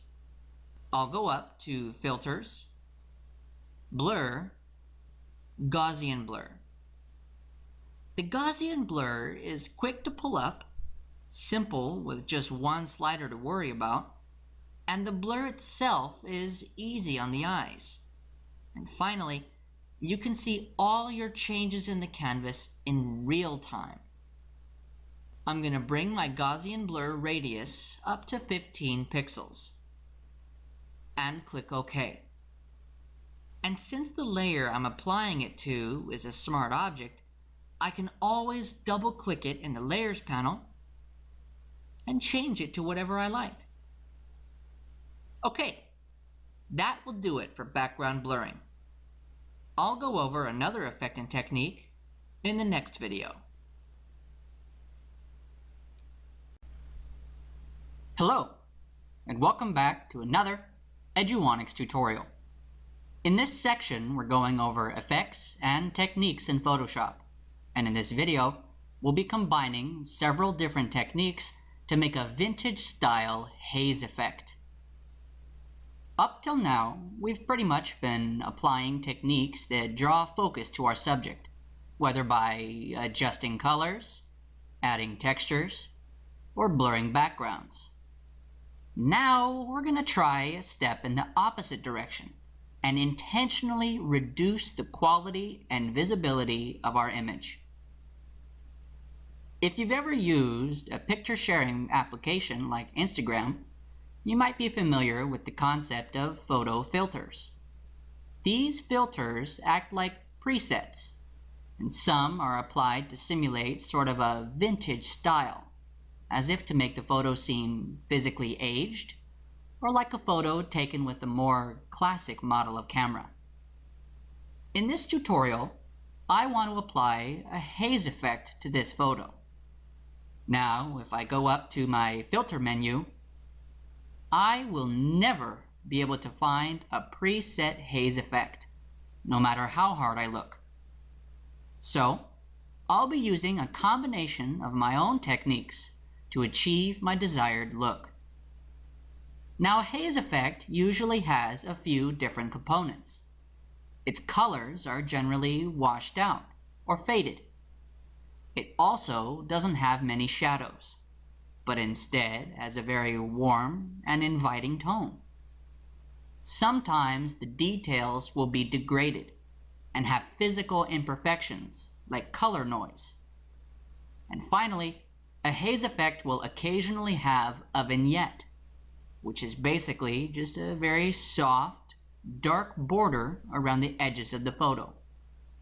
So for my haze effect, I'm going to be applying all these components. To get started, I'll duplicate my background layer by dragging it to the new layer icon. My original background layer will serve as my backup in case I make too many mistakes, and also it will be my comparison image when I'm done with my new effect. I'd like to convert my new layer to a smart object, so I'll right-click it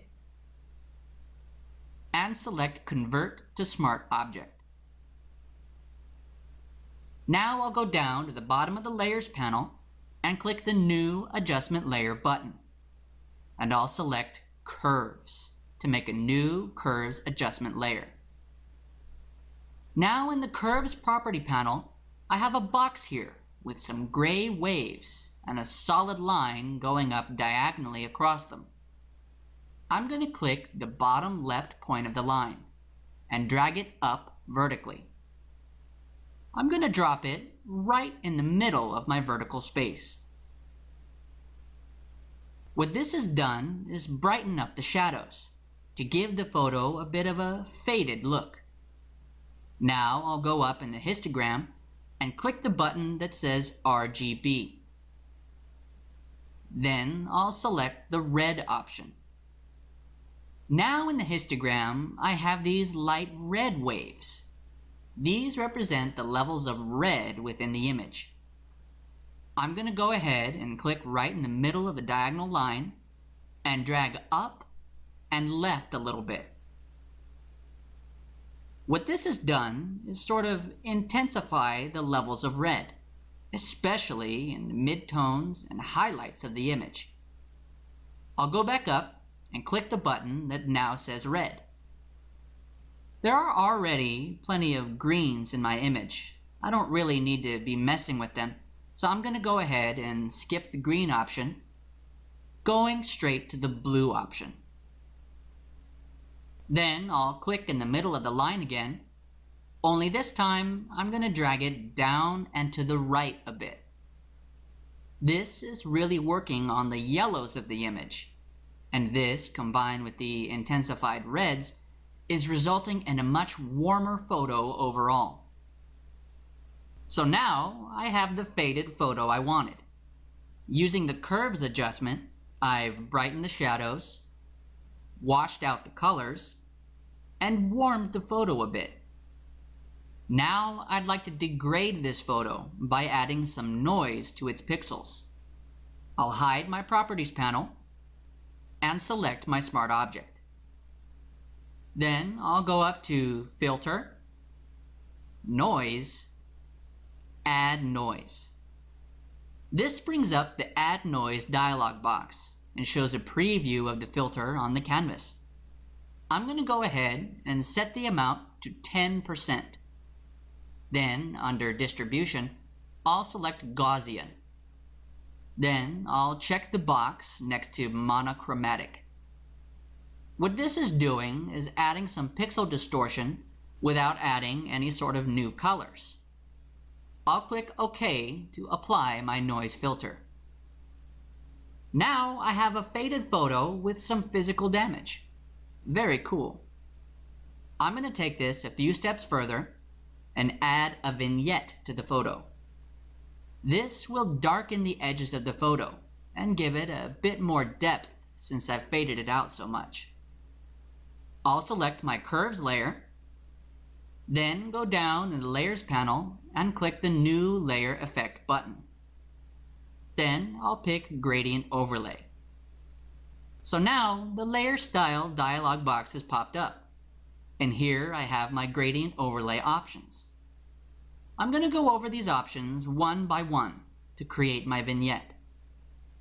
First, I'll choose the blend mode and switch it from normal to overlay. This blends my gradient with my image nicely, but it's still a bit too strong. So I'll tone it down. I'll go over to opacity and change it to 60%. The goal is to just darken the outer edges of the photo. So I'll go here in style and switch it from linear to radial. This makes my gradient operate like a soft circle. But currently it's darkening the middle and brightening the outer edges. So I'll just click reverse to switch it. That looks better, but the middle of the gradient is a little too bright. So I'll click my gradient thumbnail to customize the gradient colors. Now I'll click this arrow tab on the top right of my gradient slider to select the opacity of my white color. It's currently set to 100% opacity. So I'll go ahead and bring it all the way down to 0% opacity. Then I'll double click the arrow tab on the bottom right to bring up the color picker. And I'll change this color from white to black. I'll click OK. Then I'll go up and click OK again to accept my new gradient colors. The vignette is almost done. I just want to make it a little bit bigger. So I'll go down to Scale and increase that all the way up to 150%. That's an improvement, but still not quite as big as I wanted. Now when you're working with the radial gradient, there is a secret way to increase the size beyond this. I'm just going to go here in the angle option and bring it up to 45 degrees. Okay, we're done. I'll go ahead and click OK in the Layer Style dialog box to apply my gradient overlay. Now look at that. We have an old, vintage style hazy photo. I started with the curves adjustment layer to fade and wash out the colors, resulting in a very warm and inviting tone. Then I added a noise filter to degrade and age the pixels. And finally, I added a vignette to just draw a little focus by darkening the edges of the photo. And if I want to see my original, I can just click the eye icons on my new layers to hide them. Wow, it's hard to believe that we've gone from that to that. Very cool. Well, that should do it for the haze effect. I'll go over another effect and technique in the next video. Hello, and welcome back to another Eduonics tutorial. In this section, we're going over effects and techniques in Photoshop. And in this video, we'll be combining several different techniques to make a harsh-looking grunge effect. There are not many things manlier than shaving your face, especially if you're doing it with a huge steak knife. But still, you have to admit that this image looks kind of soft. His skin almost looks too smooth. There are no imperfections, no flaws. It looks pretty good, but it just doesn't seem to fit the context of the photo. One thing that we can do to make this image more manly is a grunge effect. What's a grunge effect? Well, much like the haze effect we went over earlier, you can sometimes find it as a preset filter to apply to your photos. It's generally a combination of dark tones, gritty details, and most of all, it should be harsh on the eyes. I'm going to be applying all of these components in my own grunge effect. First, I'm going to duplicate my background layer by clicking and dragging it down to the new layer icon. I'm going to sharpen this layer, so I'll double-click its name and type sharpen. Then, to actually apply the sharpness, I'll go up to Filter, Sharpen, then I'm going to skip past all the options that say Sharpen, and I'm actually going to click the one called Unsharp Mask. Contrary to what might be your first guess, Unsharp Mask actually does sharpen your image. Now that the Unsharp Mask dialog is open, I'm going to grab this amount slider and bring it all the way up to 500%. This seems to be sharpening up some details in his face, but it's not quite affecting as much of the image as I want it to. This is where the radius comes into play. See, the idea is to maximize the amount of texture in the skin. So I'm going to play with the radius till I get enough detail without going overboard. As I slide it to the right, it's sharpening all the edges. But if I go too far, these unpleasant halos start to show up. Not only do they look bad, they also seem to be blurring the details I wanted to sharpen in the first place. I'm going to bring the radius down to around 5 pixels. That seems to be a good medium where the details are most evident without deteriorating the tones with those halos.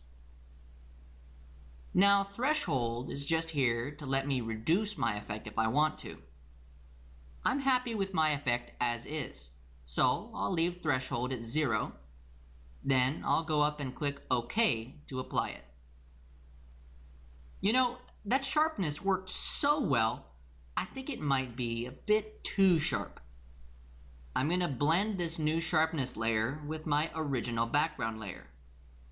With my sharpness layer still selected, I'll go up to Blend Modes and switch this from Normal to Overlay. Now it's not only been blended with my original layer, it's also providing some of that dark toned contrast I wanted. Admittedly though, the shadows have gotten so dark that you can't even tell his hair from the background. And the highlights are too bright as well. I'm going to fix this by adding a new Curves adjustment layer. I'll go down to the bottom of the Layers panel, click the New Adjustment Layer button, then I'll click Curves. Now since my sharpness layer is being blended with my original background layer, I just want this Curves layer to affect my background layer. I'll just click it and drag it between the sharpness and background layers. Since adjustment layers only affect the layers below them, this will make sure that the Curves layer will only affect the original background layer. Now I'm going to go up in the histogram and grab the bottom left point of the diagonal line.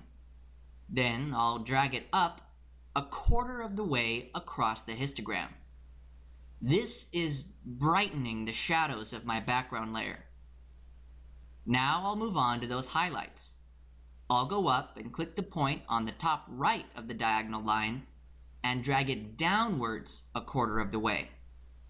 This is darkening the highlights of the image. Now the midtones could use a little work, so I'm going to click between my 2 points and drag upward and to the left a little bit. This is brightening up the midtones a little bit, creating a curve between the shadows and the highlights, hence the name Curves. So far, this is a good adjustment, but the background is still looking too dark. especially in this area at the top of his head. It's still so dark that it's blending in with the background. My goal with the grunge effect is to intensify the details and textures, so I need to make sure that he's completely distinguished from the background. So what I'm going to do now is mask him from the background. This will also give us some more practice with the quick selection tool and the refine edge dialog. I'll go up and select my sharpness layer. Then I'll go over and get my quick selection tool. Now I'll just start selecting him, dragging my quick selection tool wherever I want to be selected.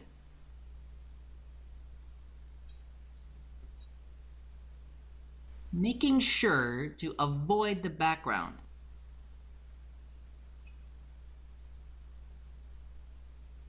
But if I do happen to go outside what I want to select, remember, I can just press and hold the Alt key and drag to deselect those areas.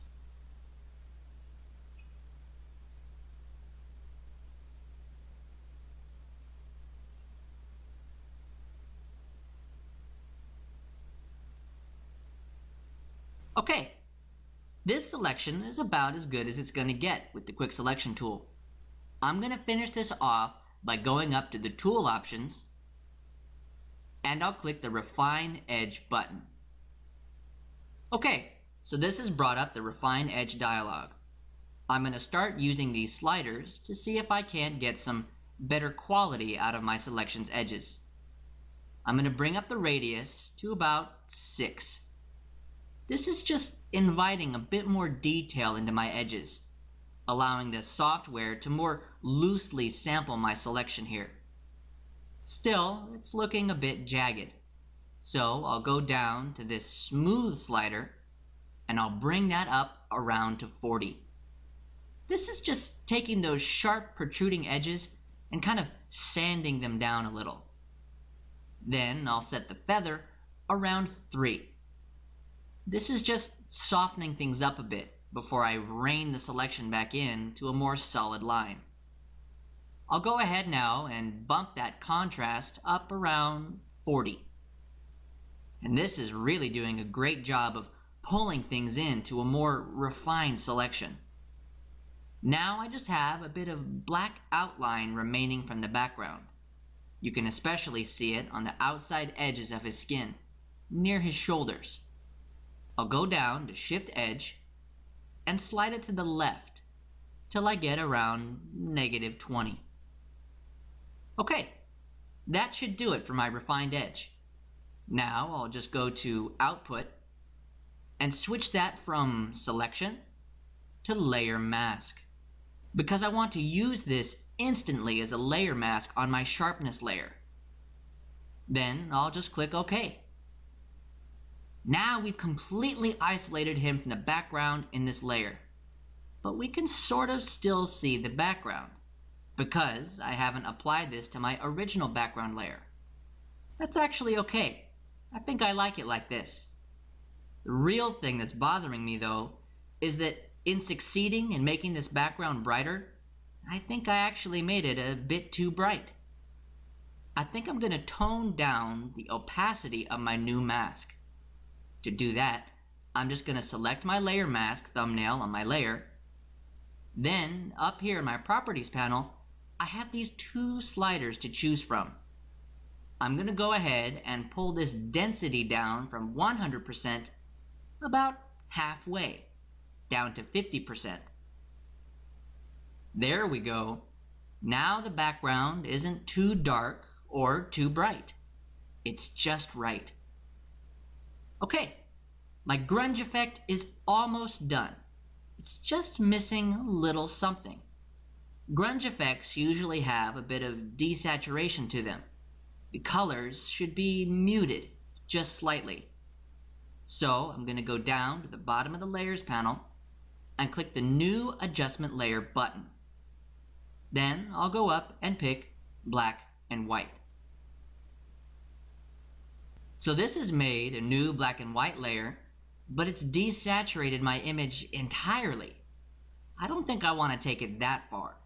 So I'll just try applying it to my sharpness layer only. To do that, I'll just press and hold the Alt key on my keyboard, then I'll click between my two layers, and they will be linked together. Now the black and white layer is affecting only my sharpness layer. It's a little more saturated, but I think I'll blend this a little bit better.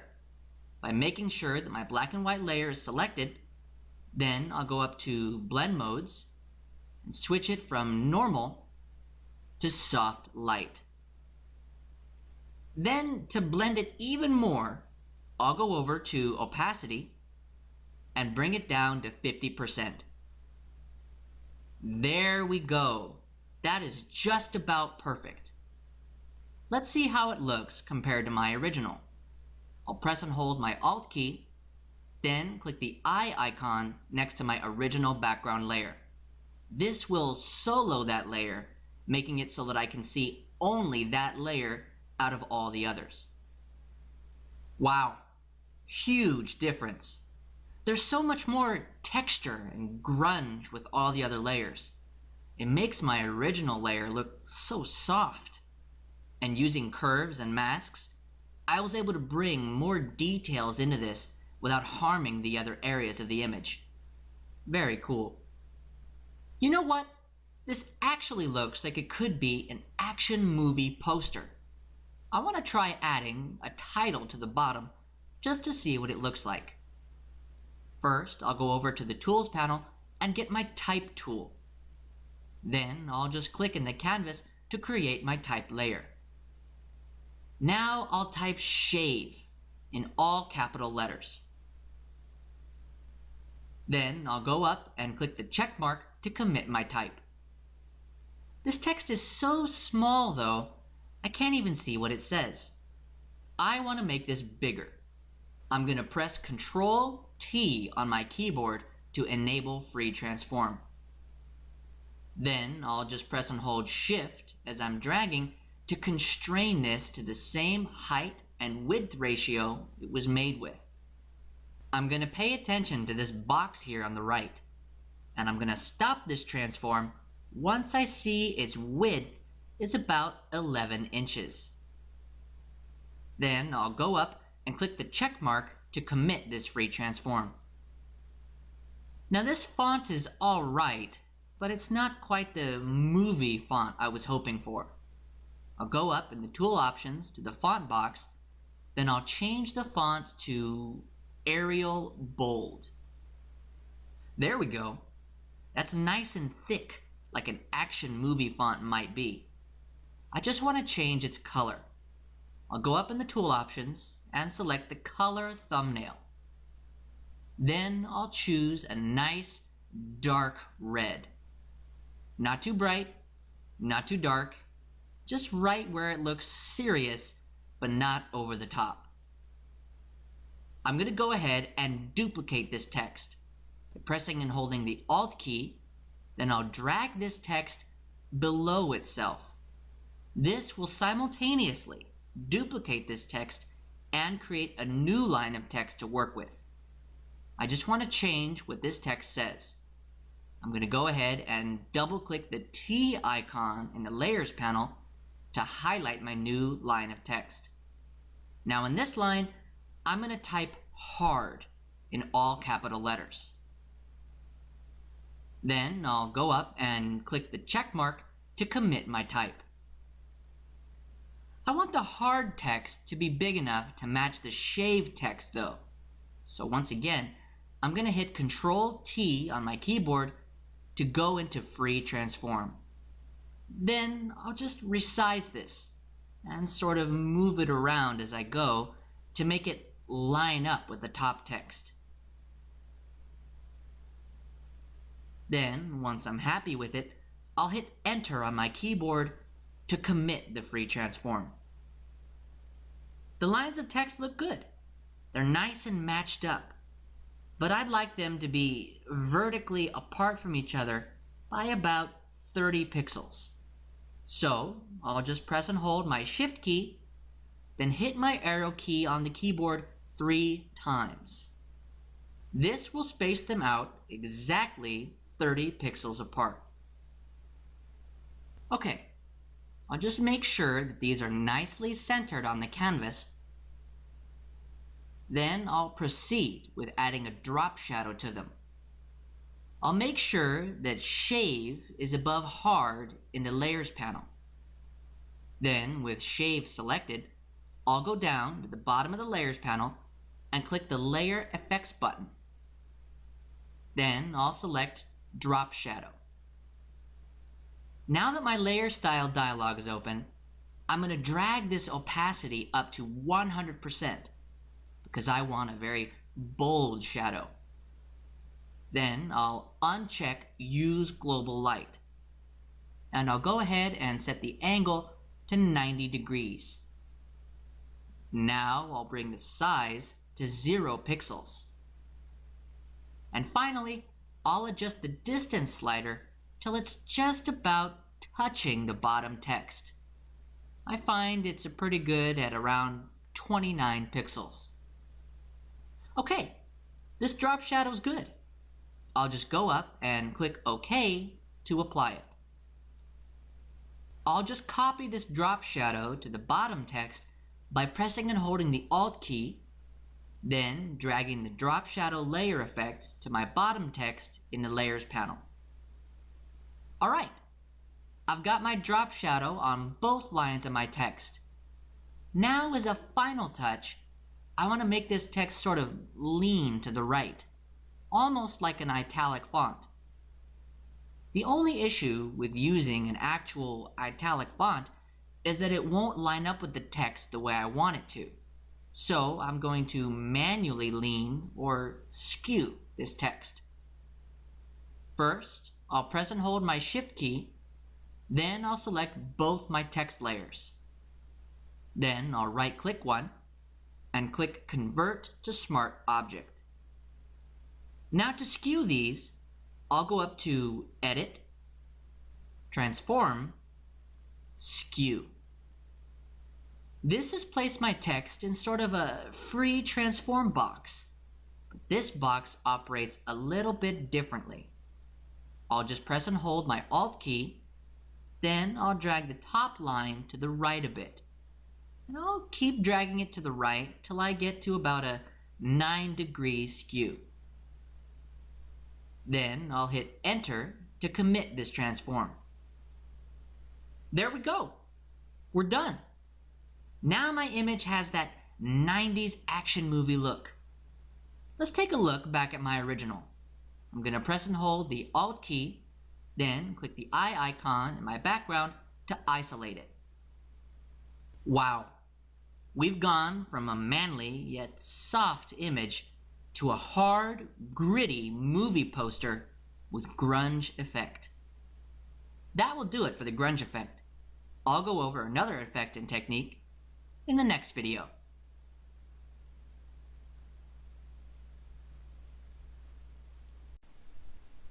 Hello, and welcome back to another Eduonics tutorial. In this section, we're going over effects and techniques in Photoshop. And in this video, we'll be going over how to make an image pop or stand out from the rest. You can't always control what types of images are most attractive to people. For the most part, it's a completely subjective thing that will differ from person to person. It also depends on the images that your image is being compared to, whether your image would necessarily stand out among them. But since both of those things are basically out of our control, let's forget about them for a minute and focus on what draws attention. There are a few very simple things that draw attention to an image. Those are color, contrast, and depth. You want your colors to be vivid and saturated. You also want your shadows to be extra dark and your highlights to be extra bright. I find that a good contrast sort of creates a sense of high quality. And finally, you don't want your image to be flat. You want people to feel like they could live inside your image. And for that, you need depth. The photo I have here is lacking all of those things. There's not much color, and what color I do have is pretty muted. And since the weather is overcast, there's not much contrast to be found between the highlights and the shadows. And finally, the photo looks like it was taken from a long distance, and there's not much depth to be found at all between the foreground and the background. Let's see what I can do to fix all those things and really make this image pop. The first thing I'll do is go down to the bottom of the Layers panel and click the New Adjustment Layer button. Then I'll go up and select Vibrance. Then I'll go up some more and I'll bring my vibrance all the way up to 100. Okay, that's giving me a little more color on the right of my image, but it's not really kicking it up to the next level for me. I'll go immediately down to Saturation and start bringing that up as well. There we go. The colors are really starting to pop now, and it's giving me some focus near the middle right of my image. I'll leave this saturation at around 15. This seems to be a good spot for now. With my vibrance layer, I notice I'm getting a bit more out of the red on this boat, but I'm especially getting a lot more out of these yellows in the containers and the shipyard floor. I think I'm going to use yellow as part of the focus of my image. So I'll bring up the yellows even more. Now I'll go down to the bottom of the Layers panel and click the New Adjustment Layer button. Then I'll go up and select Hue Saturation. Again, I don't want to saturate this whole image. I only want to focus on the yellows. So I'll go up in this button below my preset option where it says Master. Now this drop down lets me isolate any given color. So I'm going to go down and select, you guessed it, yellows. So right now, the saturation should only be affecting the yellows. So I'm going to go ahead and increase the saturation to around 60. This is really bringing out the yellows now, almost giving the image sort of a gold feel. But it's probably a little too much. It doesn't really look real anymore. So I'll go over to the Layers panel, and with my Hue Saturation layer selected, I'll just go up and change the blend mode from normal to soft light. This not only blended the layer better, it also increased my contrast, which is something I wanted in the first place. Now I just want to do a bit of shadow and highlight adjustment. So I'll go down to the bottom of the Layers panel again and click the New Adjustment Layer button. Then I'll go up and select Curves. With the increase in contrast, I lost some detail on my darker colors. So the first thing I'll do with Curves is go up to the histogram and drag the bottom left point of my diagonal line upwards a bit, about halfway up the first quarter of the histogram. Just enough to bring some more detail back from those shadows. That looks pretty good.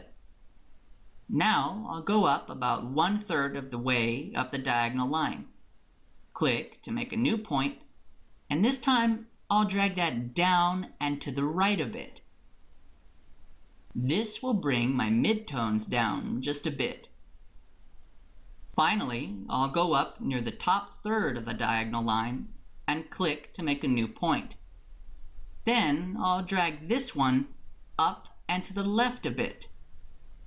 This will brighten up my highlights more and really make the sky pop.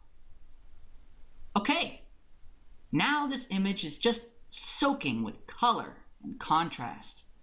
It's really getting some depth as well. The only problem is that everything seems to be popping.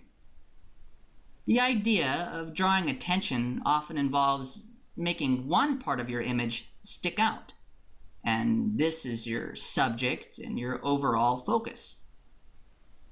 I'm going to put all my adjustment layers together and use a gradient to mask them out a bit.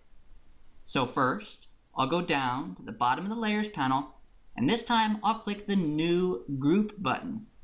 This is located just to the left of the New Layer button. Now, to put my adjustment layers into the group, I'll just select the one on top, hold Shift, and then select the one on the bottom. Now that my layers are selected, I'll click and drag them up into my new group. This hasn't done anything yet. It's just given me the opportunity to use one layer mask for all my adjustment layers. So I'll go up and select my group, then I'll go down to the bottom of the Layers panel and click the New Layer Mask button. Now to make the gradient, I'll go over to my Tools panel and select my Gradient tool. I'll make sure that my gradient is going from black to white. And I'll just click at the bottom of this red container near the middle, and then I'll drag up into the sky. And I'll release my mouse somewhere near the clouds. There we go. Now my image has saturated colors, high contrast, and depth. I'll go ahead and hide my group to see my original image. There's before, and there's after. Very nice. I brought out some of the colors with the vibrance layer, emphasized the yellows with the hue saturation layer, blended with some extra contrast with a soft light blend mode, adjusted the shadows and highlights with curves, and finally, I brought some focus with a group layer mask. That will do it for making images pop. I'll go over another effect and technique in the next video.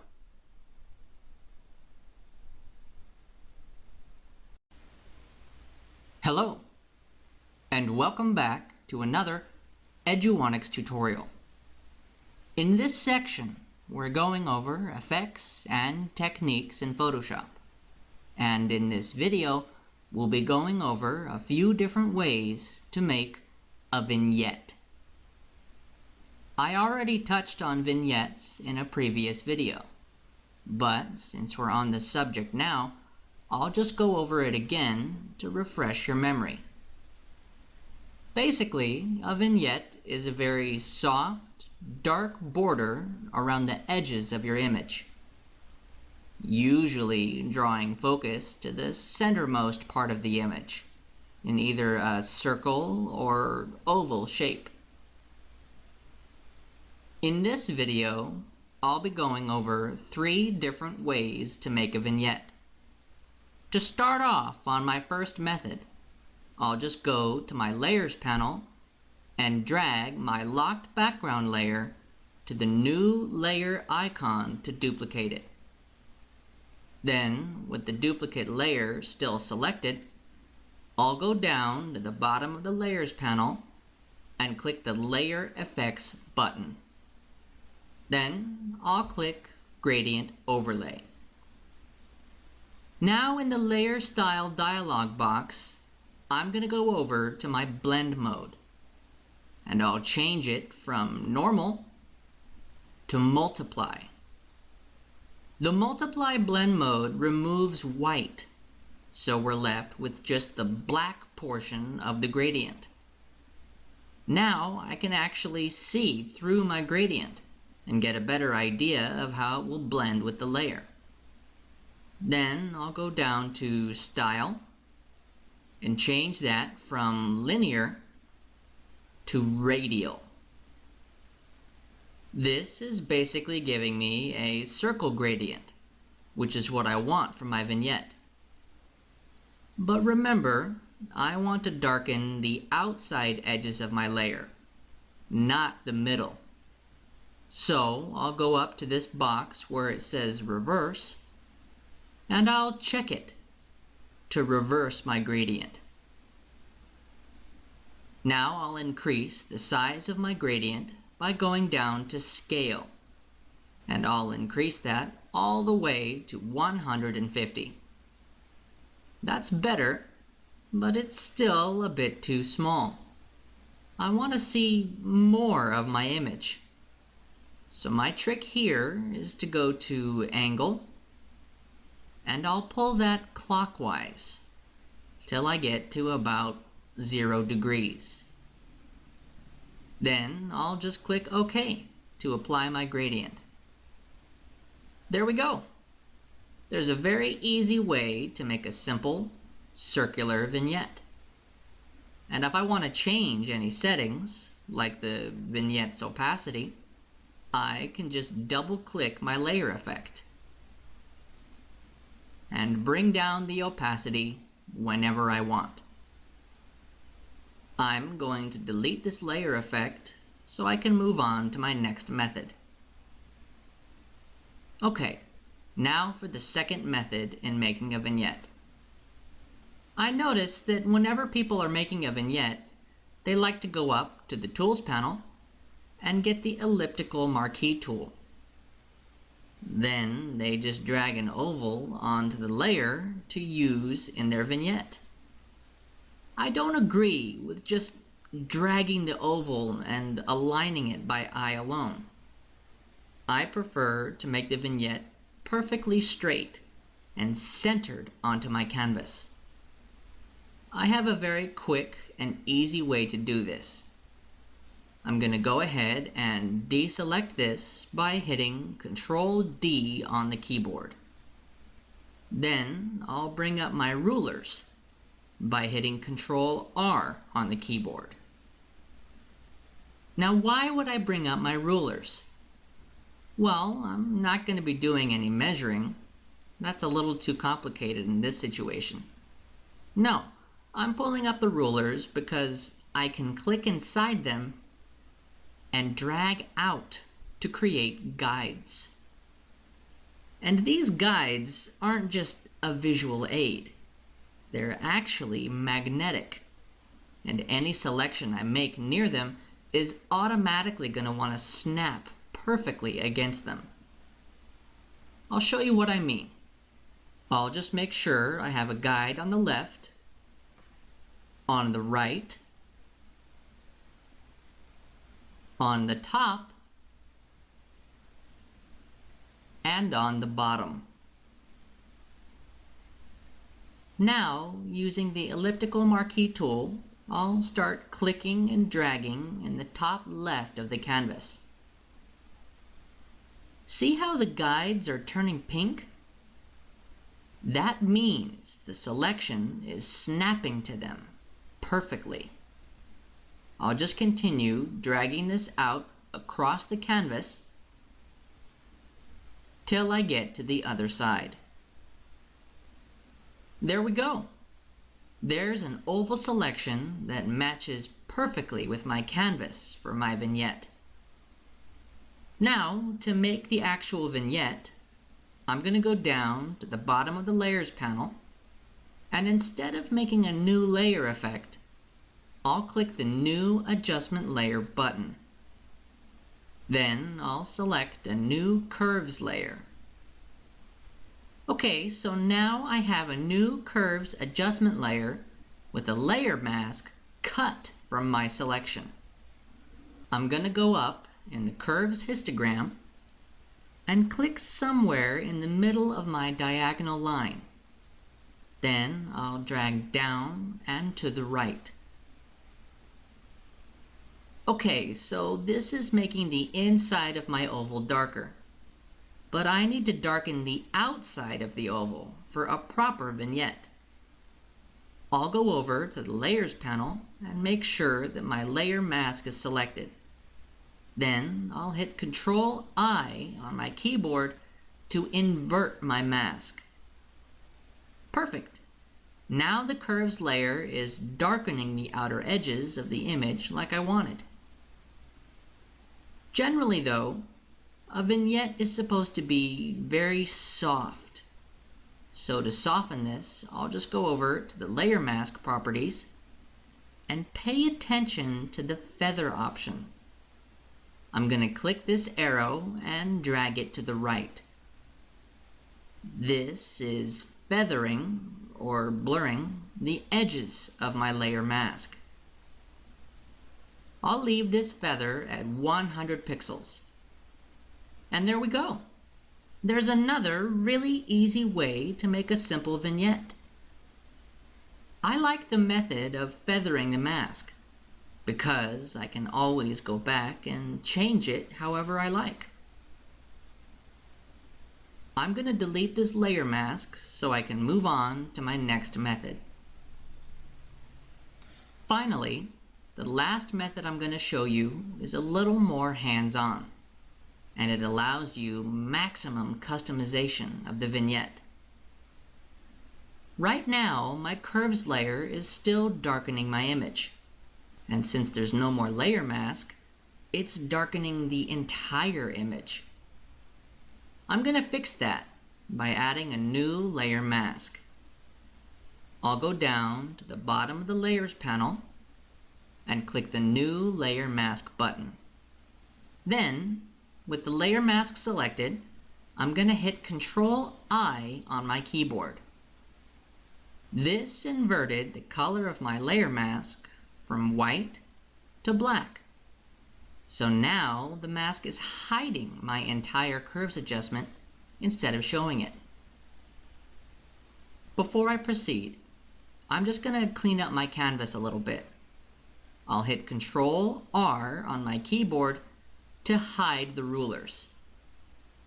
And then, to hide the guides, I'll go up to View, Show, Guides. I don't need the rulers or guides for this method because they're there to help me make my vignette perfect. But for this method, I want things to be a bit more natural looking, and that means it needs to be imperfect. Now I'll just zoom out of my canvas a little bit. I want a little more room because I'm going to be spending more time on the edges of my image. Then I'll go over to the Tools panel and get my brush tool. I'm going to go up to the tool options and bring up my brush size considerably, somewhere around 1000 pixels. I want a very large, soft brush, so I'll make sure the hardness is at 0%.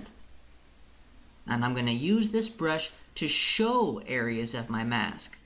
So I'll need to make sure that my brush is set to white.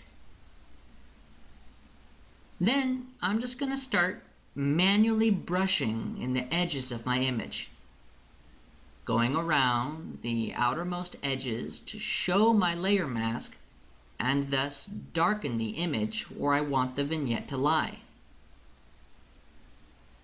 One neat thing about this method is that I can switch to a black brush if I want to manually hide areas of the mask where I want the image to remain bright.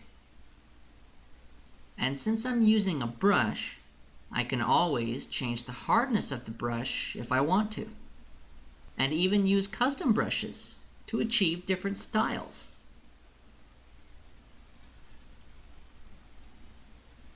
Okay, there's my final method for creating a vignette. We learned how to create a circular vignette with the gradient overlay layer effect. We learned how to create a perfect oval vignette with a curves layer and elliptical marquee tool. And finally, we learned how to create a fully custom vignette using a mask and a large, soft brush. That will do it for creating vignettes. I'll go over another effect and technique in the next video.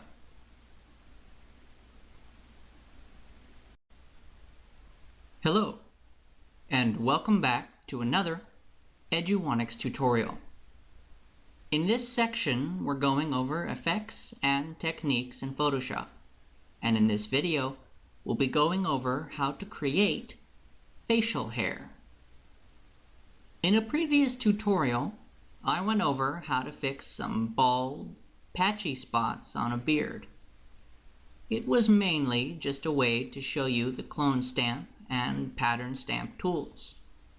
My method was to use my tools to sample other pre-existing areas of the beard, which would require that you have facial hair in the image to begin with, so you can sample from it.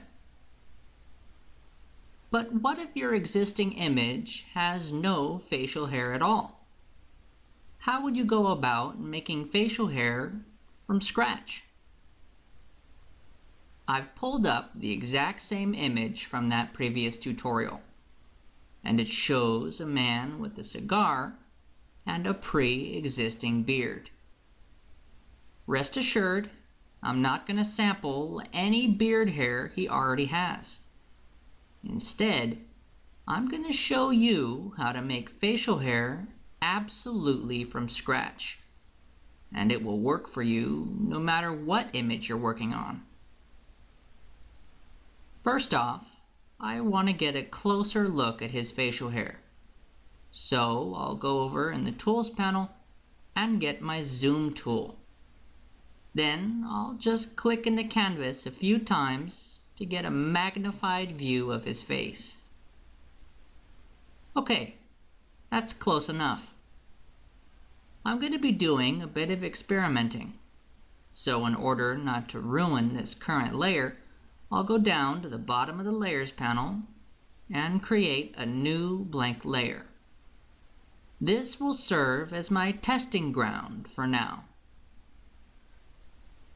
Okay, so my method this time around will be to use a brush for his facial hair. This way I can create a beard from scratch, and maybe even use that same brush on other images that I want to add facial hair to. So I'll go back over to my Tools panel and get my brush tool. Now I want a very small but very hard brush. So I'll go up in the Tool options and click my Brush Preset Picker. Then I'll reduce the size all the way down to 1 pixel and increase the hardness all the way up to 100%. Now I'll go back to my canvas and just start making tiny strokes as my hairs.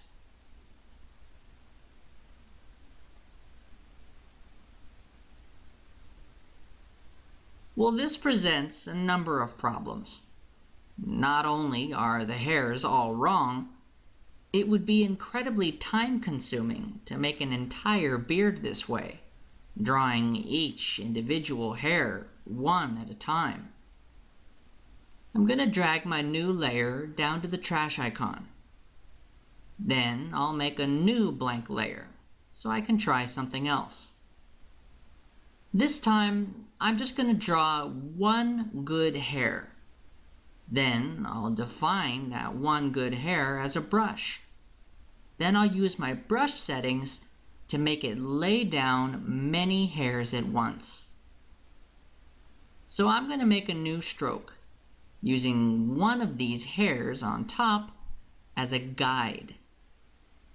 I'll start at the bottom, then just drag upwards, trying to trace the existing hair.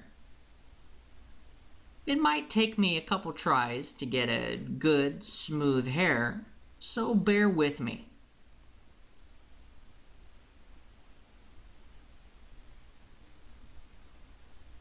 There we go. That's a good one. Now, to define this as a new brush, I'll go up in the menu to Edit, Define Brush Preset. Oops! I can see from my preview thumbnail here that it's trying to make a brush out of my entire canvas. I'll hit Cancel. Then I'll hide every layer that doesn't contain my brush stroke.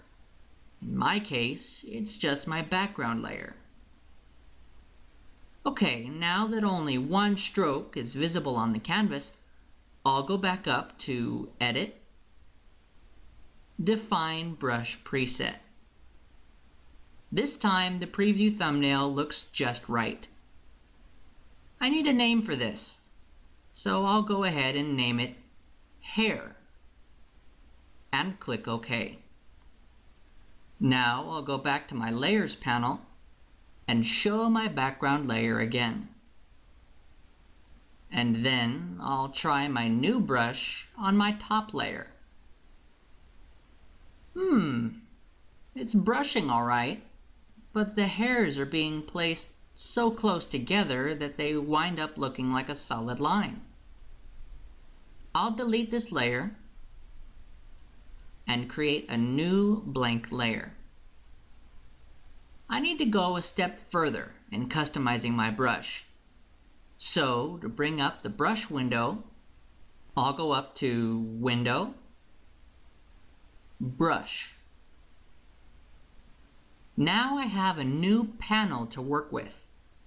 If I look here in the bottom left of the brush panel, there's a box where I can preview what my brush will look like.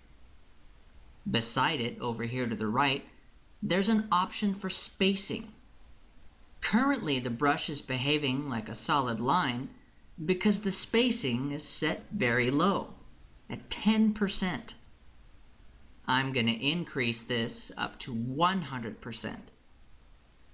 Now in the preview, I can see my individual strokes are being placed further apart. I'll go ahead and try painting this on the canvas. Okay, that's looking a little better. The hairs are further away from each other, so at least they don't look like a solid line. But still, they're all exactly the same size. They look too similar to each other to be like natural hair. I'm going to hit Ctrl-Z on my keyboard to clear my canvas. Then I'll go over and enable Shape Dynamics. From Shape Dynamics, I'll increase the size jitter all the way up to 100%. Now jitter basically means randomness. So the higher the size jitter, the more random the sizes of the individual hairs will be. I'll go ahead and try painting this on the canvas again. Okay, that's looking a little bit better than last time.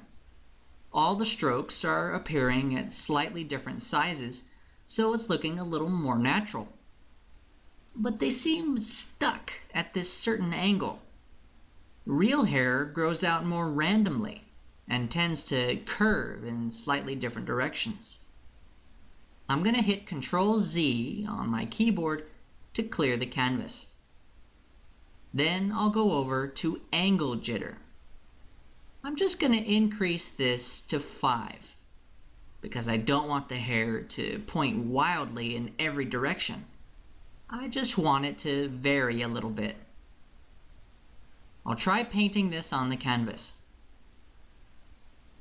Okay, so now the hairs are each pointing in slightly different directions, but most of the hairs are still pointing in the same direction of the original brushstroke that I made. And there's really no rhyme or reason governing the angle of these as I drag.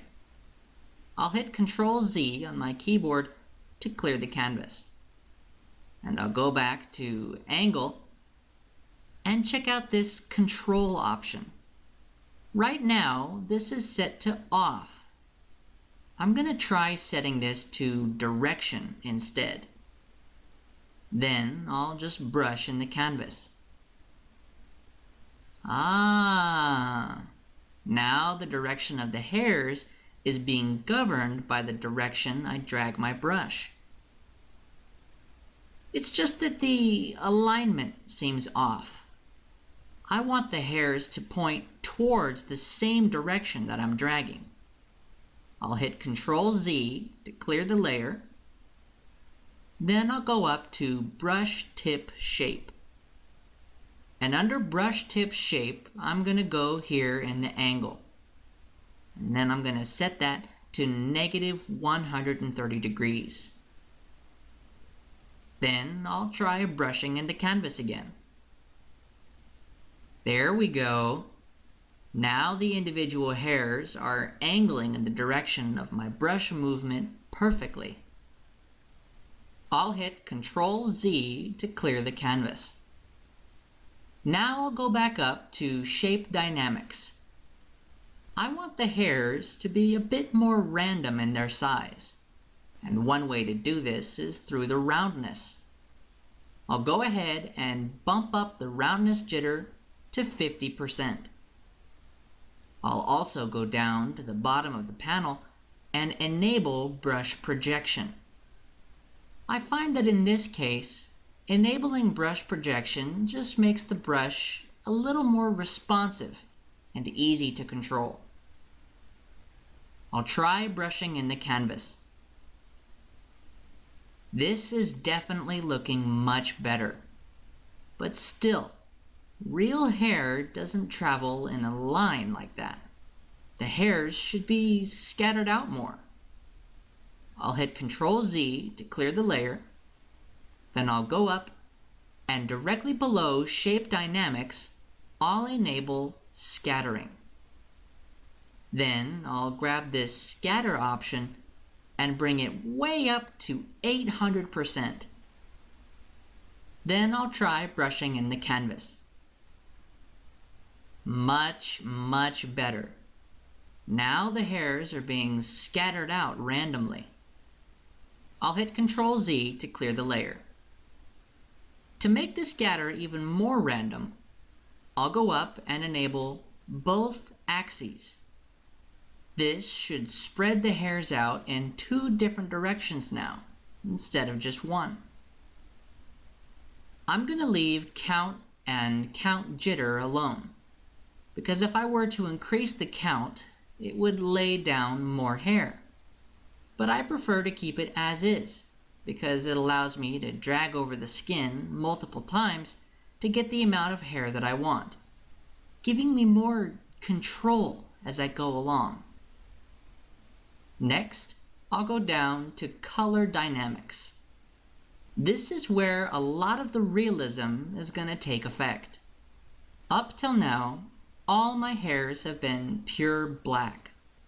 But as you can see, black isn't his hair color at all. I want my brush to be the same color as his hair. So I'm going to go to my foreground color.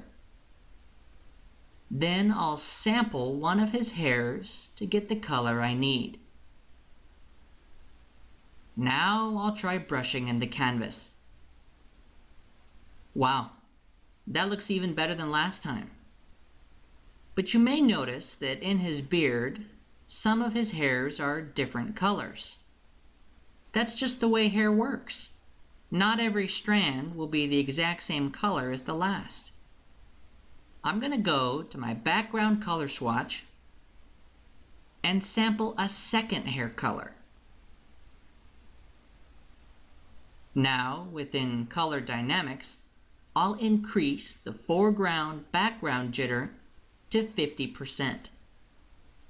This should make it so that my brush will randomly swap to different hues between my foreground and background colors every time I make a new stroke. I'll try brushing in the canvas. Even better than before. Now I'm getting some actual color variation every time I make a new stroke. I'll clear the layer and take the colors even further. I'll go ahead and increase the hue, saturation, and brightness jitters to 10% each. Then I'll go back to the canvas and try brushing. Wow! Every hair is just so slightly different from the last. Things are looking very natural. I'll clear the layer again. Now for the final touches. I'll go down to Transfer. Then I'll increase the opacity jitter to 10%. This will make every few hairs a little less visible than the rest. Then I'll go up to Brush Tip Shape. And I like this brush pretty good as it is, but I would like a bit more hair to be laid down with each stroke. So I'll just decrease the spacing to around 20%. I'll try brushing in the blank layer one last time. There we go. That's my winner. I'll clear the layer again. And now I'd like to save this brush so I can use it in future projects. I'll go down and click the new brush icon. Then I'll name this brush Beard Brush. And click OK. Now I can actually put my brush to work. I'll get my zoom tool and zoom back out. Then I'll just start brushing in hairs using short directional strokes. Just taking my time, starting by filling in the patchy spots that have no hair.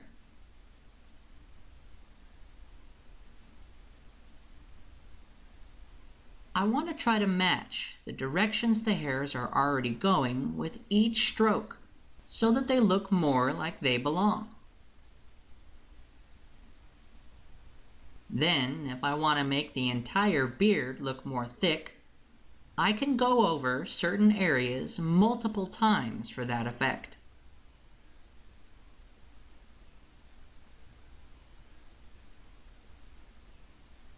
Okay, that looks pretty good. Let's see what my image looked like before using the beard brush. I'll just click the eye icon on my layer to hide it. There's before, and here's after. Wow, it pretty much looks like the new hair was there all along. And the best part about it is that I can use this same brush in different projects to achieve similar results. That will do it for making facial hair.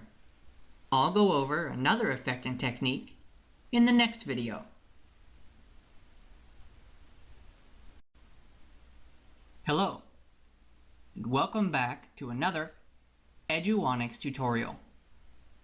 In this section, we're going over effects and techniques in Photoshop. And in this video, we'll be going over how to combine different images together. One of the greatest things about Photoshop is that you can use it to take two completely different images, possibly taken at different times and places, and smack them together into one. There's really no limitations to what you can combine together, other than your own creativity and skills in Photoshop. I can't help you when it comes to creativity. You have to find that within yourself.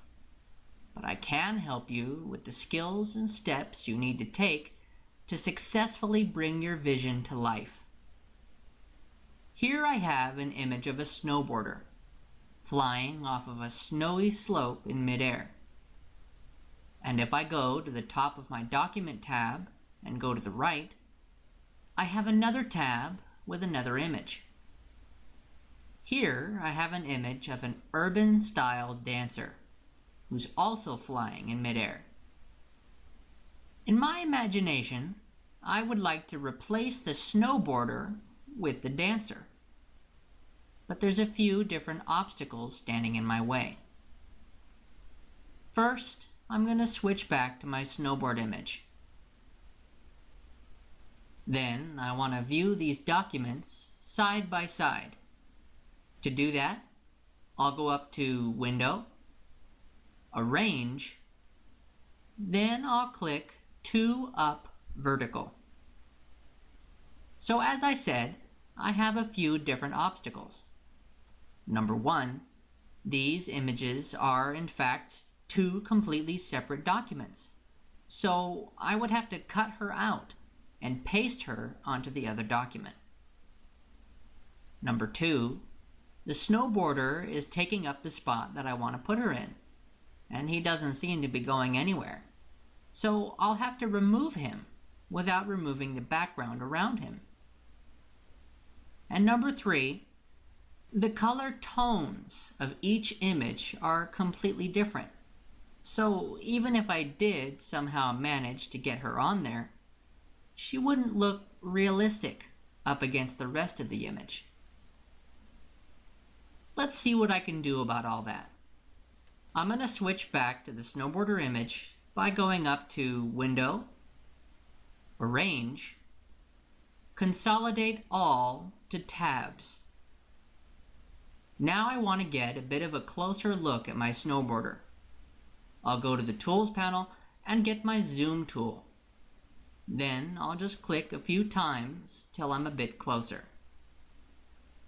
The unfortunate thing about this image is that he's not on a plain background.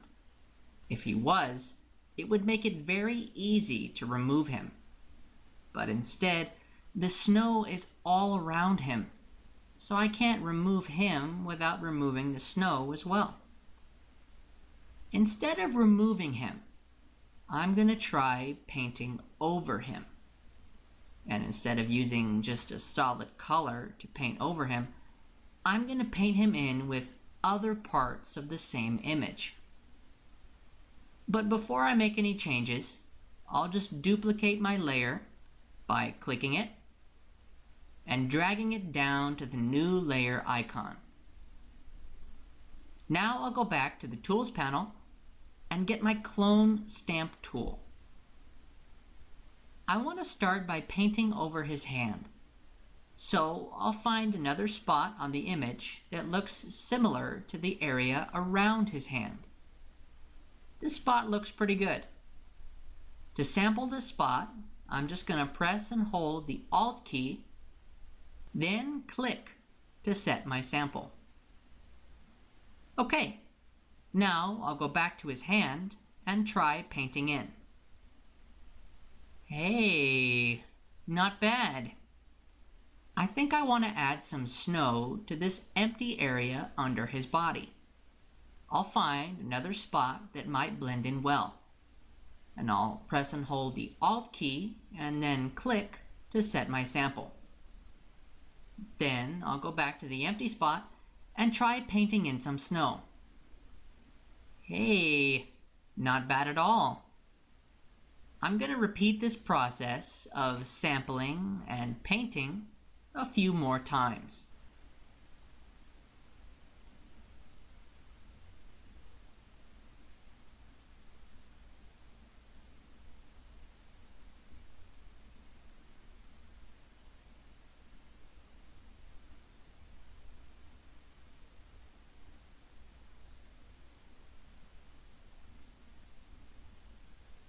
This is looking pretty good. With every sample and subsequent painting, I'm getting closer and closer to my goal of completely removing him from the image. I'm going to continue on with this process, trying to go in short, controlled strokes. Because if I paint too much from one sample, it won't look natural in my final result. Instead, it will look like a bunch of repeated areas, and it won't look good at all.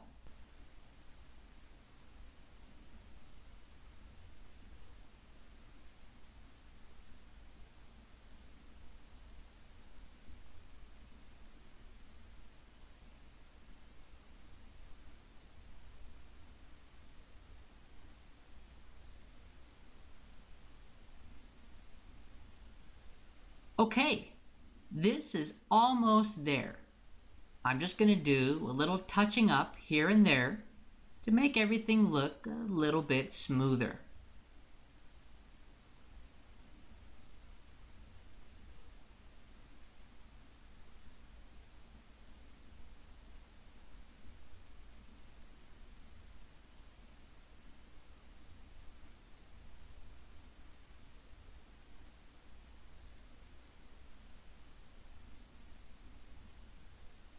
Okay, I think I'm done. I'll just go back to the Tools panel and grab my Zoom tool so I can zoom out. Very nice. Let's take a look at my before and after. I'll just hide this layer in the Layers panel. There's before, and there's after. Great! It pretty much looks like he was never there in the first place. So to move on, I'll switch back to my dancer image. Now that the snowboarder is gone from my other image, I need to cut this dancer out from her background before I can place her where the snowboarder was.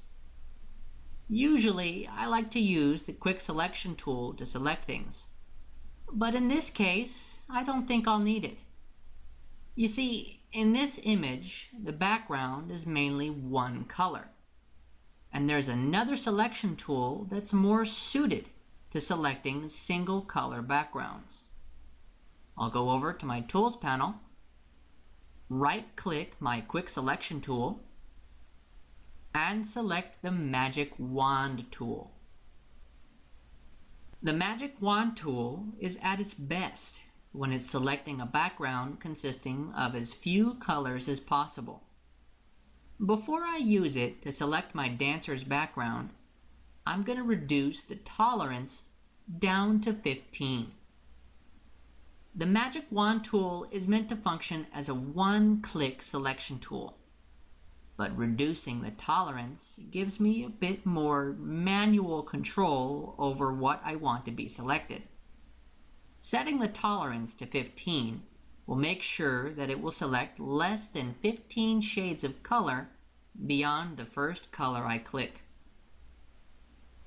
To select this background, I'll start by clicking in the bottom left corner. Then I'll press and hold Shift as I click to continue adding to my selection as I work my way outwards. And I'll just continue clicking to select the background in controlled increments.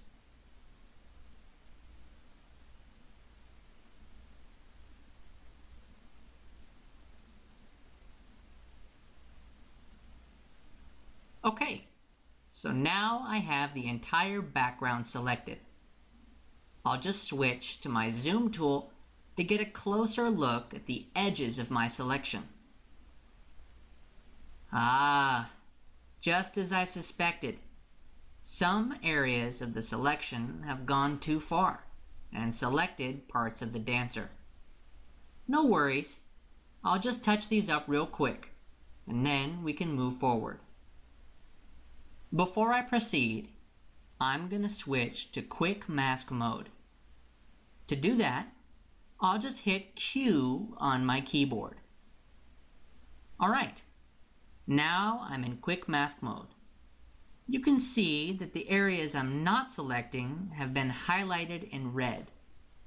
Quick Mask Mode is great because it temporarily converts my selection into a mask, and I can paint in the areas I want to be included or removed.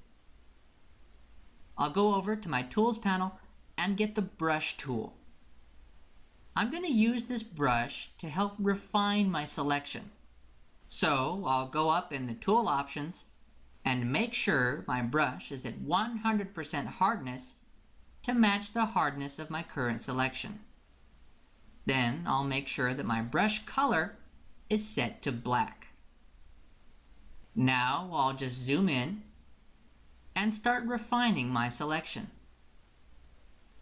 I'll just fill in the areas where the Magic Wand tool went too far. I want to make sure that my dancer is completely highlighted in red, while my background remains normal.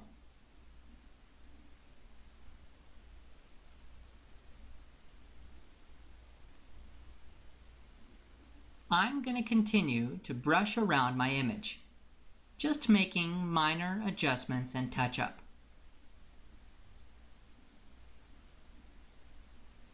And anytime I need to reverse my painting, I'll just hit the X key on my keyboard to swap my foreground and background colors.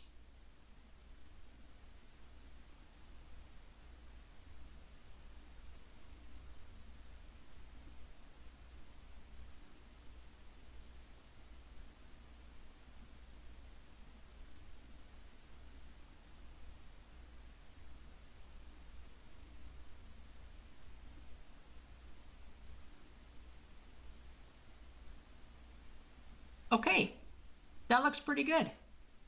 I'll go ahead and zoom out. Then I'll hit Q on my keyboard to exit quick mask mode. Alright, my selection is done. But before I try moving the dancer to the snowboard image, I need to apply my selection as a layer mask. To do that, I'll first invert the selection by hitting Ctrl-Shift-I on my keyboard. Then I'll just go down to the bottom of the Layers panel and click the Layer Mask button. This converted my selection into an editable layer mask and converted my locked background layer into an unlocked layer with my layer mask.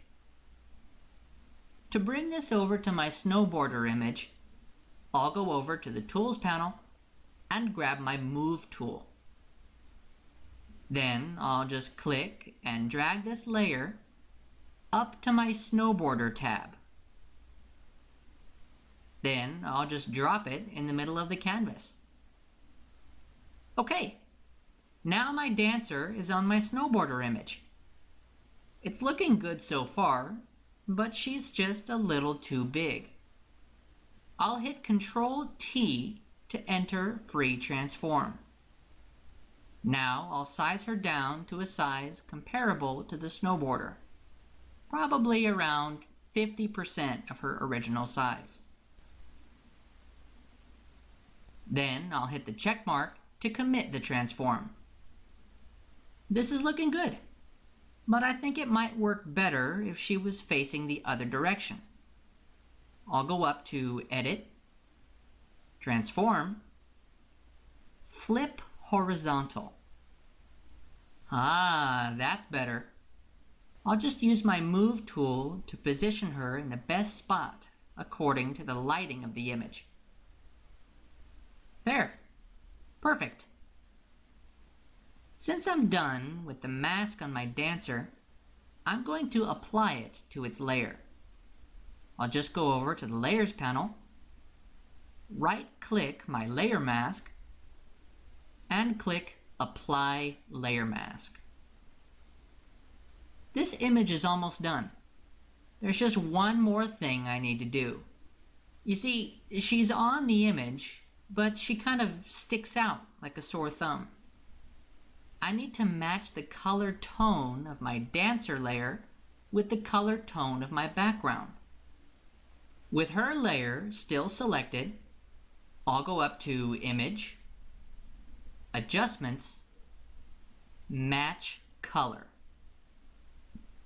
Now I'm in the Match Color dialog box.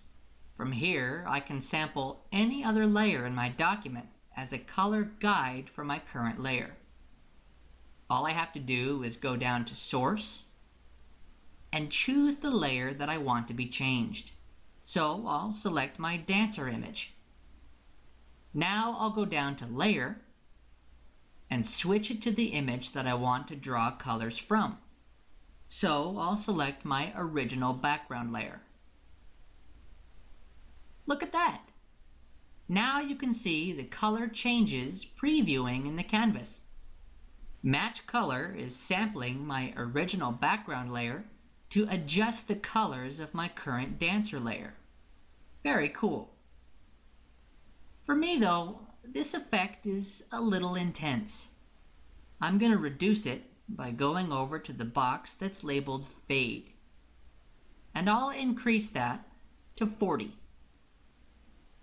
This will blend my match color adjustment with my original layer, resulting in a more natural look overall. I'll go up and click OK. There we go!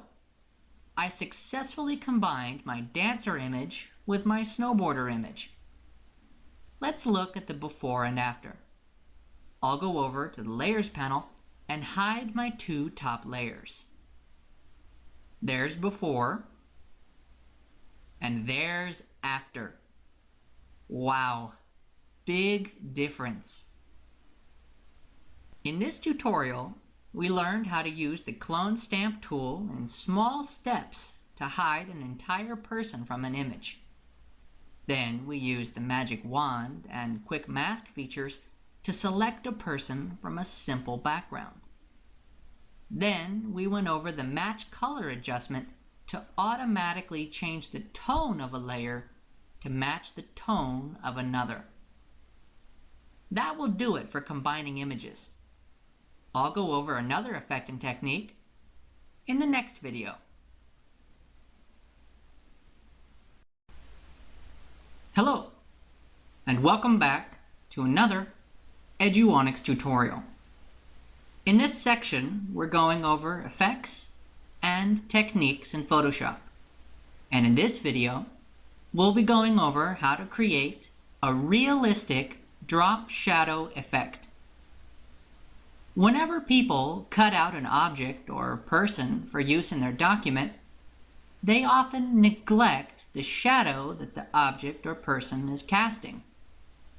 This is because they either don't intend to show the ground the shadow would be cast on, or because the object or person they're using came pre-masked and didn't include a shadow.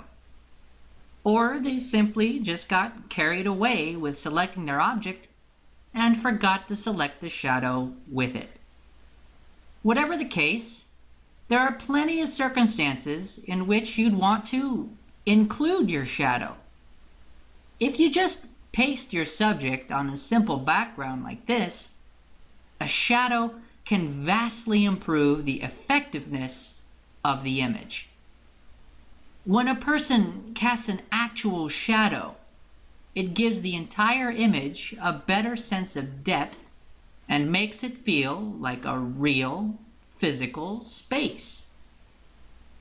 I have an image here of a woman on a plain white canvas, and I think it would lend to the overall quality of the entire image if she just casted a shadow on this space. Now, I could go in with my brush and try to paint where I might guess the shadow might be, but that would take a long time and probably not end up being accurate. So instead of drawing by hand, I'm just going to copy her actual body shape and use that for her own shadow. So I'll need to isolate her from this white background. To do that, I'll just go up to my Tools panel, right-click my Quick Selection tool, and pick the Magic Wand tool. Now this is a pretty simple background, so I'm going to go ahead and leave the tolerance at 32. And we'll just see how the Magic Wand tool does. I'll just click once in the background. Hey, not bad. I'm going to take this into Refine Edge to touch it up a bit. But before I do that, I need to invert my selection. To invert my selection, I'll just hit Ctrl-Shift-I on my keyboard. Perfect. Now instead of having the background selected, I have her as my selection. I'll just go up to Refine Edge to get a better look at my selection. So here, I'm going to do a few things. First, I'm going to turn Smart Radius on. This will just use more of Photoshop's automated features to help me refine the selection. Then I'll go down and bring the radius up to 20. This will let the background in a little bit and influence the image for a more natural looking result. Then I'll bring smooth up to 15. This will smooth down those jagged edges and make it look less rough. I'll leave feather alone, but I'll go down and increase the contrast to 20. This will make the edges look more defined and deliberate. Then I'll reduce shift to -10. This will just tighten up the selection a little bit. Anytime we're in Refine Edge, we can go up to the top and toggle Show Original on and off. And our goal should be to make both on and off look as similar as possible. But then again, in this case, this isn't really the best way to see our selection. You see, she's on a white background in both the Refine Edge window and on the original layer. We need the Refine Edge preview to provide more of a contrast so we can see what the selection is really like. I'm going to go up to the View thumbnail and switch it from on white to on black.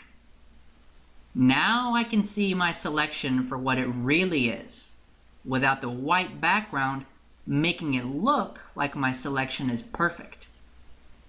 Now that I'm seeing my selection up against black, I can see that there's a couple little spots where the white background is still selected. But really, they're so small, they're just not worth the time that it would take to fix them.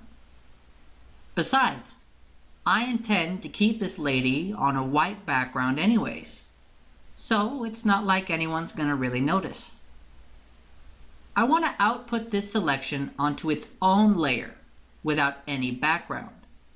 So I'll go down to Output 2 and switch it from Selection to New Layer. Then I'll go up and click OK. Alright, my refined selection is now on its own layer, and my original background layer has been hidden. I'm going to keep my original background hidden, but I do need a plain white background to be behind her again. I'll go down to the bottom of the Layers panel and create a new blank layer. Then I'll fill this layer with white by going up to Edit, Fill. Then I'll switch from my foreground color to white. Then I'll go up and click OK. It looks like my new white background is in front of my layer with the lady on it, which means it must be on top of the lady layer in the Layers panel. So I'll go over to the Layers panel and drag my white background below her. There we go. Now I'm going to add a drop shadow to her layer. I'll select her layer, then go down to the bottom of the Layers panel and click the Effects button to bring up my layer effects. Then I'll select Drop Shadow. This drop shadow is alright, but it's a very specific type of shadow, and it doesn't seem to match my layer in this case at all. So instead of using this shadow as is, I'm going to use this shadow as the starting point for my own custom shadow. I'll go to Blend Mode and switch it from Multiply to Normal. Then I'll go ahead and bump up the opacity to 100%. Because even if I want this opacity to be reduced, I can always go back and change the opacity of my shadow later on. I'll skip down to size and reduce that to 0.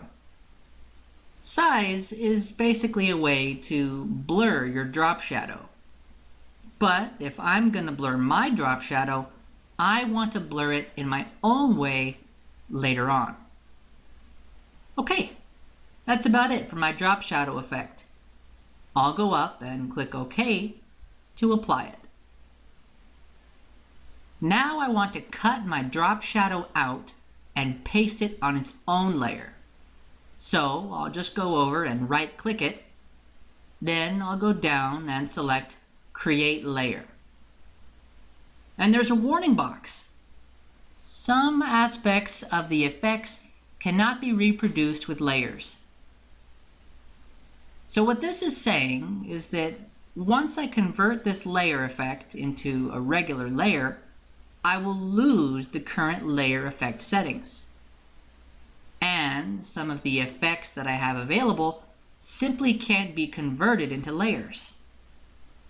No worries, this doesn't apply to most of the effects, including the drop shadow. So I'm going to go ahead and click OK. Now my drop shadow is on its own layer. Now that it's on its own layer, that means I have full access to manipulate it as I please. I'll select my drop shadow layer and hit Ctrl T on my keyboard to go into Free Transform. Now my Free Transform box has popped up around my drop shadow. I'm just going to click and drag my shadow back over to be directly behind the woman and line them up. Then I'll just press and hold the Control key on my keyboard and click and drag the middle bracket on top of the transform box. Now I'll just go ahead and drag this down towards the bottom. And I'll drop it where I think the shadow might be cast.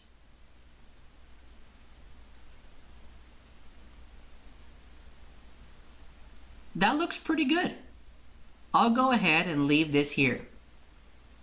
Now I want the bottom of this shadow to line up where it would actually lie.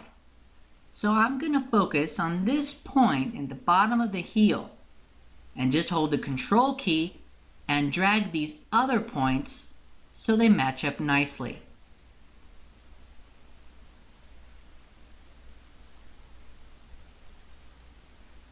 There we go. Not too bad. Now I'll go up to the other end of the shadow and drag those points to make it look a little more realistic.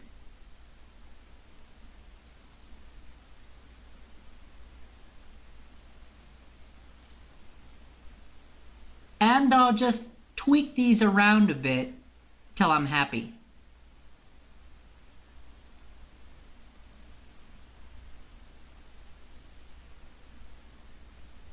Okay, that looks pretty good. I'll hit Enter on my keyboard to commit this transform. So the angle of this shadow is looking all right, but shadows aren't usually pure black like that, and they sort of taper off in visibility as they get further from what's casting them. So I'm going to add a gradient to this shadow. I'll go down to the bottom of the Layers panel and click my Layer Mask button to create a new layer mask.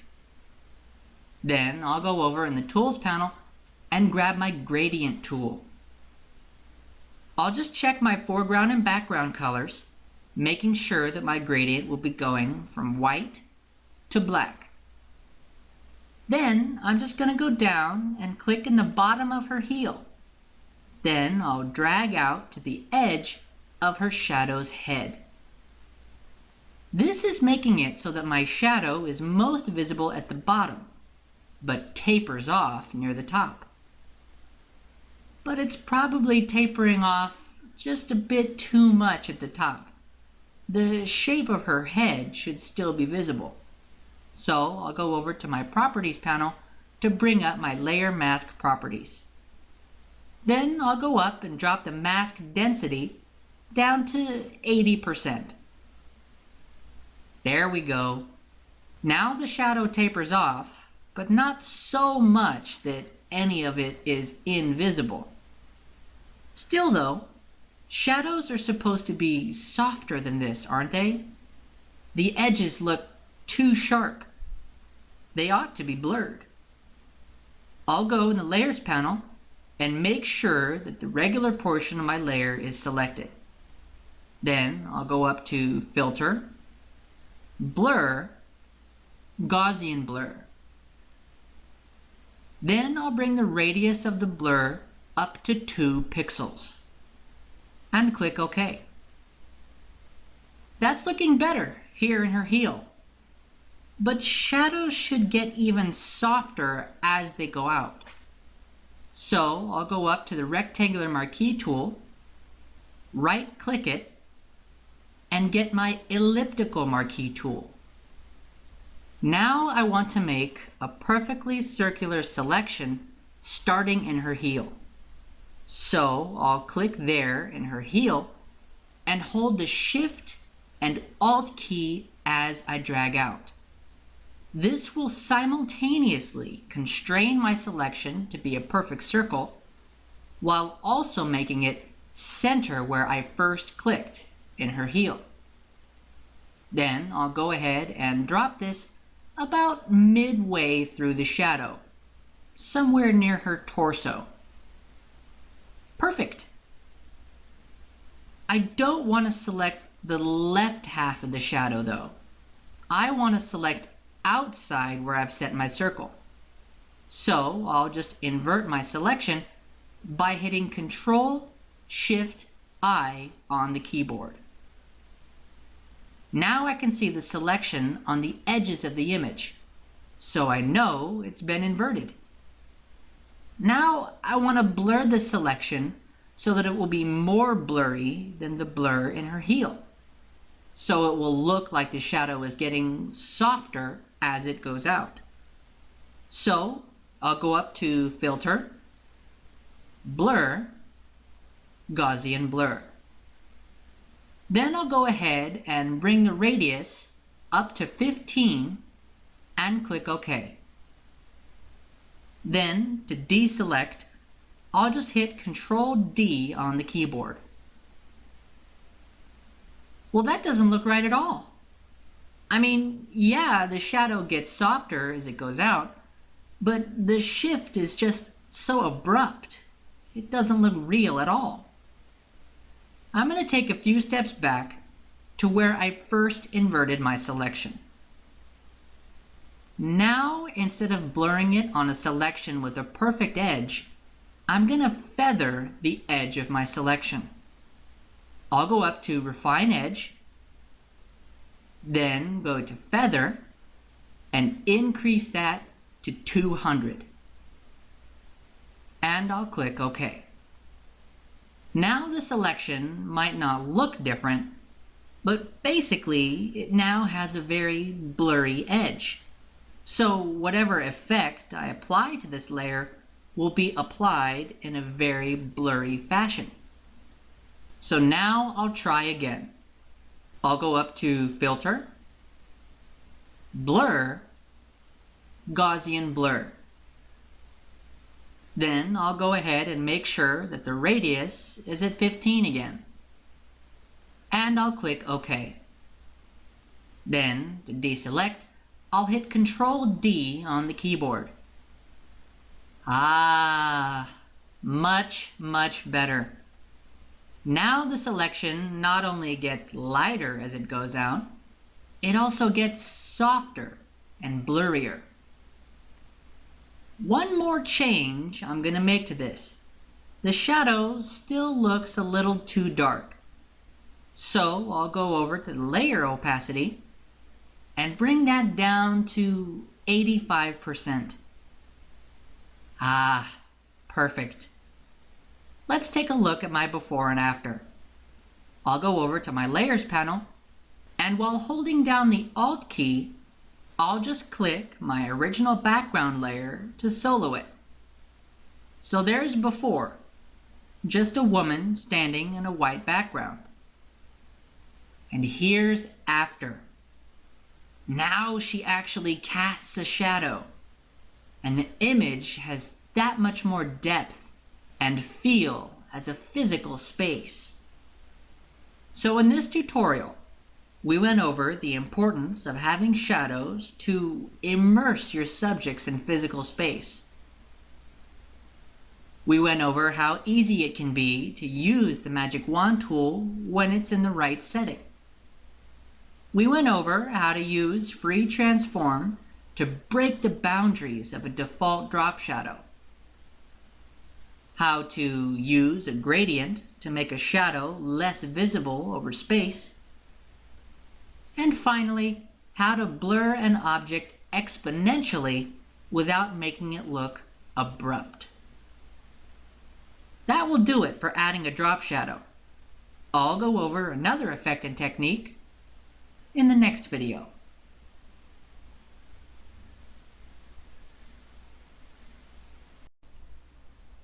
Hello, and welcome back to another Eduonics tutorial. In this section, we're going over effects and techniques in Photoshop. And in this video, we'll be going over how to whiten the infinity wall. So, what exactly is an infinity wall? An infinity wall is just a white background, really.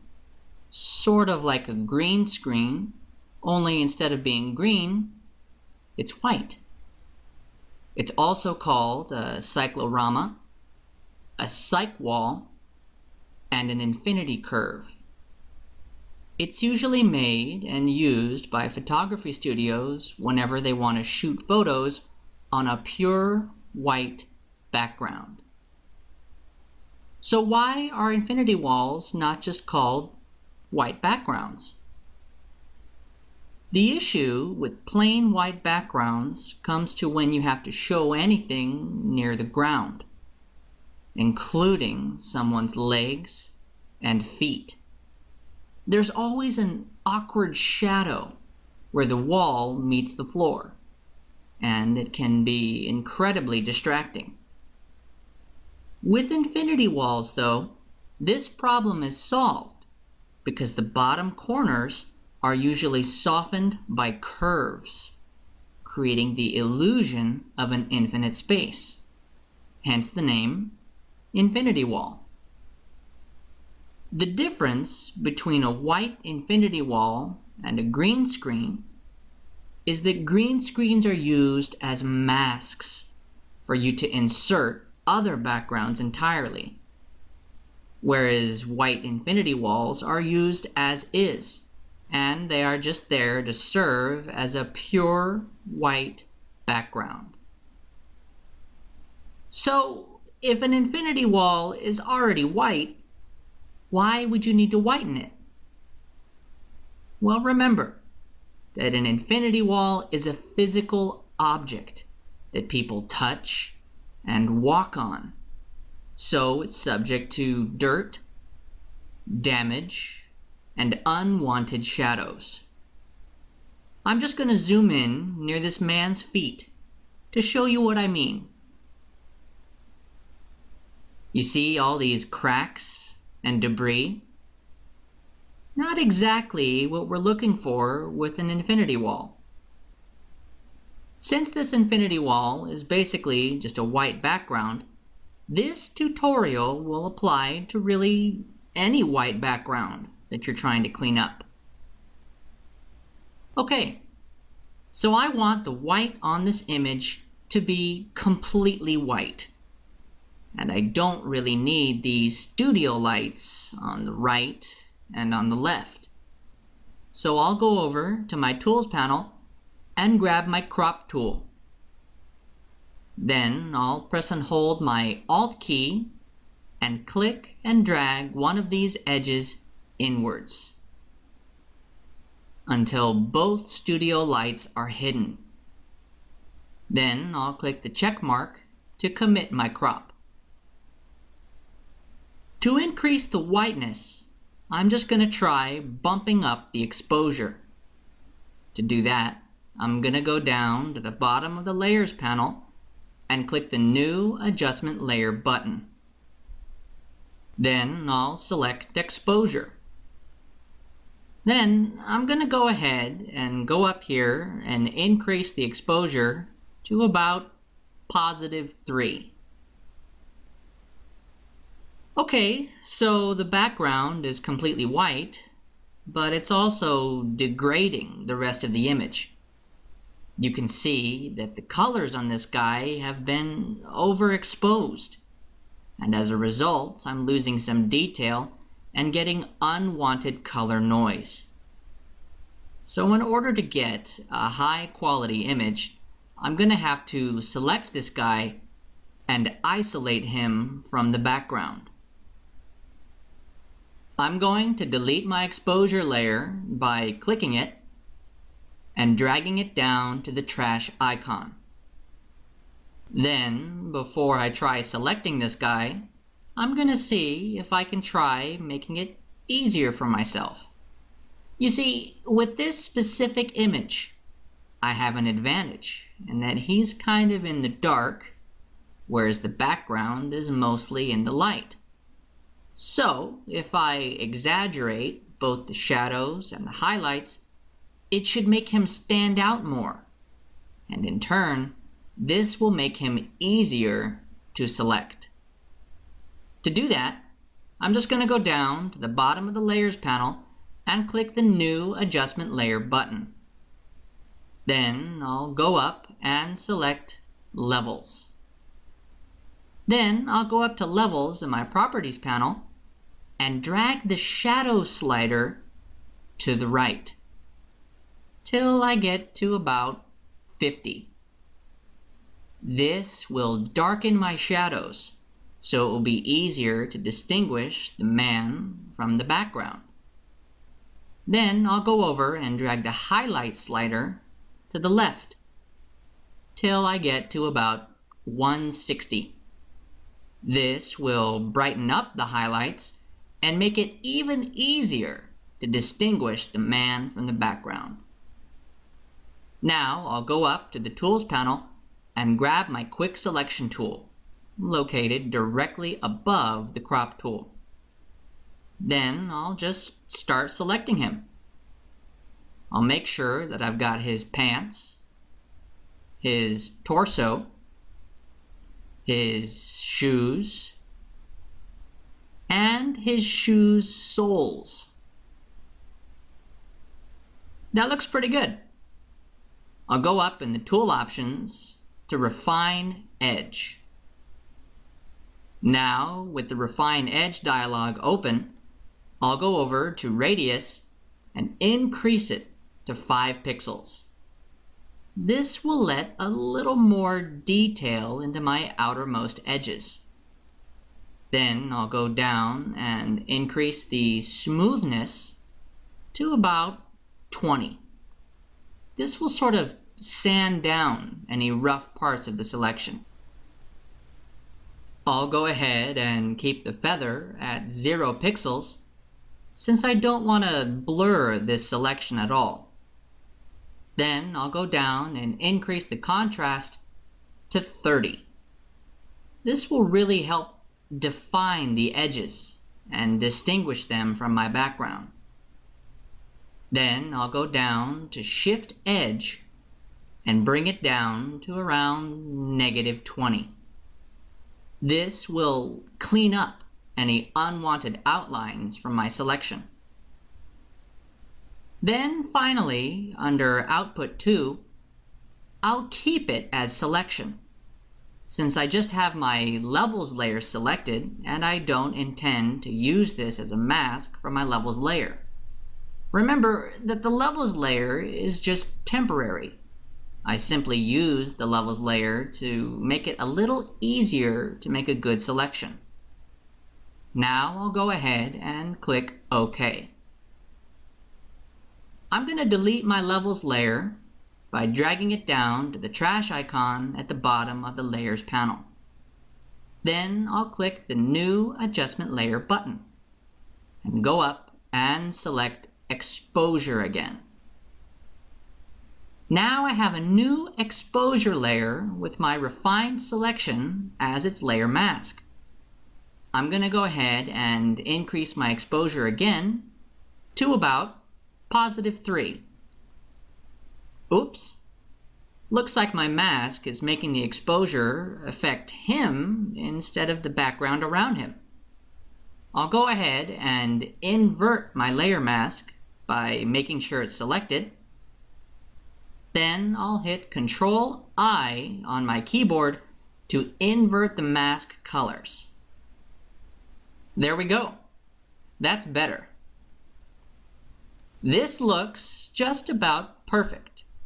It just looks like there's a little bit of exposure leaking onto the soles of his boots. No worries. I'm just going to zoom in on them a little closer. Then I'll go over to my Tools panel and get my Brush tool. Then I'll go up in the Tool options and make sure that the hardness is around 80%. I'll make sure that my swatch color is set to black. Then I'll just do some touch-up on the mask. No big deal, it's just that the soles were mostly white to begin with, so they blended in with the background when I used my levels layer to help me make my selection. I'm just brushing in the areas that I don't want to be brightened. And if I need to change the size of my brush, I can just use the bracket keys on my keyboard. Also, if there's any areas I do want to brighten, this is a good opportunity for me to fix those areas as well. All I have to do is switch my brush color back to white, and then brush those areas in.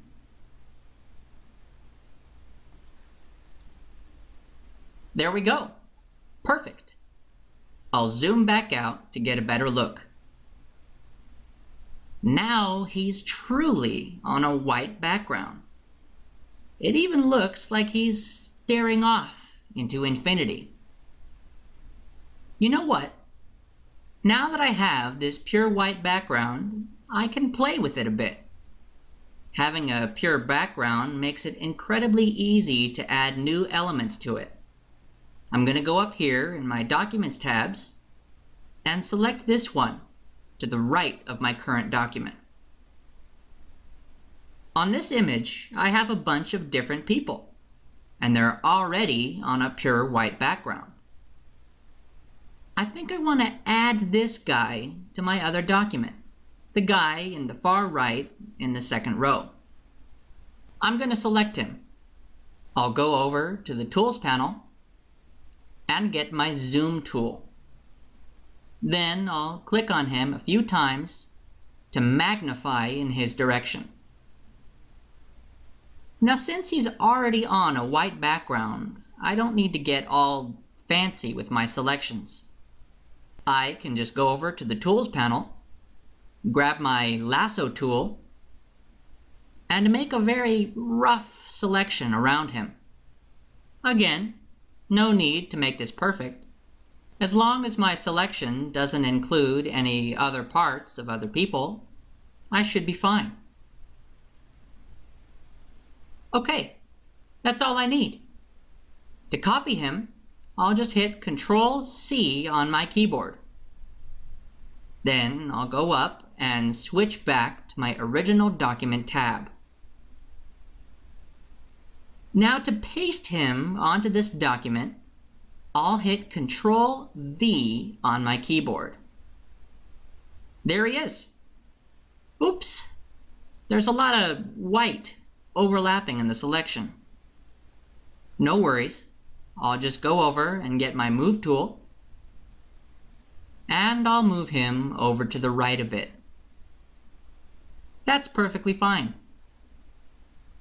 You see, with a white background, it's insanely easy to add or remove elements from any image.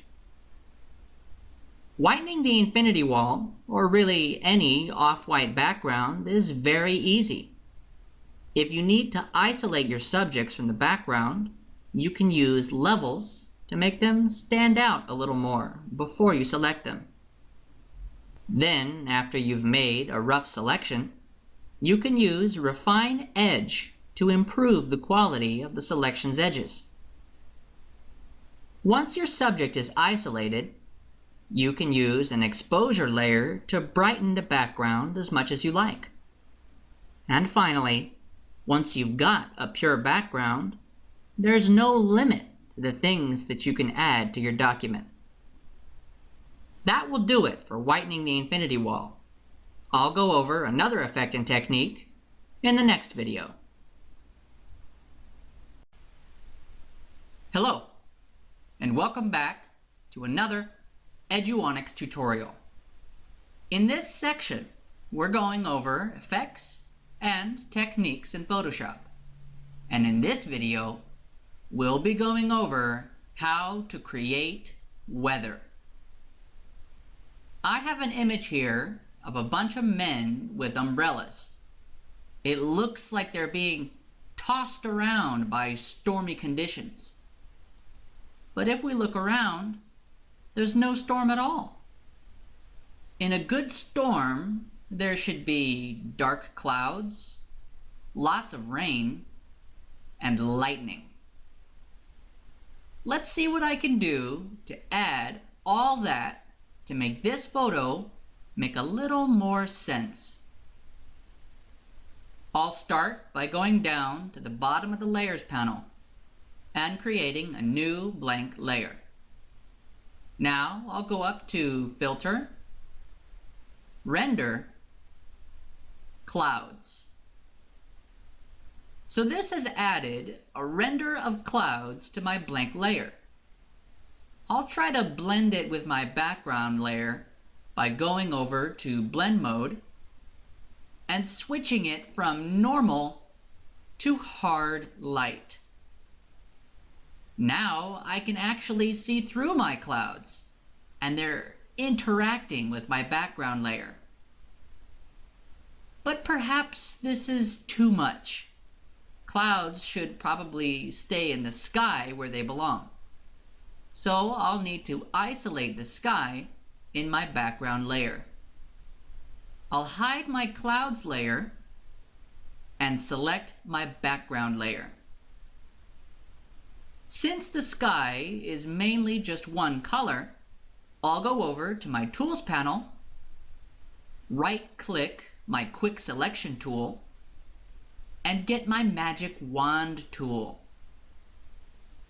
Then I'll just click somewhere in the top of the sky. Alright, this might work. I just need to add the rest of the sky to this selection. To do that, I'll just press and hold the Shift key on my keyboard and continue to click in the sky. And I'll just keep holding the Shift key and keep clicking. I'll even select the clouds and try to fill the entire sky down to the horizon.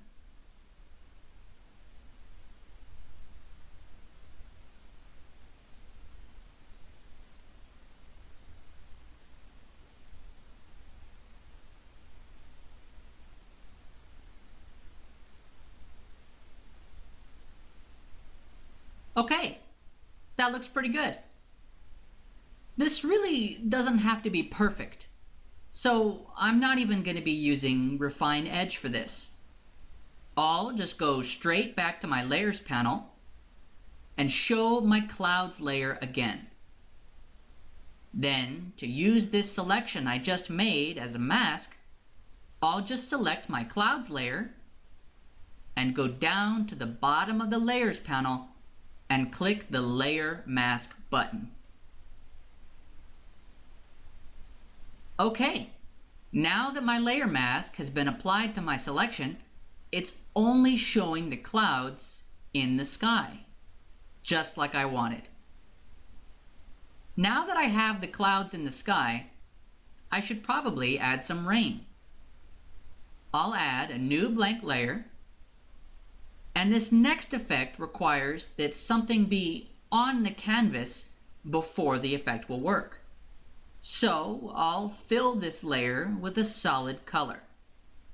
I'll just go up to Edit, Fill, and it really doesn't matter what color I use. So I'll keep it at foreground color and click OK. Now to apply my effect, I'll go up to Filter, Render, Fibers. Here I have the Fibers dialog box. Unfortunately, Fibers does not allow me to preview the effect in the canvas. But I know that for rain, I want to set the variance to 50. And for the strength, I'll set that to 60. And click OK. Well, this doesn't look very much like rain. It looks more like static. This is because the edges are far too sharp and noisy to resemble actual soft drops of rain. What I'll have to do is I'll have to blur this. So I'll go up to Filter, Blur, Motion Blur. And here, I'll set the distance to 180 to blur it. Okay, so it's blurring it, but it seems to be going horizontally. Rain goes vertically. So I'll fix the angle by setting that to 90 degrees. That's looking a little more like rain. I'll click OK to apply the motion blur. So my goal is to apply drops of rain in multiple different sizes. To do that, I'm going to need to make this rain into a pattern. But as is, this won't tile very well as a pattern, especially this spot up on top. I'm going to have to make the top match with the bottom. To view the top and bottom up against each other, I'll go up to Filter, Other, then I'll click Offset. And what this is doing is allowing me to wrap my layer around itself so I can see the top and bottom against each other. I'll just go to this vertical slider and slide that to the right. Now you can see the seam that the top and bottom would make if we tried to tile this. They don't seem to match very well. I'm going to drag this till I get to about 1,000 pixels down. And I'll click OK. I'm going to sample some other areas of this layer to paint over the seam in the middle. To do that, I'll go over to the Tools panel and get the Clone Stamp tool. I'll increase the size of the Clone Stamp tool by hitting the right bracket key. Then I'll just press and hold Alt on my keyboard and click to set my beginning sample. Now I'll just go to an edge of the layer and start painting in. You see that? The seam is just disappearing. I'll just continue using the Clone Stamp tool to paint over it until it's completely gone.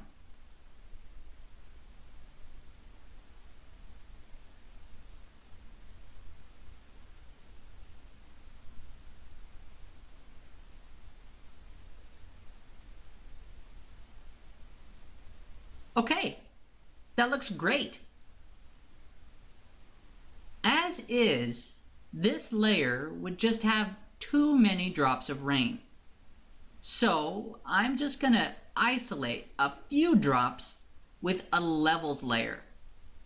I'll go down to the bottom of the layers panel, click my new adjustment layer button, and I'll select levels. Then, to darken the layer and make just a few drops stand out, I'll go up to the Levels histogram and drag the black tab to the right. And I'll just continue to drag this till the number below on the far left gets to about 150. Okay, now the layer is much darker and just a few drops are standing out, which is exactly how I need it. Now I just need to select those drops. So I'll go over in my Layers panel and switch it to my Channels panel. Now that I'm in my channels, I can select all the visible whites in the image by holding my Control key and clicking in my RGB channel. Okay, now I can switch back to my Layers panel. Then I'll go down to the bottom of the Layers panel and create a new blank layer. Then, with my selection still active, I'll fill it with white by going up to Edit, Fill, then under Use, I'll select white and click OK. Then I'll hit Ctrl D on my keyboard to deselect. Now that I have my white drops on their own layer, I can delete my original rain layer and levels layer. Okay, now I can see how my raindrops will look on my image. I'll proceed with making this into a pattern. I'll just hide my cloud layer and background layer, select my rain layer, and go up to Edit, Define Pattern.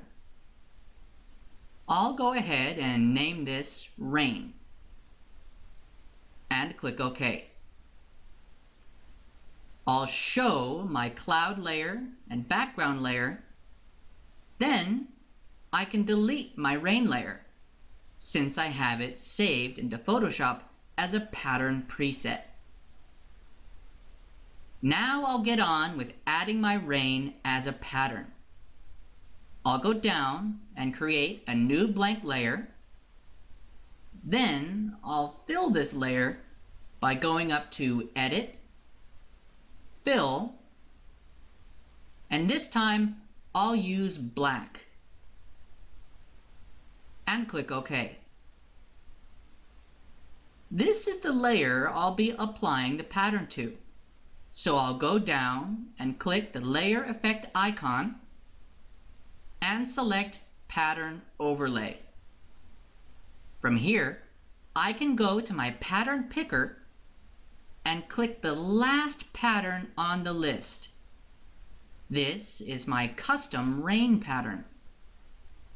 If I go here in the scale option, you can see that even when I scale this down, the pattern repeats without creating unpleasant tile edges. I'm going to go ahead and keep this down at 20% scale. Then, to blend it with my other layers, I'll go up to Blending Options on the top left. Then I'll go below the opacity to get to the fill opacity. And I'll bring down the fill opacity to 0%. Then I'll click OK to apply my pattern. I need to increase the size of my pattern, so I'll have to zoom out a little bit to give myself some more room. I'll just go over to my Tools panel, get my Zoom tool, and then I'll press and hold Alt on my keyboard as I click to zoom out. One click should do it. Now that I've zoomed out, I'll hit Ctrl T on my keyboard to bring up Free Transform. Then I'll go up in the tool options and I'll click the link between the width and the height to link the width and height together. Then I'll bring them both up to 125%. And I'll click the check mark to commit my transform. Now I have my template for my rain. So I'm just going to use this to add more rain layers with raindrops at different sizes. To duplicate this layer, I'll just press and hold the Alt key and I'll drag this layer up above itself. Now I'll double click the pattern overlay for my duplicate layer. Then I'll go down to scale and increase that to 40%. Then I'll click OK to apply my pattern. I'm just going to repeat this process a few times to get a few patterns of different sizes. I'll hold Alt and drag this layer up above itself to duplicate it. Then I'll double click Pattern Overlay and I'll increase the scale here to 60%. Then I'll click OK to apply it. Now I'll duplicate that layer, double click Pattern Overlay, I'll increase the scale up to 80% and click OK. Now I'll duplicate that layer, double click Pattern Overlay, increase the scale to 100% and click OK. And finally, I'll duplicate that layer. Then I'll double click Pattern Overlay. This time I'll increase the scale all the way up to 500%.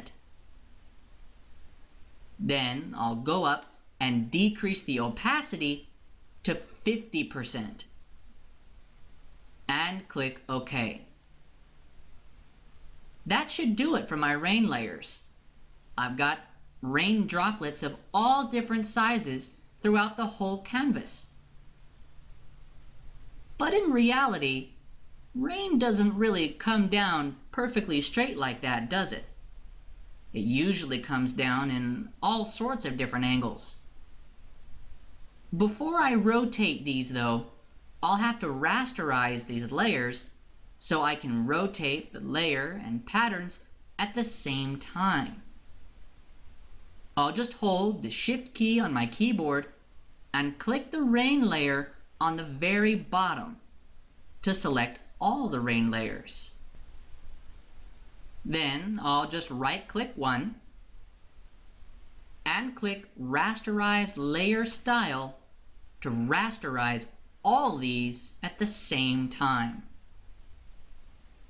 Now, one by one, I will rotate these to the right. I'll start with the top layer. I'll just make sure that just the top layer is selected. Then I'll hit Ctrl-T on my keyboard to bring up Free Transform. Then I'll just rotate this slightly. Not too much, just enough to make it noticeable. That looks about right. I'll hit the Enter key to commit it. Now I'll move on to the second layer directly below it. I'll select it in the Layers panel, then hit Ctrl-T. Then I'll rotate this one a little more than the last one. Nice. I'll hit Enter to commit.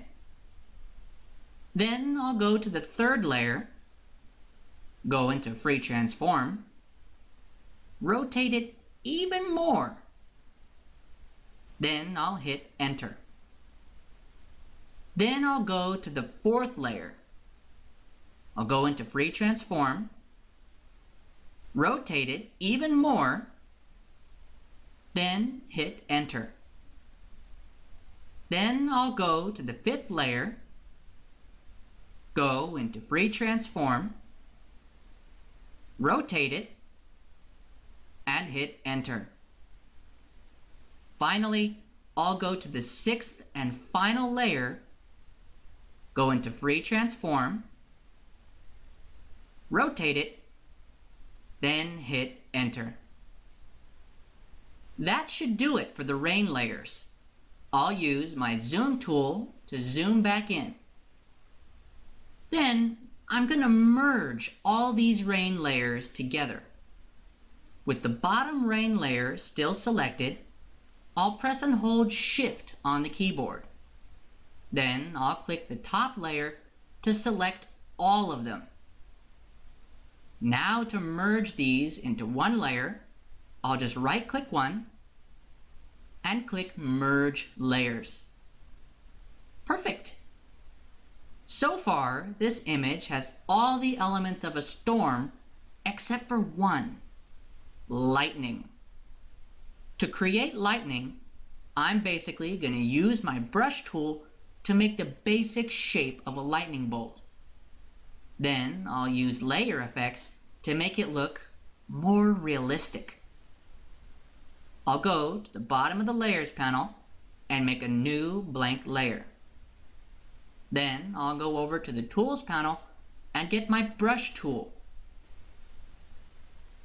I'm going to make sure that the hardness is at 100% and the size should be around 6 pixels or so. I'll make sure that I'm painting with white. Then I'll start brushing in the canvas where I want the lightning to strike. I think I want the lightning to strike the top of this umbrella. So I'll click here. Then I'll just press and hold Shift as I make random jagged strokes towards the top of the canvas. Nothing too fancy, just making a random enough looking jagged bolt towards the sky. Okay, that'll work just fine. Now, to apply a glow effect to this bolt, I'll go down to the bottom of the Layers panel, click the Layer Effects button, and I'll select Outer Glow. From here, I'll go to the glow color and change that to pure white, and click OK. Then I'll go up to Blend Mode and switch that from Screen to Vivid Light. Now I'll go down to Technique and I'll switch this from Softer to Precise. And finally, I'll skip ahead and increase the size to 155. Then I'll just play with the opacity slider on top until my original lightning bolt has disappeared. Very nice. I'll go over and click OK to apply this. This lightning bolt looks great, but it has a problem. It's supposed to be going behind these umbrellas. Instead, it's going right in front of them. Fortunately, I already have a mask to mask out these umbrellas.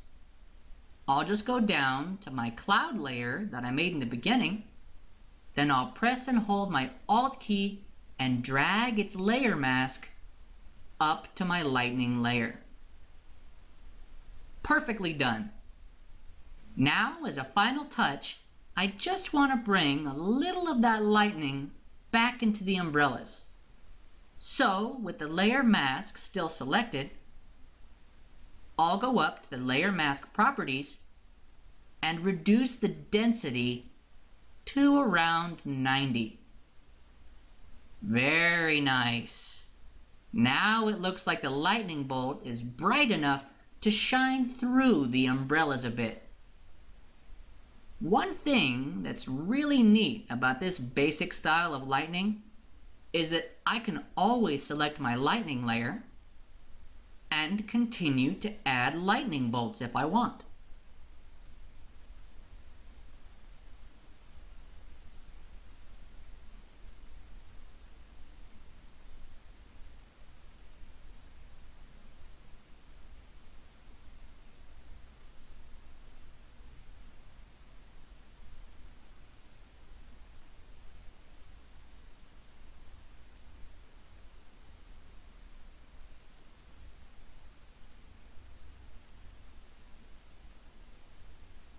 Look at that.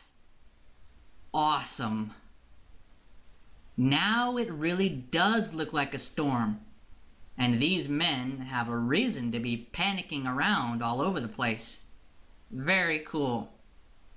So in this tutorial, we went over how to use render clouds to create a gloomy sky. We ran over how to create a rain pattern and apply it to our image in as many layers as we want. And we went over how to create realistic lightning bolts absolutely from scratch. That will do it for creating weather in Photoshop. I'll go over another effect and technique in the next video. Hello, and welcome back to another Eduonics tutorial.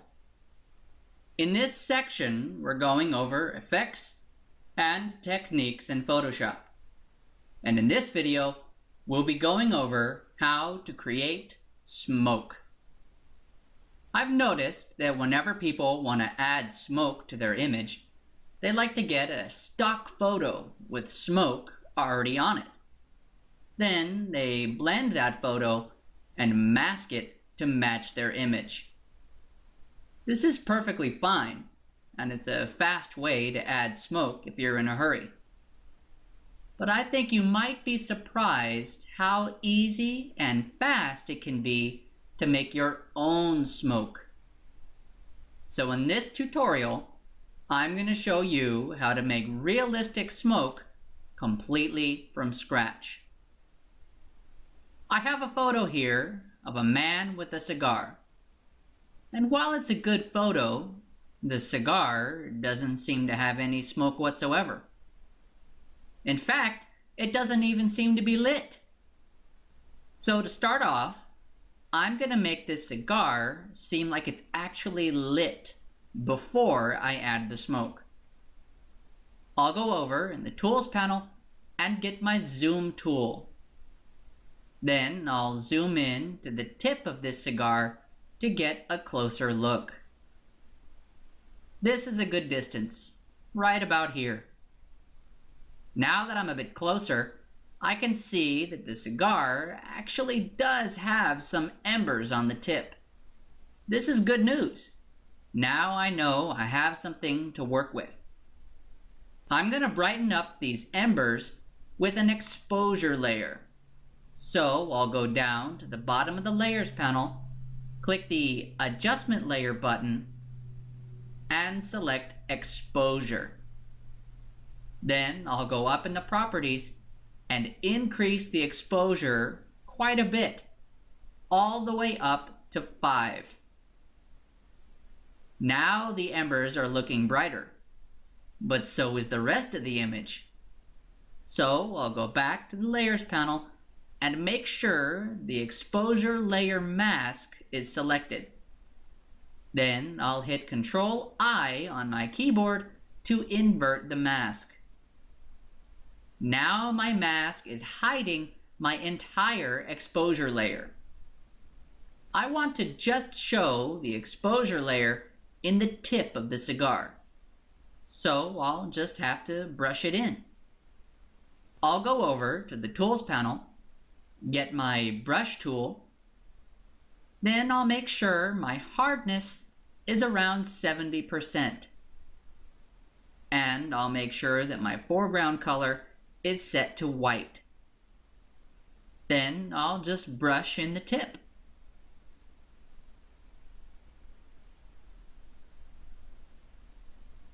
Okay, that looks pretty good. I'm going to blend this exposure a little better by going up to the Layers Blend mode. And I'll switch this from Normal to Hard Light. Nice. That looks even better. Just one final touch to the tip of this cigar. I'm going to darken the shadows a bit. I'll go down to the bottom of the Layers panel, click the Adjustment Layer button, and select Levels.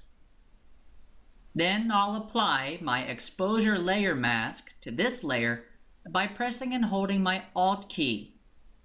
Then I'll click and drag the layer mask up to the levels layer.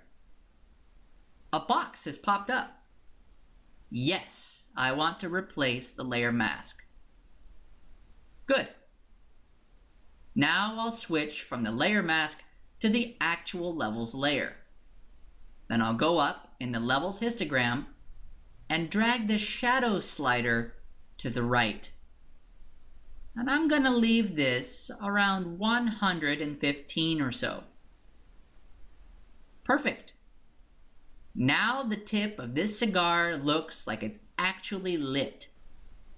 Okay, now that the cigar looks lit, I can proceed with adding the smoke. I'll go over to the Tools panel, get my Zoom tool, and zoom back out. Then I'll go down to the bottom of the Layers panel and create a new blank layer. Now I'll go over to the Tools panel, get my Brush tool again. Then up in the Tool options, I'm going to bring the hardness down to 0%. Then I'll go over to opacity on top and I'll reduce that to 30%. And then I'll make sure I'm working with a white brush. You see, reducing the opacity of the brush gives me more opportunity for interesting overlay with my brush strokes. I'll show you what I mean. I'll just make a stroke. Then I'll add more strokes on top of it. See how the brush gets more visible the more it intersects with the other strokes? This is exactly what I need. I'll delete this layer and create a new one. Now I'll make sure that I'm using a fairly large brush, definitely more than enough to cover the tip of the cigar. Then I'll just go ahead and make a curvy line going from the tip of the cigar to the top of the canvas. Then I'll use my left bracket key on my keyboard to reduce the size of my brush a bit. Then I'll make another curvy line going upwards. Then I'll reduce the size of my brush some more and make another curvy line. And I'll just continue this process, using smaller and smaller brushes to make sort of lines of smoke. And if I happen to mess up and make a bad stroke, no worries. I'll just undo and try again. It may take me a few tries to get a good looking strokes, but the better I make it look here, the better it will look in the end overall.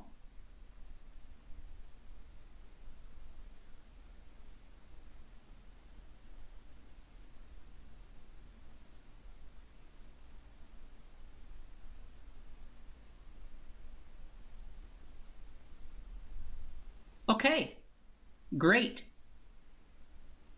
To make this look a little more like natural smoke, I'll go up to Filter, Other, Maximum. Then I'll make sure that Preserve is set to roundness. And I'll just adjust the radius to a point where it looks a little more like smoke, but I don't want it to get too soft, because I'm going to blur this in a minute.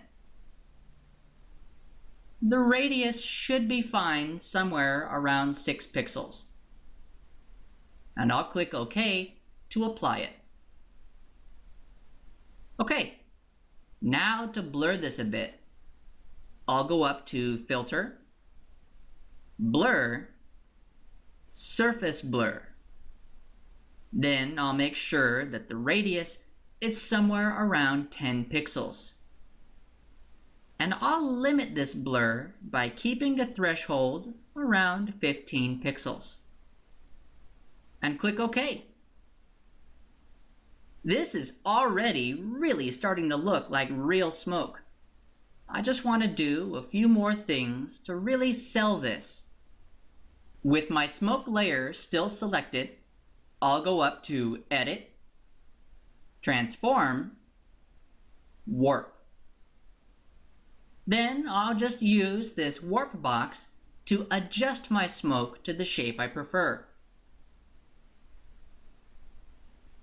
As you can see, I can just click and drag within the warp box, or I can grab these little handles and spin them and stretch them around. When I'm happy, I'll just click the check mark to commit my warp. Now I want to give the smoke just a bit more depth. I'm going to go over to the Layers panel and decrease the opacity to around 70%. Then I'll duplicate this layer by pressing and holding my Alt key. Then I'll just click and drag this layer up above itself. Now I'll warp this layer as well. I'll go to Edit, Transform, Warp. Then I'll just use this warp box to adjust the shape of this layer of smoke to something a little different.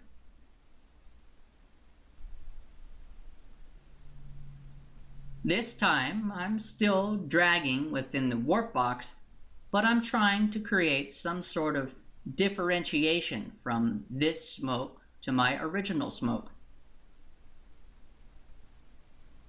Then, once I'm happy, I'll just click the check mark to commit my warp.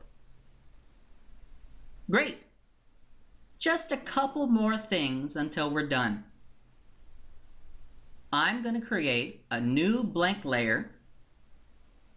Then I'm going to select the contents of my first smoke layer by pressing and holding my Control key. Then I'll click the thumbnail for my first smoke layer. Now to fill this selection on my new blank layer, I'll go up to Filter, Render, Clouds. Now I'll just deselect this by hitting Ctrl D on my keyboard. This cloud layer is just supposed to add a little more diversity and focus to my smoke, but I don't want it to overpower the rest of the smoke. Then I'll just go up to its blend mode and switch it from normal to overlay. That's better. Okay, I'm pretty much done. I'm just going to tone down this smoke a little bit. I'll make sure that my original smoke layer is selected. Then I'll go down to the bottom of the Layers panel and click the Layer Mask button to add a new layer mask. Now I'll just make sure that I'm using my brush tool, and I'll make sure that my foreground color is set to black. Then, with the layer mask selected, I'm going to use the brush to brush out the areas of smoke that I'd like to hide a bit. Not trying to go overboard here, just trying to sort of let the smoke taper off towards the top. There we go. That looks great. Let's take a look at the before and after. I'll press and hold the Alt key on my keyboard. Then I'll just click the eye icon in my background layer to isolate it. So here's before, and I'll click it again. Here's after. Very nice. So in this tutorial, we went over how to use exposure and levels adjustment layers to make the cigar's embers glow more. Then we went over how to use the brush tool and filters to create some soft, wispy smoke completely from scratch. That will do it for creating smoke. I'll go over another effect and technique in the next video.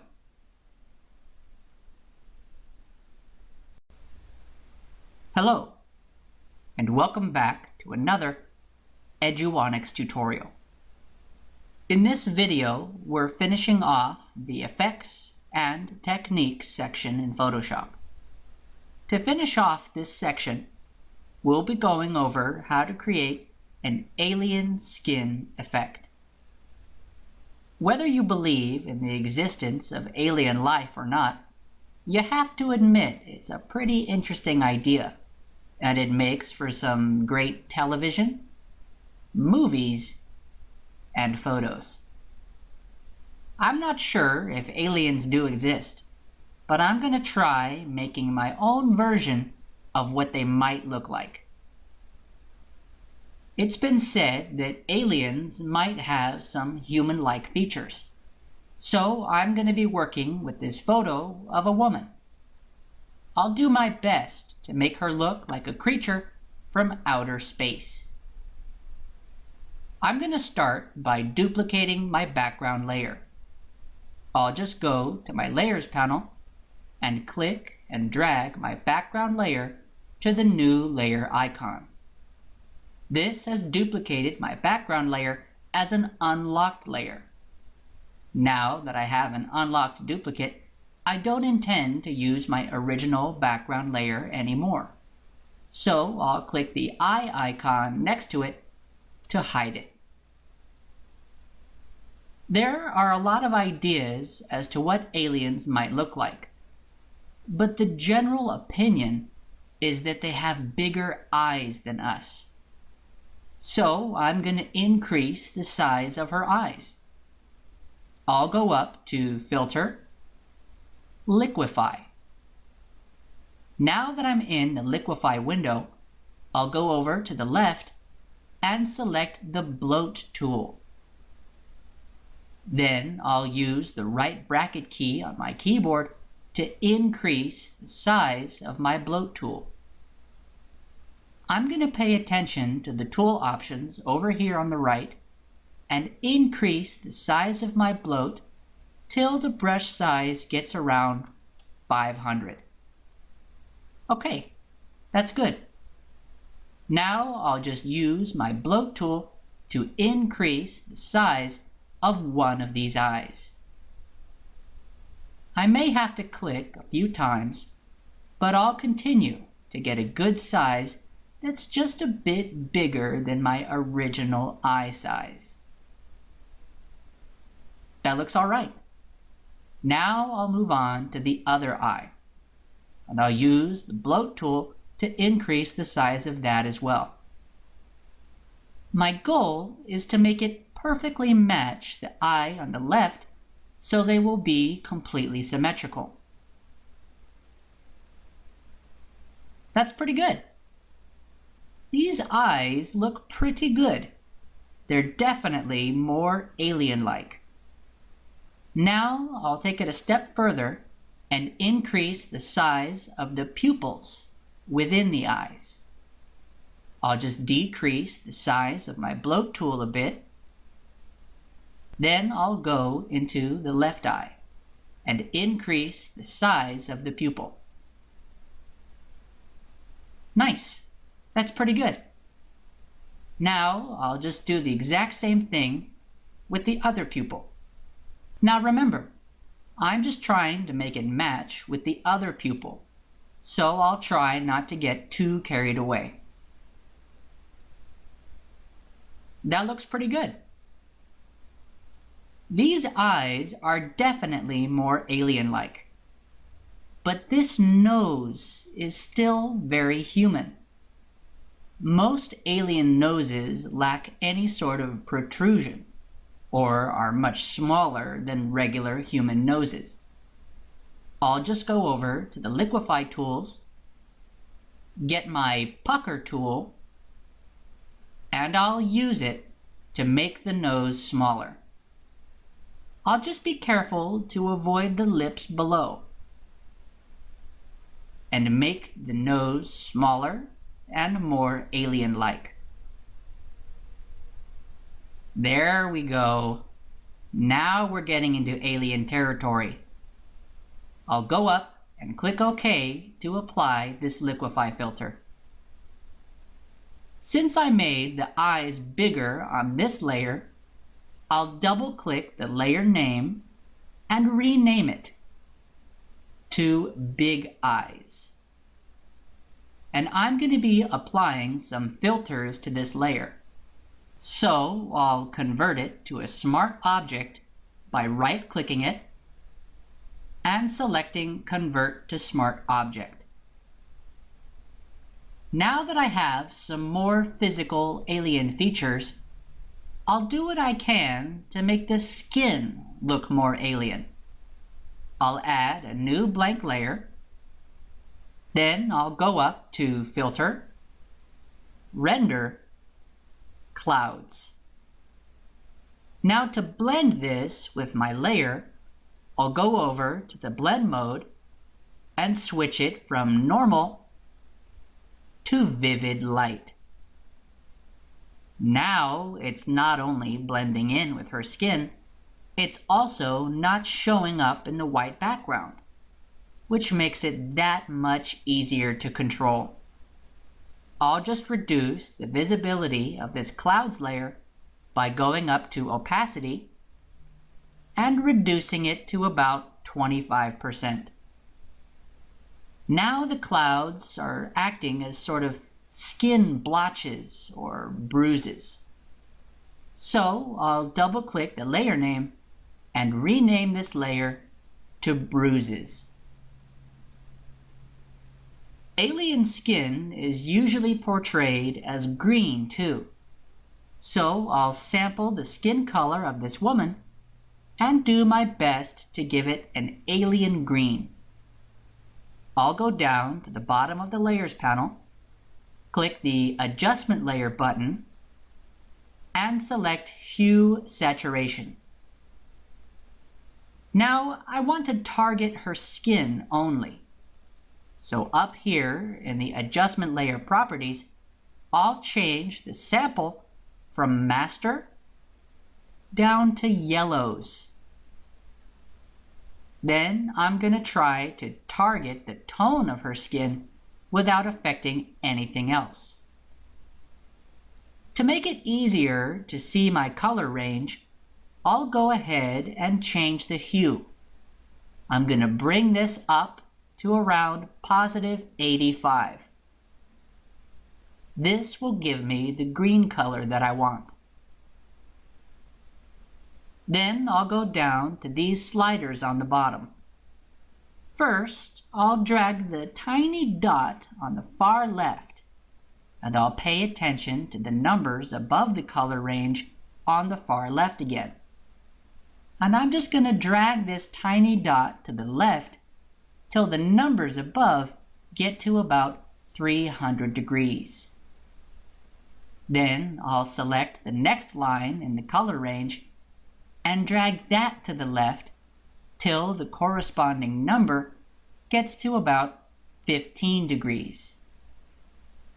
Then I'll click the dot on the far right, and I'm going to drag this further to the right.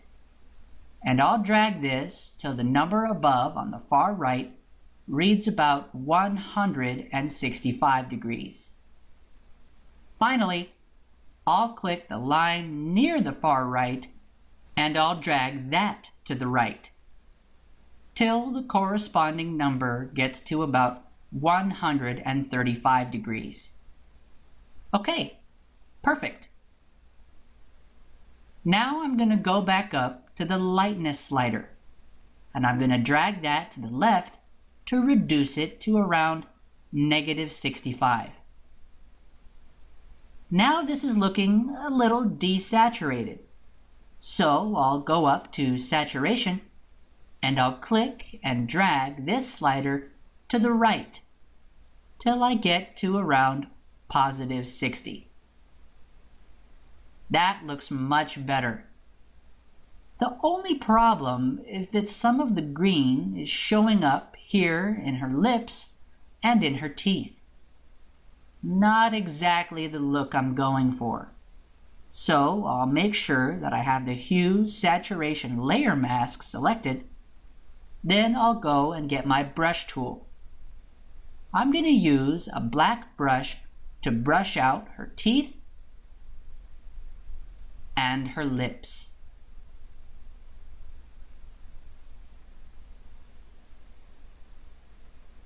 There we go. Now the green is only affecting the areas that I want.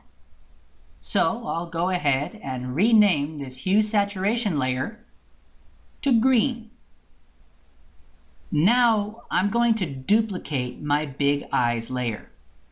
To do that, I'll just press and hold my Alt key on my keyboard, and I'll click and drag my big eyes layer up above my bruises layer.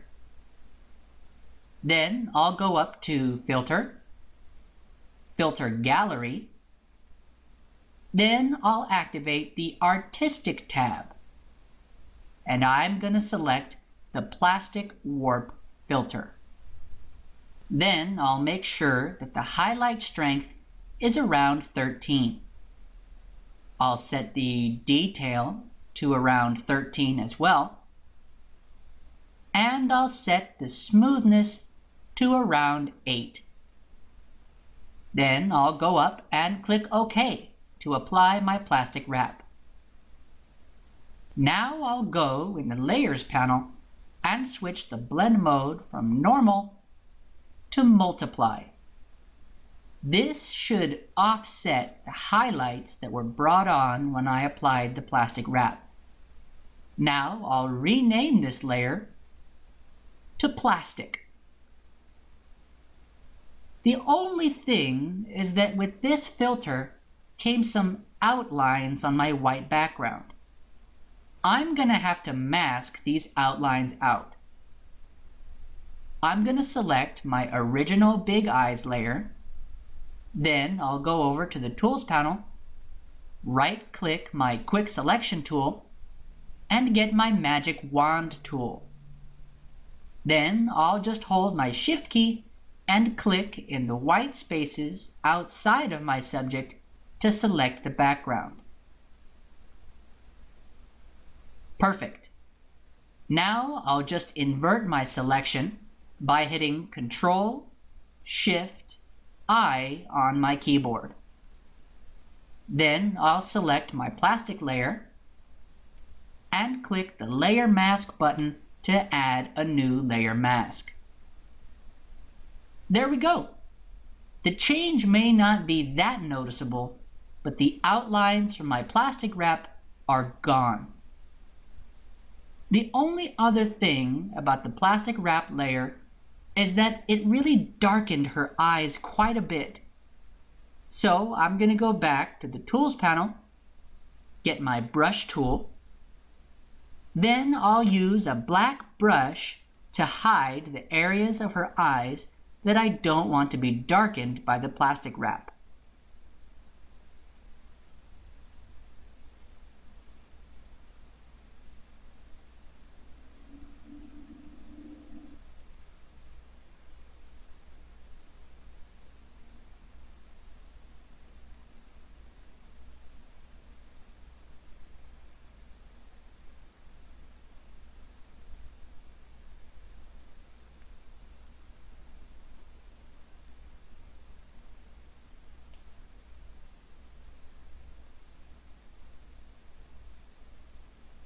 Okay, perfect.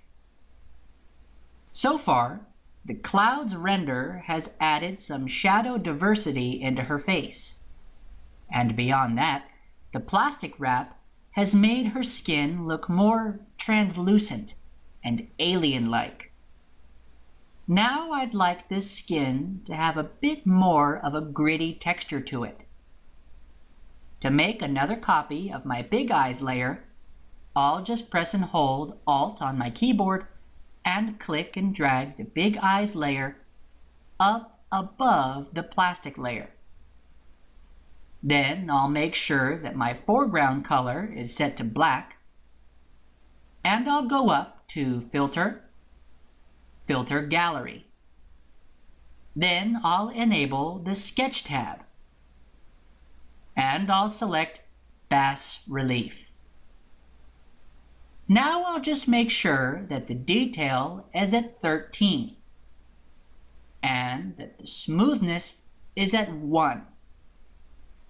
And I'll switch the light so that in the image the light is coming up from the bottom of her face.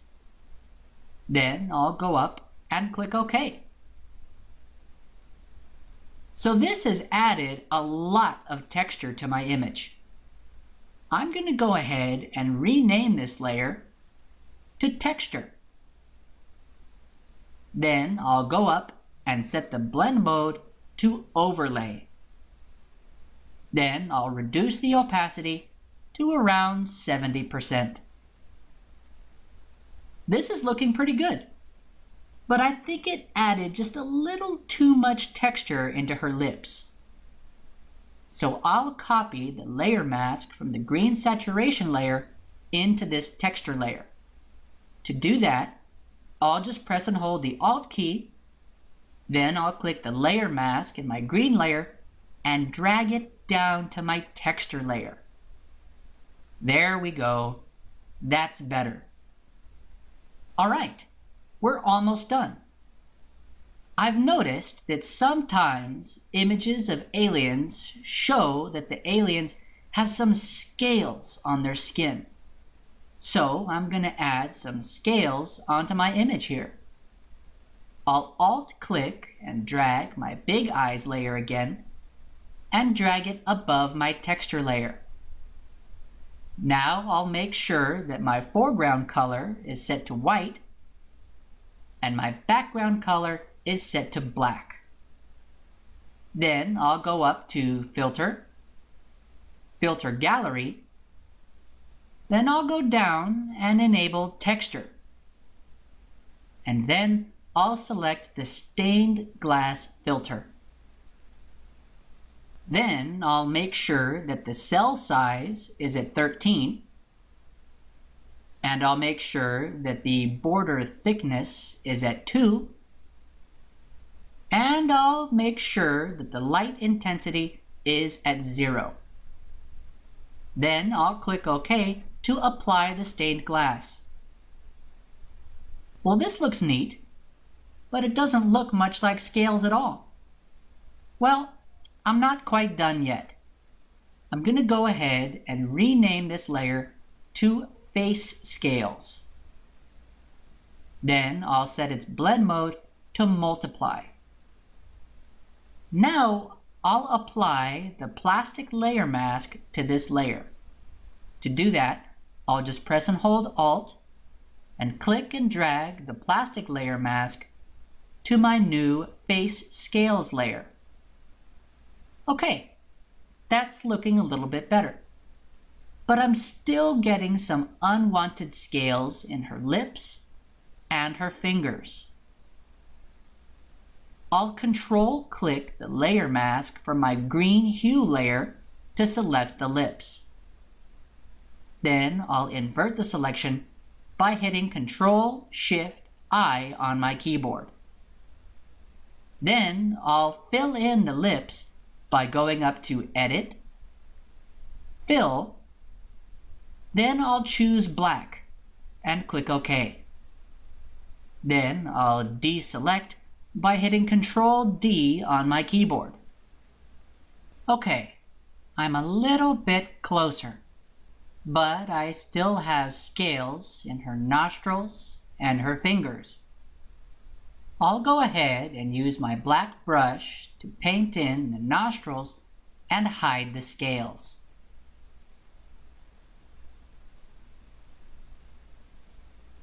That looks better. Then I'll go up in the tool options and increase the hardness to around 80%. Then I'll paint in the fingers to hide the scales in them.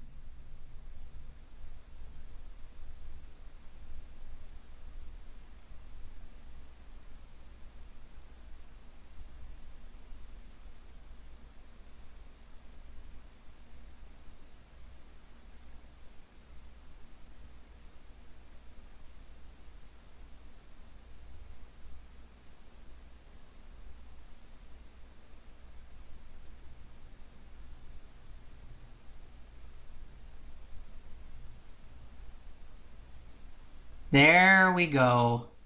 Much, much better. I'll also use my brush to do a little touch-up here and there wherever it's needed.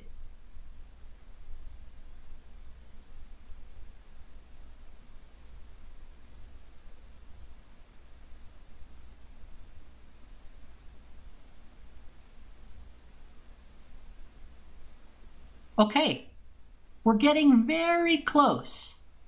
I'm going to duplicate my face scales layer by holding Alt and clicking and dragging it below itself. Then I'm going to rename this from face scales to neck scales. Then I'm going to select the neck scales layer mask and use my brush to mask out her face. I only want to show the neck, so I'll brush out everything from her chin to her forehead.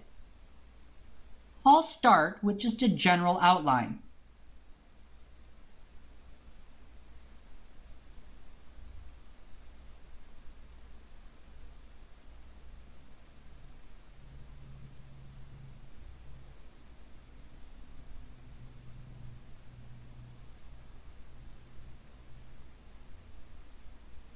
Then, when I'm done, I'll Alt-click the layer mask to enter into it. Then I can more easily fill this outline with black to hide her face.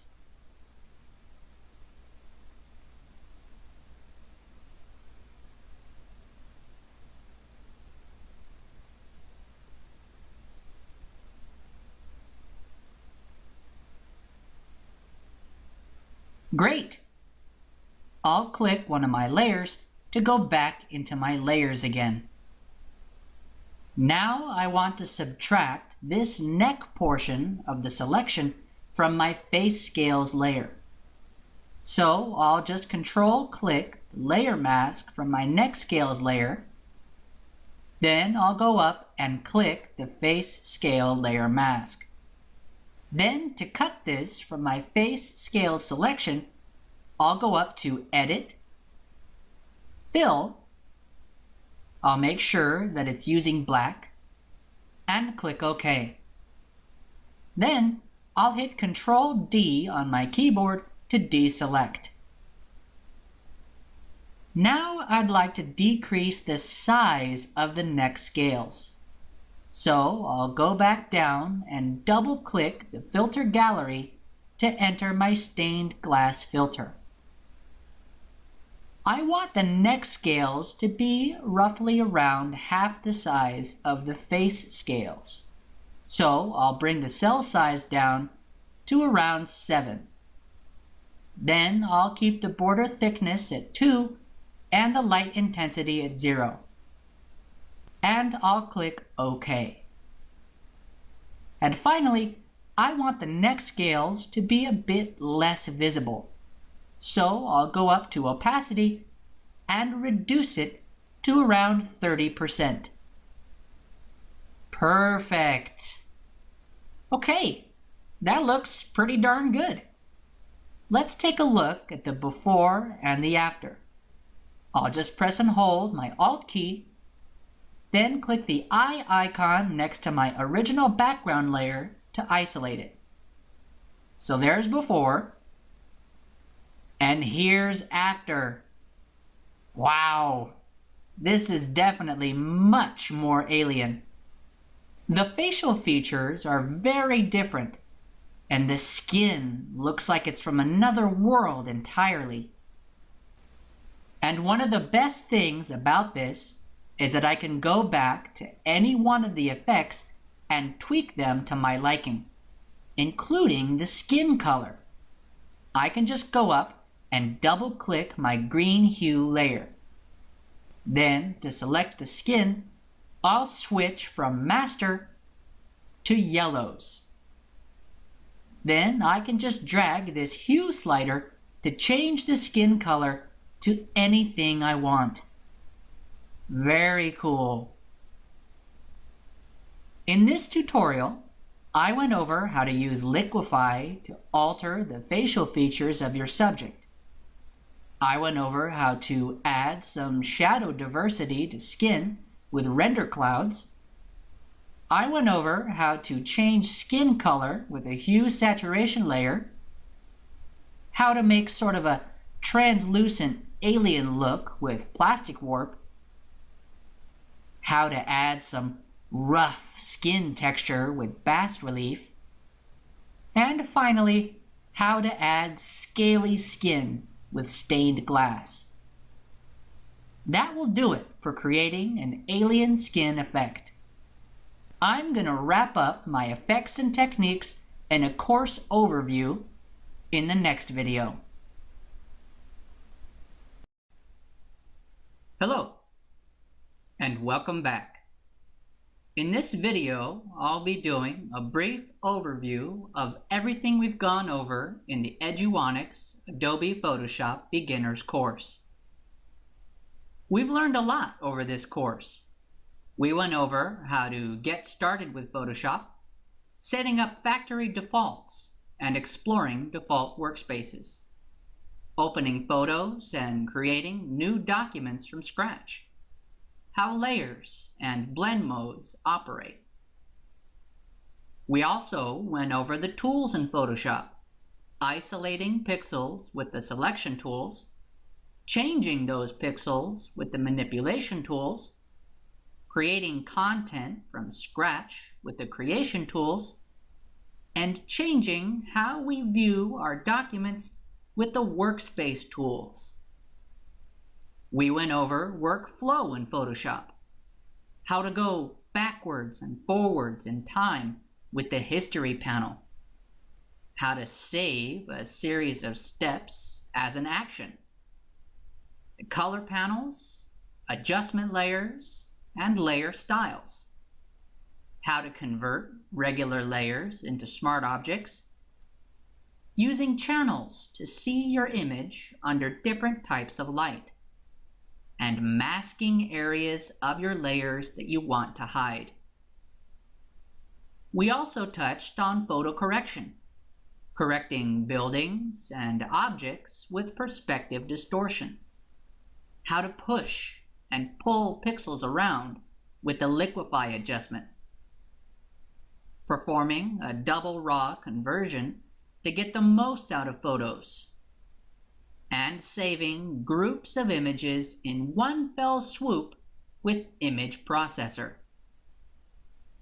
We also got to have some fun in Photoshop with special effects and techniques, creating a sliced photo and textured person, how to isolate and blur a background, creating a haze effect and grunge effect, how to make any image really pop, creating a vignette, making facial hair from scratch, combining two images together, creating realistic drop shadows, and whitening an infinity wall, using different techniques to create artificial weather, making wispy smoke, and finally, turning a regular person into a creature from outer space. If you were a Photoshop beginner before starting this course, you should now have a good working knowledge of how Photoshop operates. You should be comfortable with all the tools, familiar with the overall layout, and be able to apply some general effects. If you'd like to extend your knowledge and become a Photoshop pro, I strongly recommend checking out the Advanced Photoshop course. In it, I will be going over more complicated techniques, covering every facet of the program. That will do it for the Eduonics Adobe Photoshop Beginners course. My name is Matthew Brown,